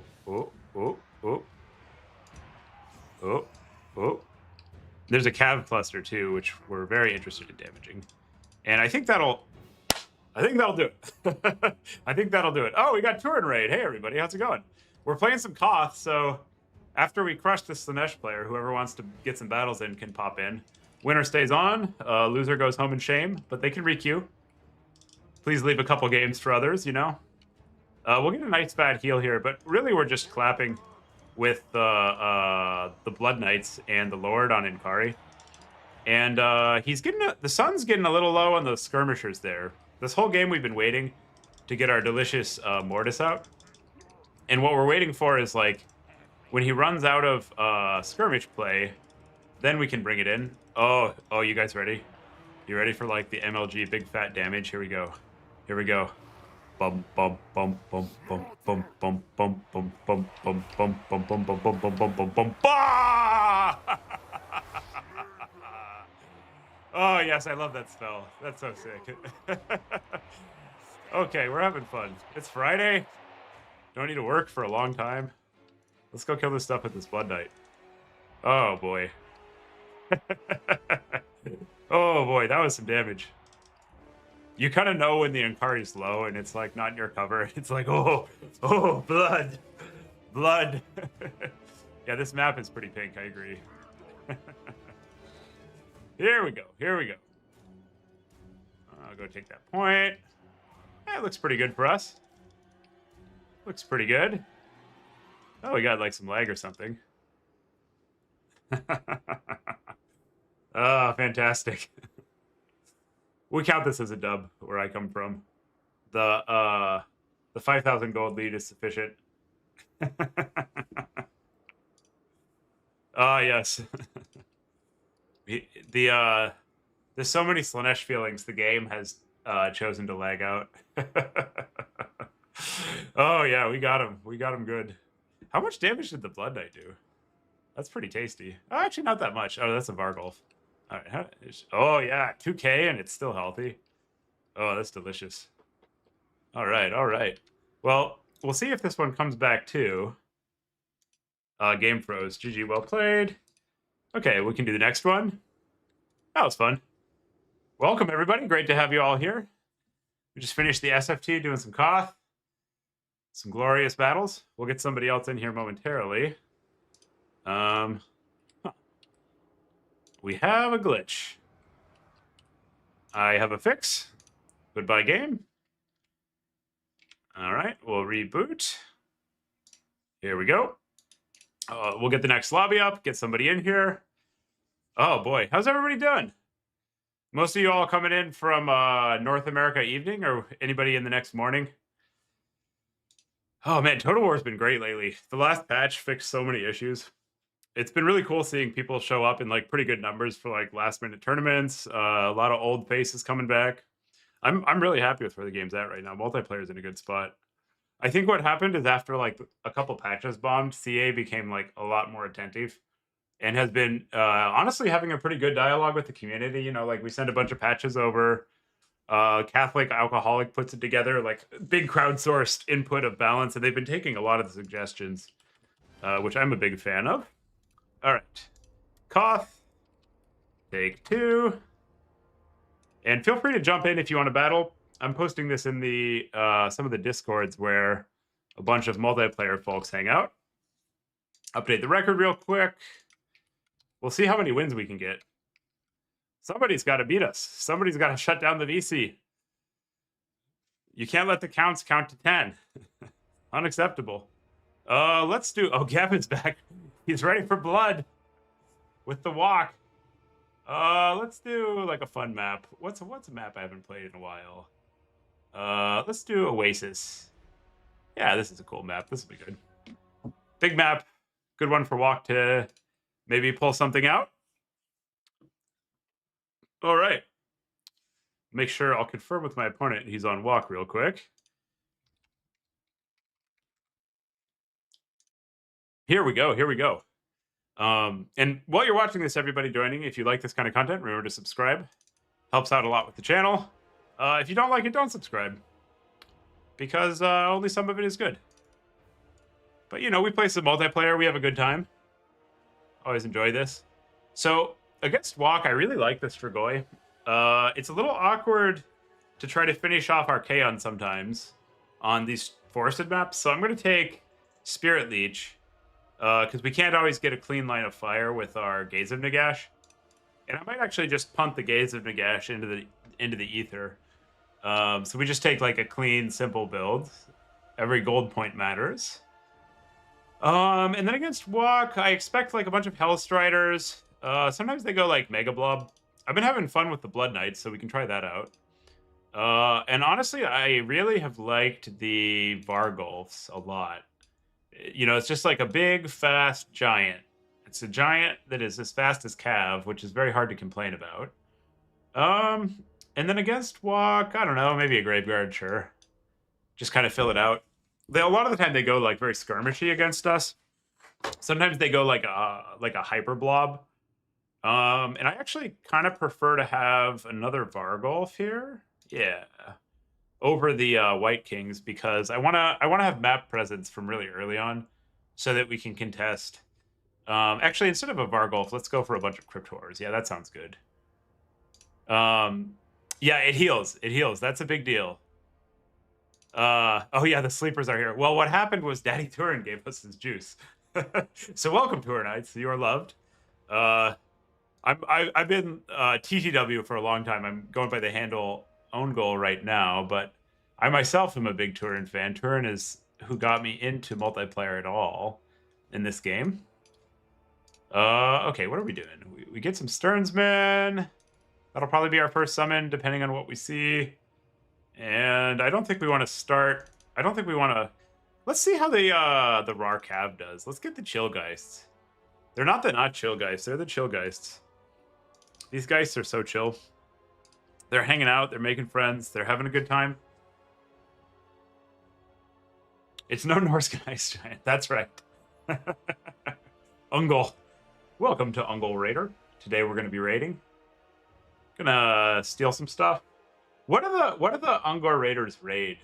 Are they like raid the Empire primarily? I guess that's what happens in... Do the cows like take cows? I want to understand this dynamic a little bit better. I played a Empire campaign recently after the reworks. I hadn't played in a while. It's crazy how much easier it is now that they have like the good modern faction abilities. Like it's a fun campaign. Carl campaign's a pretty good campaign right now. The level up command is crazy. Like you can get the Voltron Lord so fast. All right. Finishing the Typhoon. Going for 3-0. If I get to 10, I'm going to sleep. We'll see how it goes. The counts count to 10. Yeah.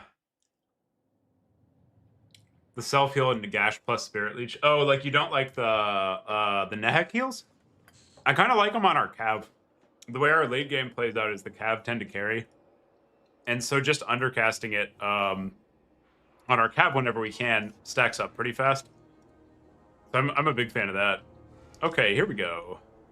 We got a bunch of infantry. He's taken 10 units, which doesn't tell us too much. A lot of the time they go kite here. Sometimes they go blob. If they go blob, we have to kind of play like a chasey chase game where we avoid them. Because their blob will beat ours. And then we take like the 2 points that they're not on and we use our cav to carry. And if they go kite, you know, we want to like play kind of cagey and get a slow push onto the points and try to take as little damage as possible while that's going on. So we'll micro our Cryptors accordingly. Cryptors are a pretty good screen. They're like one of the tankiest monstrous infantry in the game on like a cost basis. So you can use them to like run up, absorb some missile fire, and run back. And that can be like a very resilient plan that gives you a lot of additional play. Okay, so we've got the Knights of Immolation, Archaon, a bunch of Forsaken, and a little bit of Horsemen. Okay, we can play with that. So these have magic damage and are going to be good against our Chillgeists, but utterly terrible into our Blood Knights. Archaon's opted for just Burning Head, which means that we're going to be able to... we're going to be able to stack up our cab and not worry about getting punished by like a big metal spell. So our priority here is going to be to like chip down Archaon every opportunity we get. We'll run over towards him. I assume Gep will, you know, see what we're up to and like provide some disruption to that. And I think our reinforcements are quite a bit better than his. So we're not really in that like much of a hurry to tangle here. You know, if he wants to fight, we'll fight. We'll go for the points, but time passing is like not a bad thing. And here we're going to take a bit of damage, but we're trying to get over the cusp into the woods, because that'll give us the ability to basically like resist his missile fire. And we got him here with like the oldest trick in the book, the surprise landing. Hopefully we'll get some models. Looks like we're not going to though, unfortunately. So what we were doing there is landing to try to catch his unit, like his chasing flyer. Here we'll run out, go for the engage. And they always like will get ahead a little bit at the beginning, like in the poke phase. And then typically the VC are able to apply some pressure, you know, get their bullshit heal blobs off and catch up that way. And maybe he'll lose track of this guy for a second. If we're able to keep it grounded, that'll be a big pick. You get in there, you get in there. You guys walk up. You take off. This we need to keep alive, so we'll give it a heal and run. This is a pretty good opportunity to get a big breath attack off. So let's go for that. And we got to catch here. This is dirty. So the Blood Knights are just erasing his Regiment of Renowned, which is what we like to see. Evisceration. And now we're just summoning a lot of cav. We'll see if they stick and are able to like finish, but they've already kind of done what we sent them there to do.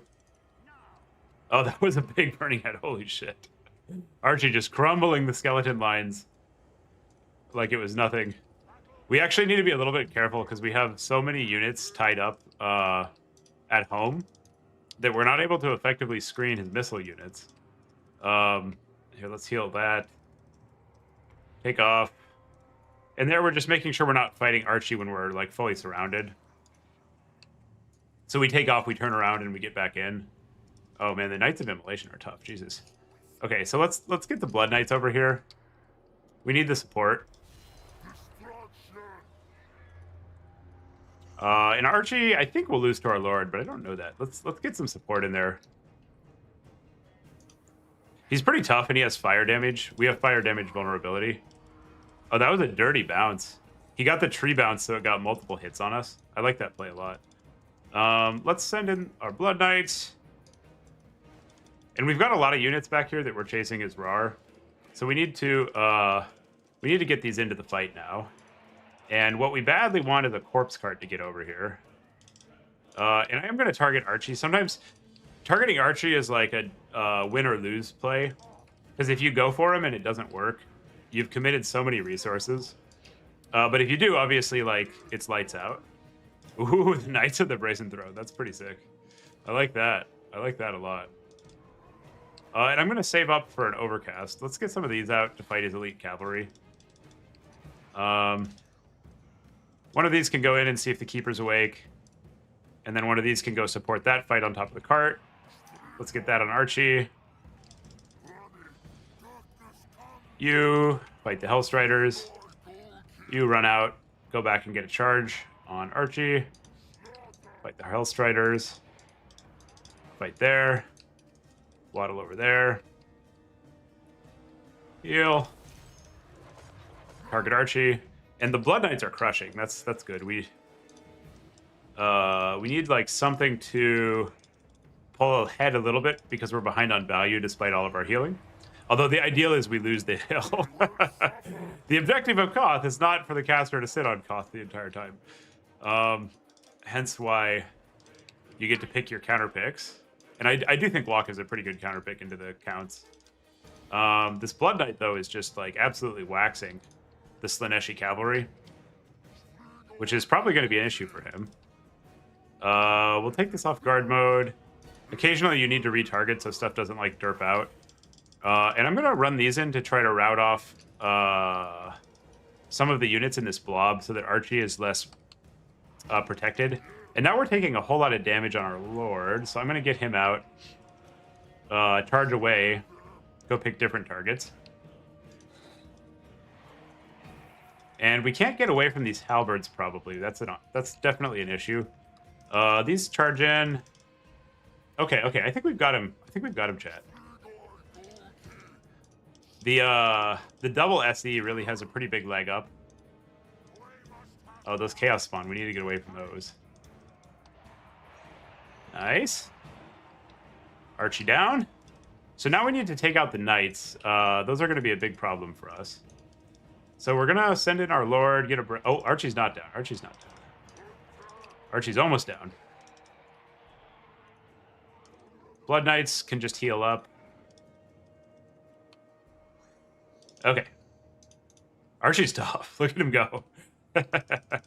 He's tough. Uh-oh.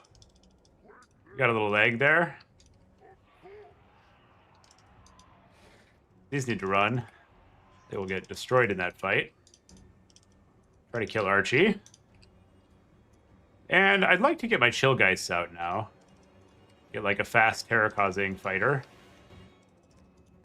I think we... Man, I really don't want to fight these knights on top of the... Yeah, let's just run the goons away. The halberds are an issue. So we can use some of our SEs to put a little pressure on. But we don't really want to fight the knights on top of the halberds.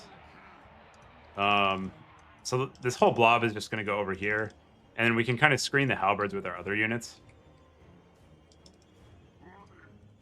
You fight. And then the Blood Knights... Where are the Blood Knights? Oh, they're deep. Okay, Chill Geists. Time for some Chill Geists.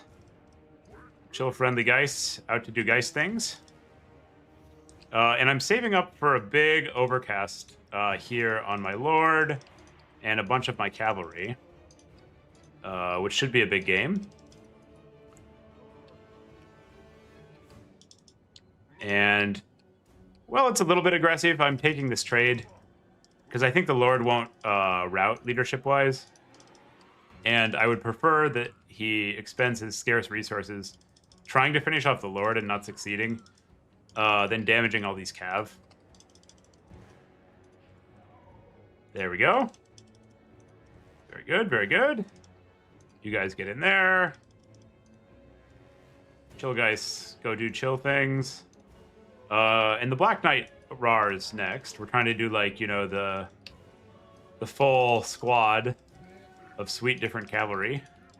Get the Cav Rainbow going. And he is going to time us out at some point. So I'm going to take like a bunch of infantry here and play for a late game cap on that side objective. It doesn't cost too much. Like the VC infantry is so cheap that a lot of the time you can get away with like a summon or two. And we need to be careful about his cav taking big hits on our lord, but not that careful. And there we go. Game 3. 3-0 for the counts. 1, 2, 3 victories. All right. Somebody else bring a counts counter. Love me some Koth. Here we go. Export. How's everybody doing? That was a pretty good game for the Strigoi. You love to see it. He's a beefy boy. He like the cool thing about this character is it can take like almost an infinite amount of abuse. Like the 20% ward save, the double self heal, the 80 armor. It's got good mass now. It's got some missile resist. Makes it like nigh unkillable. GG to Jeff. And let's go post the link.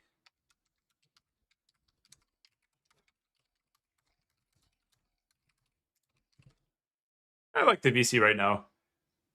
It's cool that they finally buffed some of these units. Like one of the big changes in a lot of the last patches has been like lesser foot Archaeon. Oh, that was foot Archie? Somehow I missed that. I just assumed nobody takes Archie on foot. Oh man, that's like next level. Like you know that they're going to assume he's on a horse, so you put him on foot, and they treat it like a horse anyways instead of just running away from it. That's why I couldn't do so much damage. I was like, man, I feel like this anti-large lord is really good at killing horse Archie. Foot Archie. That's some brains. I appreciate that. The buff Blood Knights have been doing work. I feel like we should be taking more of this unit. Like in every game we've played so far, it's gotten its value and then some, and still been healing. And while it's doing that, it's also drawing like a whole lot of attention and aggro from the enemy. So I can kind of see, maybe we'll try like a lot of Blood Knights in the next one.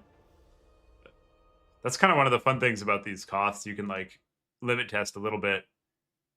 1 second.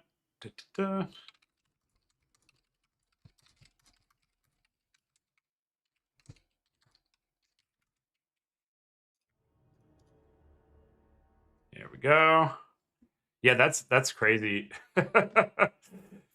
Does foot Archie work? Is that like a thing? I kind of like the concept. Here, if somebody wants to get in, here is the lobby code. Very nice. Okay, what do we want to do next? Let's play on Chateau. Nice big open map. I kind of like Chateau for factions that have a lot of Strider units. Like there's a lot of hills. So stuff like Black Knights can run up and down the hills without slowing down or taking bigger penalties, which makes a pretty big difference in the mid game. And then really in the late game when like the enemy cabin units are all gassing out and the bigger stuff is like still just completely cooking. Oh yeah, I can see it honestly. Like they kind of expect the horse Archie because they do it so much. And then like, you know, they take tech like they've got this 2700 anti-large lord and then you don't have like the best target for it. That's kind of smart. I like that. Oh, these got buffed at some point. Jeez. That's a lot of MA for like a cheap terror causing hard to hit unit. Interesting. Yeah, not bad at all. I feel like the vampires are kind of a no-go. Yeah. Oh yeah, 1150 weak melee stats, no good. And the necro is borderline. It's not terrible on the carts. Like you pay a little bit and you get some melee stats and it's a little more chunky. You can bring a forbidden rod. Not terrible. Gotta charge up the forbidden rod. We got the the late night Koth.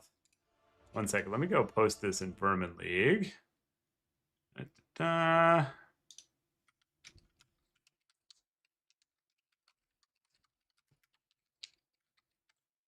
And Turin's Discord.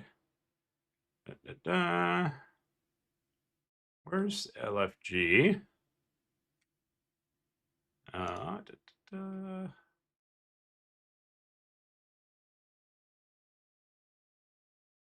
second.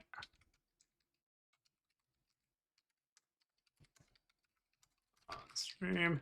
This is the problem with doing Koth during bedtime in NA. Oh, I gotta go to Korea server. Monkeyland, where are you at? We're in.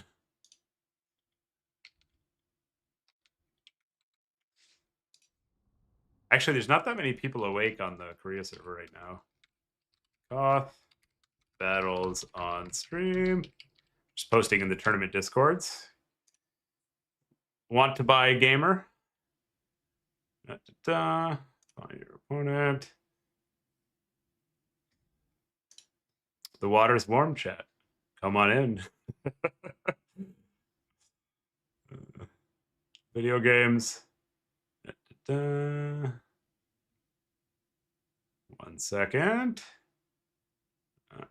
Just finding a couple other places where people post games. Tournament chat.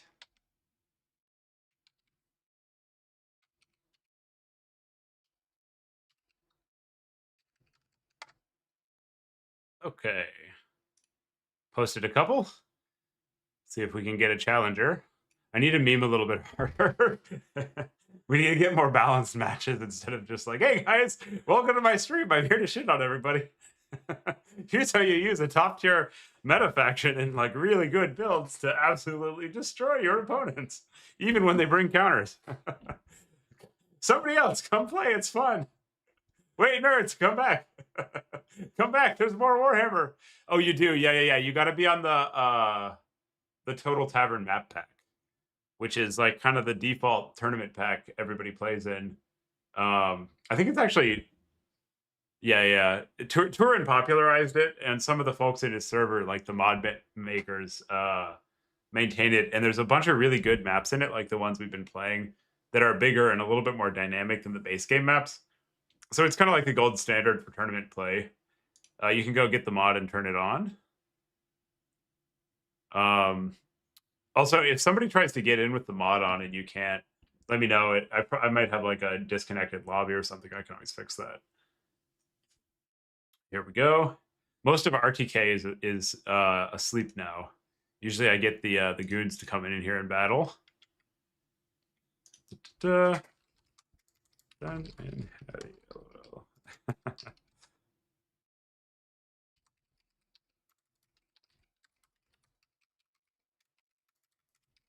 maybe I'll see if Houseplant wants to come out of retirement.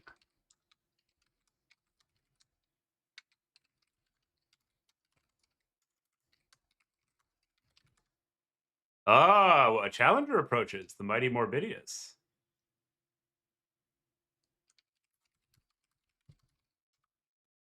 Hello, sir. All right. So we're playing on Chateau. I'm gonna try something fun because the objective is to lose at some point. Oh, nice. Yeah. Welcome. Good to have you here.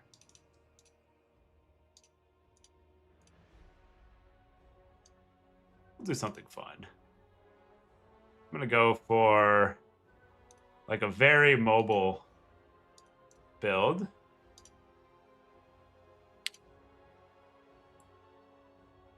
With, well, I guess it depends what you're playing. But we can try this.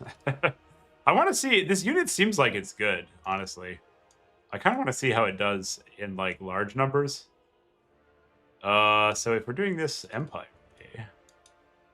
yeah, we can give it a shot. I guess against Empire, we probably want to be like a little more balanced on the cav because they can just go all infantry. And that would be a problem if you're like mono super cav. And we can go. What do we want lord wise? Maybe we try something interesting. Let's do a Lamian with just pendulum, maybe. Yeah, that seems interesting. We're gonna be like the heavy cav clan. Seduction. Yeah, that seems good.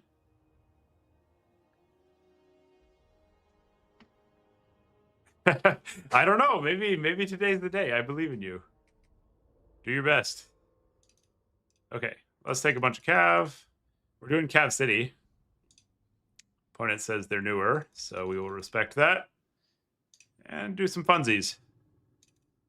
And we'll take that against the Empire. And maybe a little bit of infantry, so we have some cap weight. And if he's like boxy box, I guess we'll just try to find some creative way to get in the box. Yeah, okay. This is a build. Let's try it. Ready to rock. We're trying some fun units.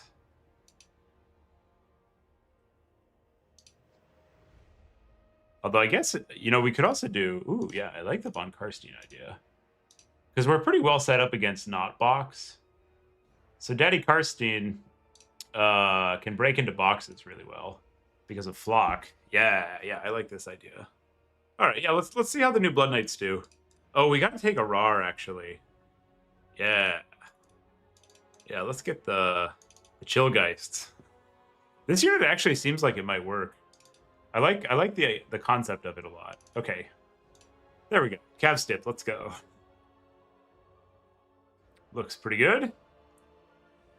On this map, the function of the Stern Guy is to like walk up the middle and just kind of hold points.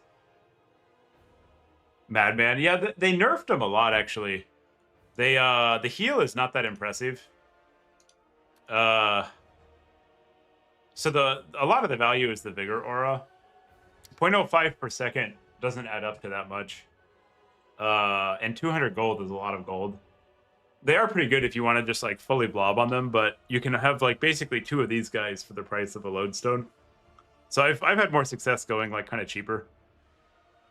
But it's certainly a powerful unit. Like you're never going to get an objection. Actually, let's go more mobile. Yeah, I'd like a Terra Causer in the opener. And we're going full mobility memes, so we have to actually commit to that. Yeah, there we go. That's better. Now we're mobile. We don't need any of that infantry nonsense. Let's shock and awe, baby. So essentially, like our build is incapable of killing spears. But we can use tactics and stuff, and it'll maybe be okay. That's our plan. We're gonna do tactics and stuff. Sometimes that works. Tom, you really like the lodestones, huh? They used to be like straight up OP, but there was kind of like a series of successive nerfs. And I think now they're merely like, you know, kind of fine. Not the best, not the worst. Nonetheless, pretty interesting. Okay, here we go. So, if he boxed, you kind of need to find a way into the box, which is really hard when you only take cav. Typically, you kind of waddle up to the box, you get like some infantry on the front, and then you use spells or monster sim for like some terror shock damage to poke a hole and then go in.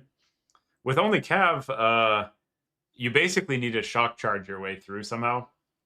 So we'll need to like walk up and unbrace something, and then get a side charge on it if he's boxed or like semi-boxed. We'll see what he does. And then we can also try to capture points quickly so that we exert. So he's got 19 units. He definitely went for like, you know, yield giant empire box. We can try to capture points early and exert some pressure. And then that'll put him on a timer, which can give us an alternate win condition if breaking the box doesn't work out. Which often it doesn't, to be honest. Like, a lot of the time you need a win just on, like, points and such. Let's hotkey up these knights. So we've got triple. These guys are chads. We've got triple anti-infantry knights. Yeah, the VC probably needs some nerfs. I don't know what would... Like, anything in the top 5, it's not a huge issue. Like, the faction is counterable, but if you're like a top 5 faction in this game, probably the bottom 5 should get some buffs and you should get some nerfs. And VC are good. They're really, really strong. Like the other stuff I was doing was into hard counters and still winning. Again, it's good opponents too, which is kind of like, you know, your indicator. I'll give them, my opponent said they're new, so we'll give them a chance to oh, they're not in. They're not in here. Okay. How long should we wait, chat? I feel like they've had a chance. Let's go. Let's go. All right.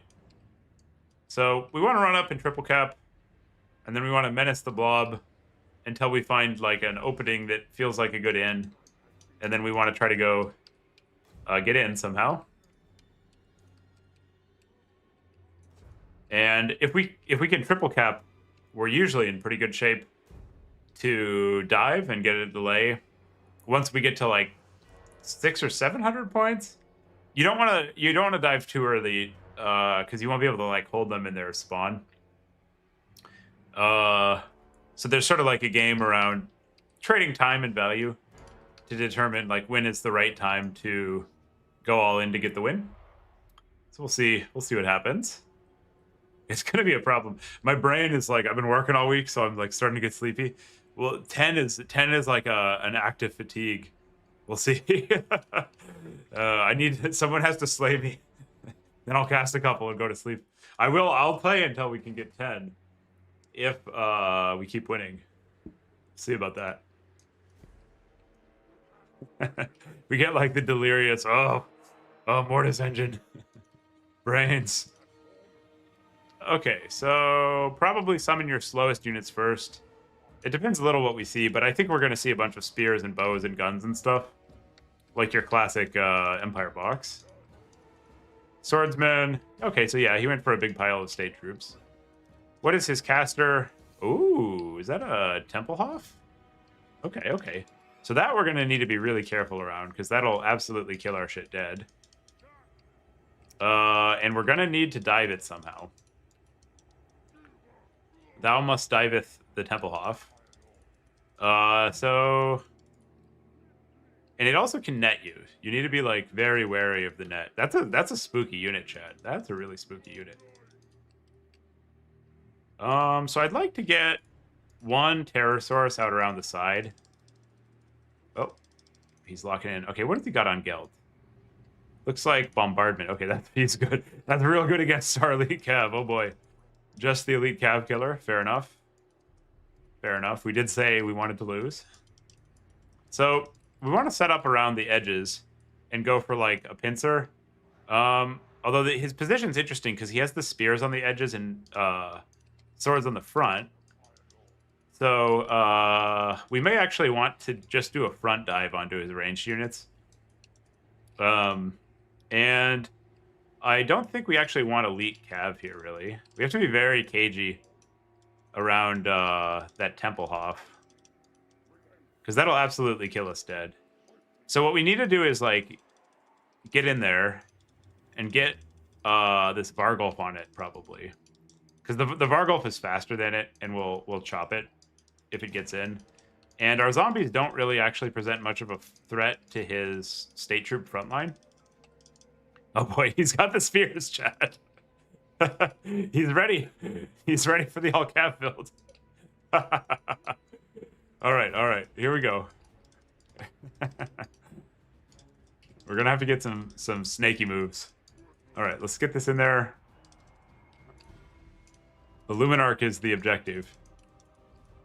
We need to take down that Luminarch. This feels like a video game level, like disable that Luminarch. All right, and we're gonna get him in there. Get him in there. Let's go. Oh yeah. Oh yeah. Maybe he'll blob up on the... Okay, this is the problem.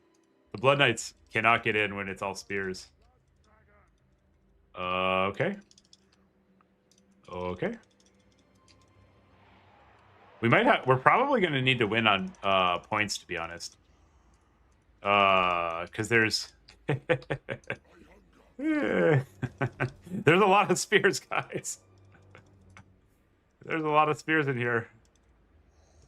Okay. Let's get a cast off. Oh, I guess we can kill his lord. That's an alt win con here. Oh boy, we're taking hits. We're taking some hits. Little voice crack. The voice crack of fear. That's one way to get to bed. All right. You need to run. You've done your job. Something got the initial charge in. Oh boy, look at all these fucking brace spears. There we go. That's gonna be a big flock for us. Oh, this is fun. Okay, we're getting in the box. We're getting in the box. It's sort of working. You guys get in there. You fight that. Opponents giving us a very difficult time here, honestly. I like this. I like this. This is a very good showing. We got to get that Luminarch. That thing will just like charge up the space laser and give us the business. Okay, keep summoning. You guys get in there. You keep cycle charging. You get a rear charge on that. That should route those off. At some point, we'll get the Great Imperial Routathon going. Let's get a spike shock damage there. So we're going to try to leadership bomb these units protecting the blob. Where we, like, get flock on them. And then we rear charge them with the Pterosaurus. Oh, God, it's not enough. They hold! Uh-oh. Oh, no. The Death Star is turning. Our Lord's going to die. Oh, my God. Look at the value. Oh, we're working so hard. It's not going to work. Oh, no. Okay, Lord's going to heal and get out of there. And then this goes on that.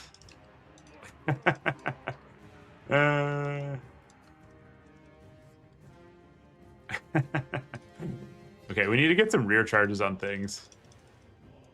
Those ones are unbreakable. Oh my god. The fucking Luminarch is just locked in. Okay, so we've got the triple, I think, almost. No, we don't have this point. Okay. Oh god, the Lord is going down. He's going down. Leadership is plummeting. Morale is low. Morale is low. Run away. The scariest thing here is the Halbs. Okay, Lord down. Well, that's okay. We're VC. He'll be back. So, I don't know if we can actually afford to just stick in on these blob fights like this. We probably need to start playing more like a mobility game. We're gonna be scrapping for this. Oh my god, I think he might win. That's what we were looking for. Looking for a good scrap. The Halberd Luminarch blob is doing work. Okay, so we hit these unbraced things. We route them off the point, and then these things are in transition. So we can get a big hit right now.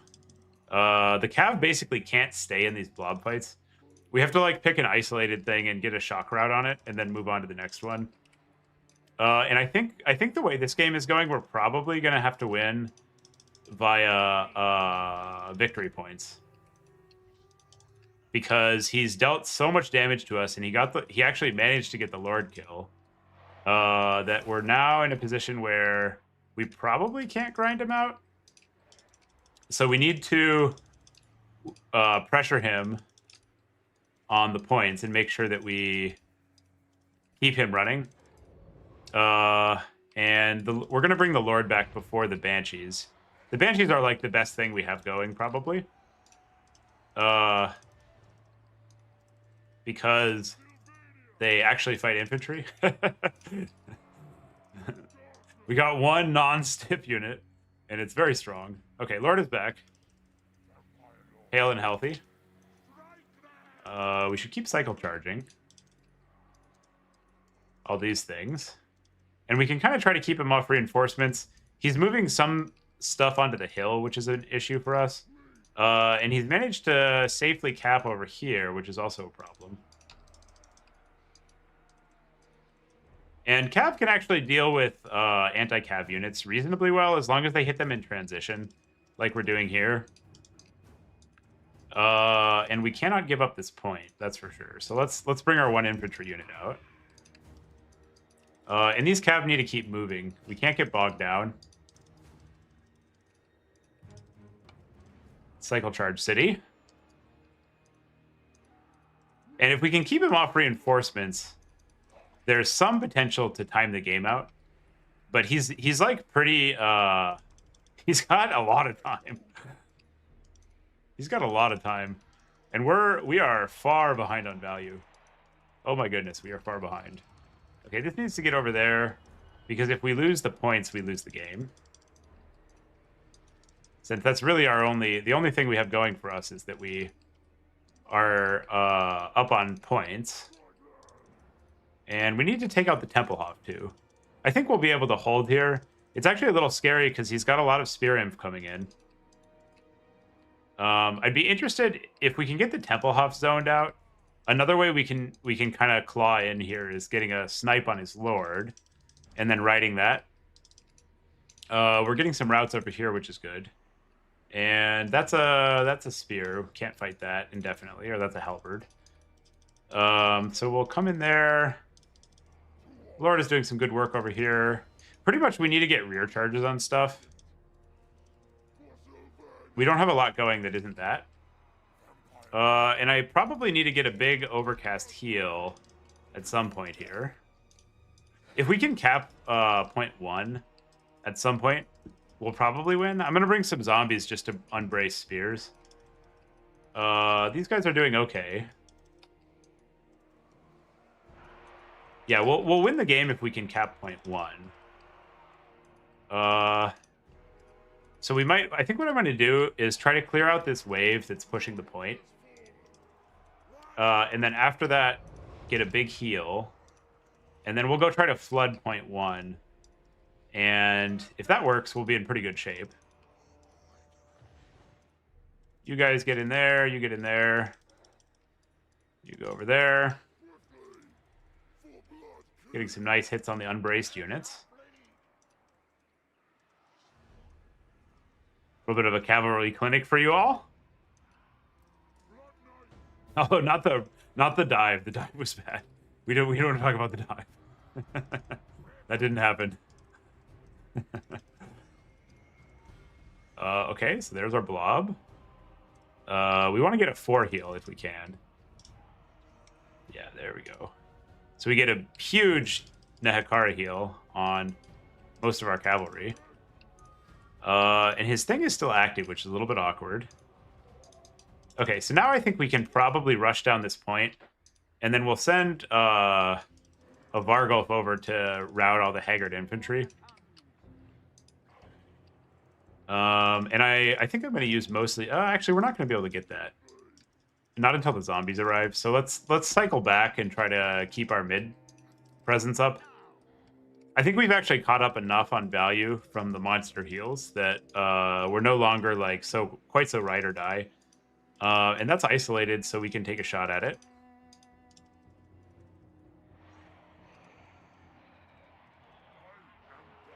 Just always be looking for units out of position that you can get like a quick pick on. And these don't actually want to fight the state troop because the state troop will kill them. The zombies. And he's got a nice press going on here. So I think we're now on team cavalry for the rest of the game. And we are looking for another big AoE heal now that we have some WOM up.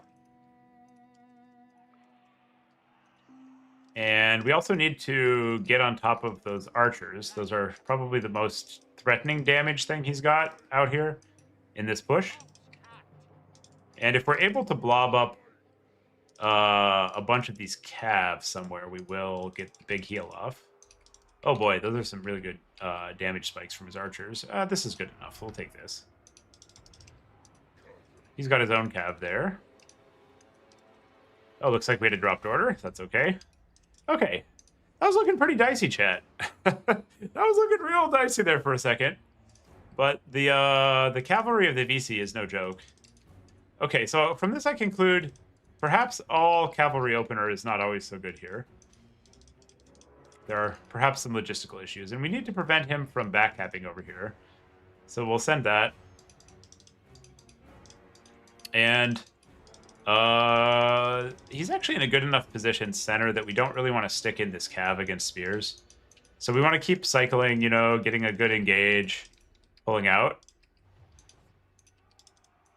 And the Vargulfs are really incredible at, like, jumping around between units. They have, like, a pretty long, lungy animation. So you can rotate them out of fights pretty easily, which is, like, one of their main selling points. Man, this Cairn Wraith has done work. 2 summons. Paid for itself, getting a lot of terror routes off. And there we go. That was a really nice performance from our opponent. Definitely made it pretty close. You like to see that? I like that build, actually. It's a little soft if the VC brings infantry, which I guess usually they have some, but that was cool. You like to see it? I regret that we didn't take the pendulum caster. I think that would have been really good there. Good night, Swartzy. Thanks for watching. Great to see you here. All right. We'll open up the challenger slot. Yeah, you know, that was actually really well played, Bearded Gamer. If you were, like, a little more active with the cav, I think you were actually probably cooking there. Not bad at all. Next game available. I'm just posting. Okay, we got Torreson here to slay me, put me out of my boomer hands misery. Torreson is like my ergonomic specialist. He is gonna come beat me so I can rest my wrists, cast a couple games, go to sleep. I'm having fun though. I always love to play some Koth. All right. What map are we doing? Let's do a classic Bordello Landing. Yeah. I like that idea. Ah, the greenskins. I think the greenskins are pretty good into the VC, honestly. Let's try. So against greenskins, they can bring a lot of archers. That's pretty scary. Your win condition is your Mortis, probably. So we'll take a Mortis. We'll take the Rar. Yeah, we'll take the cheap one. Take the cheap is good. Cheap is good. 2 cards. Rar. Some regular Graveguard. We want to be able to press through their front line. Bunch of these guys. Some nice Scab Scraths. Somebody's got a bully. Grom. Grom is such a beast. So we go Gaze. Invo. Pop the Opal Amulet. Get Curse of Undeath. Looks good. Bunch of zombies. As one does. Some spears. And that's a VC soup. We need to decide what cav we want against the Greenskins cav. I kind of want to try the Hex Wraiths more. They've got like the AP cav. Let's give it a shot. What's the worst thing that could happen? And I actually think the Cairn Wraiths are pretty well positioned here. So we'll try some of those. And I wouldn't leave home without 1 bat. Yeah, that's a build. Let's give it a shot. Go fight some Greenskins. I like it. And no Cryptors is maybe a little sketchy here, but let's give it a shot.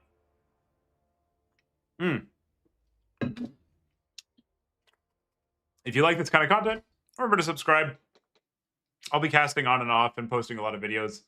We try to keep it fun and, you know, also talk about, like, what the game looks like at the highest level. So take a tactical and strategic view of the gameplay. There's a lot of, like, RTA knowledge distilling. The goons are just constantly grinding on builds. We're not actually that organized, but there's a lot of us, and we love the game. So a lot of this is, like, distilling stuff that other people have figured out, and I've had a chance to practice. Always good to share with you all.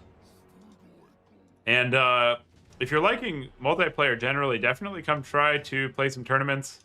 There's like an insanely active hosting schedule going on through Turin's website.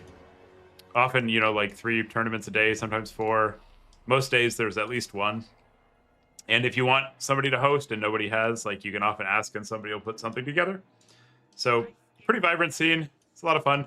If you're just kind of on the fence and you've got the game and you're like, should I try it out? Come on out and play.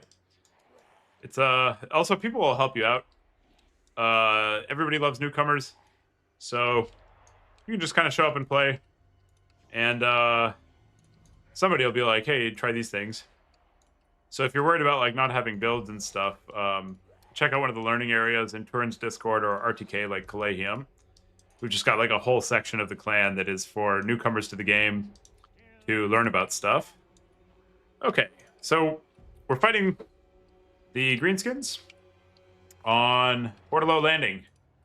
We want to do a 2-piece. Oh, yeah. Oh, yeah. I like this build. He's like, I am the meleeest meleeer. I am going to go out melee you in the Blob VC. That's cool. We've got like a bunch of Savage Orc Biggins, the Giant, Foot Gorbad with like this hella strong melee aura, ITP aura Black Orc Big Boss. That's fucking cool. You love to see it. I think we're gonna cook him, but it's very cool. Although I don't know. Torreson's a good player, and these are strong units. We'll see. We will see. I do believe this Mortis engine is gonna just roast him. Do we need to kill the giant? I actually didn't bring crypt horrors, which is usually how I would do that. So let's try something fancy. We're gonna try to get like a pool shot on the giant where the slops that miss hit the savage orcs while they're going up a hill at the perfect angle. Let's see if it works. Okay. That was a lot of work for 73 damage. It was an idea. Okay, what do we got? Goblins back here. Let's hit him with the Chillgeist. I like this concept. We're gonna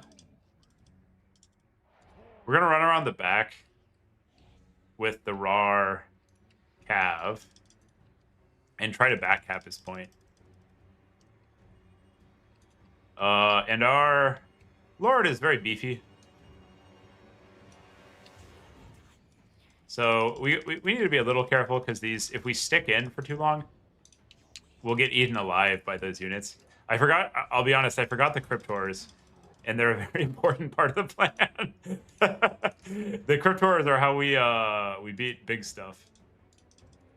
And we don't have those, which is, we'll say a little awkward. But, you know, live and learn. Live and learn. I'm going to try to bully Gorbad out of the blob fight. And see if that works.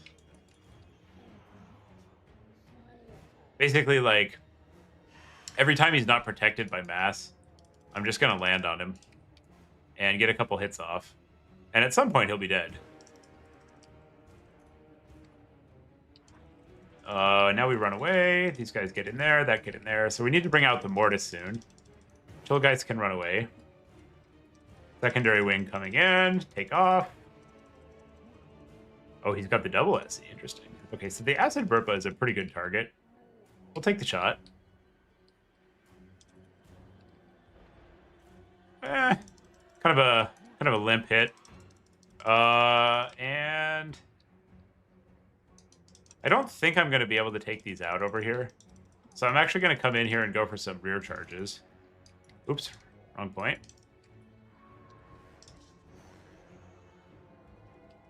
You get away from that. You guys run.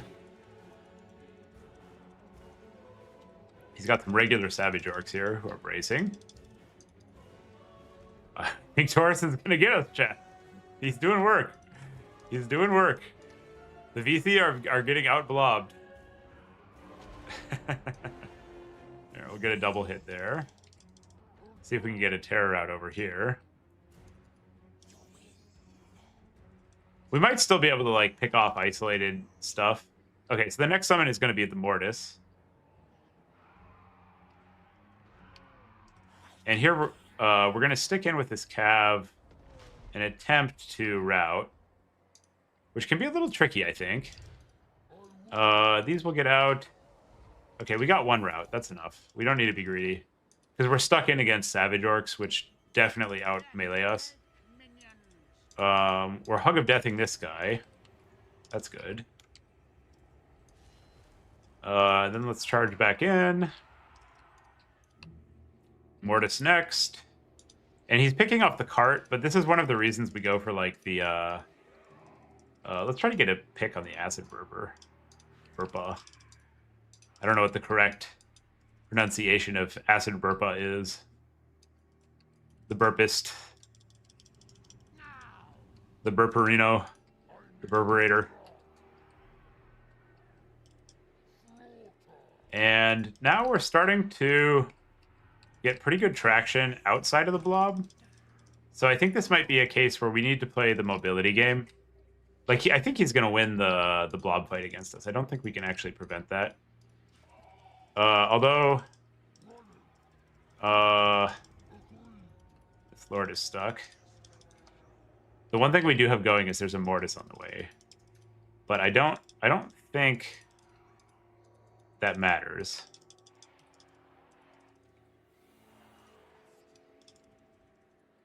So let's stay pretty mobile here. Stay frosty. Get a double cast. And I'm going to go for a back cap with some Karen Wraiths. And I'm going to try to get a nice drop on these big uns also. And he's picking off this. I'm actually just going to fight this. Lord will... So this is like a classic pattern where you have like a mobility SE. You can drop on their mobility with the SE. Okay, he's not taking the bait. And then go hit it with a different unit. That's like the pattern. Let's get our Mortis in here. And we're going to run because I think those things are advantaged. And we don't need to take that fight. I'd like to get...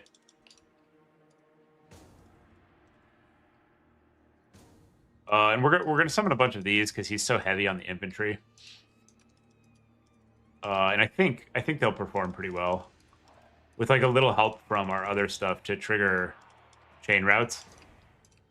As chain routes are going to be the name of the game if we want to get back in this one. Okay, so now we'll take this fight. We'll probably lose the Karen Wraiths, but the other stuff should do well. And I am interested in keeping the Mortis away from the Giant. And also his Lord is a little isolated. So we might be able to get in there and wreak some havoc. This is going to run. And I need a bat to chase routing greenskins. Oh, the acid burp. Oh, God. We're getting burped. Oh, God. We're getting... This is the bedtime moves. Our brain is small. Torreson's brain is large. He's doing the stuff. Let's see if we can get the Mortis out of there. Or trick him into going after the wrong one. Okay, let's see if we can pick off the acid.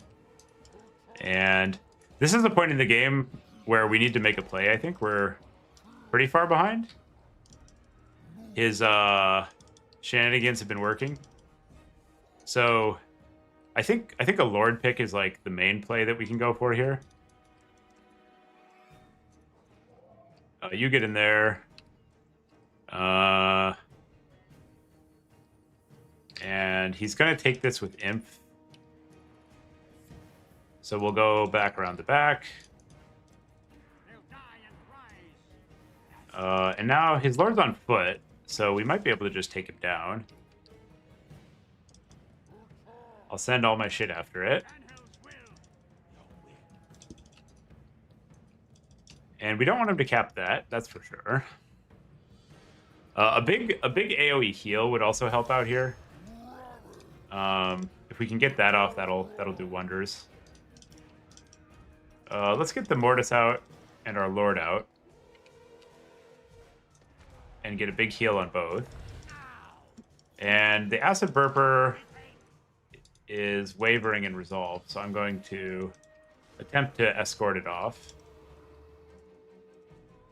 And he's evidencing like he wants to prioritize damage on our lord. So we have to trade that for not taking damage on the mortis. Because we actually really need this mortis. Oh no, the giant! Chad, he's cooking us! He's cooking. He's cooking. Respect. Wow, we might be done for. We really need to kill his lord here. Or I don't think it's happening. So I'm going to send both of the White Kings on a desperation mission. And we don't need 2 of these to beat that 1 unit. Our lord is caught. Our lord is caught. That's a problem. You guys get in there. You try to run out. Heal those what you can. Okay, we got a route on the burper. Burpa. So that's good. You guys are going to need to do some damage. Our lord is very low. And we had to sacrifice in order to... we had to make a bit of a sacrifice there in order to get our lord peeled. I'm gonna just keep going in on the lord because I think we're pretty far behind. So basically, like, we need to get this kill or we're hosed because we have to cap center and then also cap his back objective, which is basically not happening without like a play happening. So we need to pick this little guy off.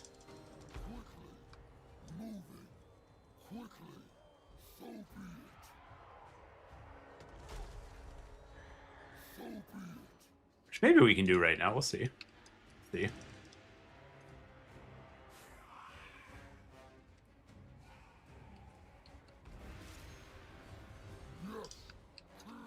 He's very tough. He's very tough. Oh, he got us. Excellent. Torison will be the hill. We'll play it out because we're not like we're not dead. But it's not good. It's not good by most definitions of good. That's for sure. These White Kings are doing work. Impressive showing from them. Similarly, I think the Sternsmen have done impressive work.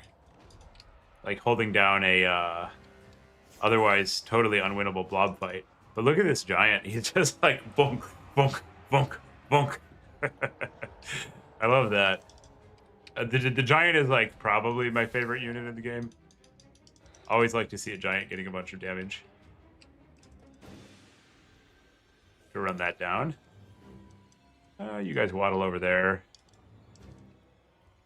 Yeah, at this point, there's absolutely no way unless we get a back cap. So that means we're waiting for the RAR and we're going for it again.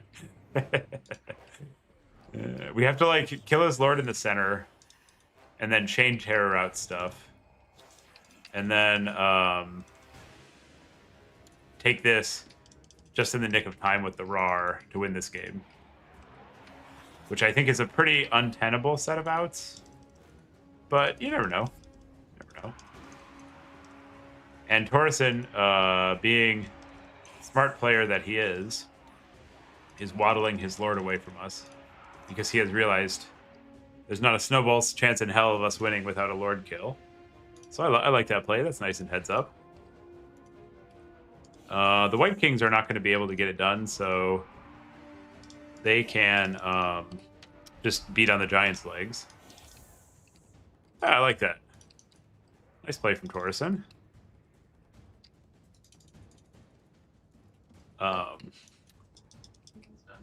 Yeah. Okay.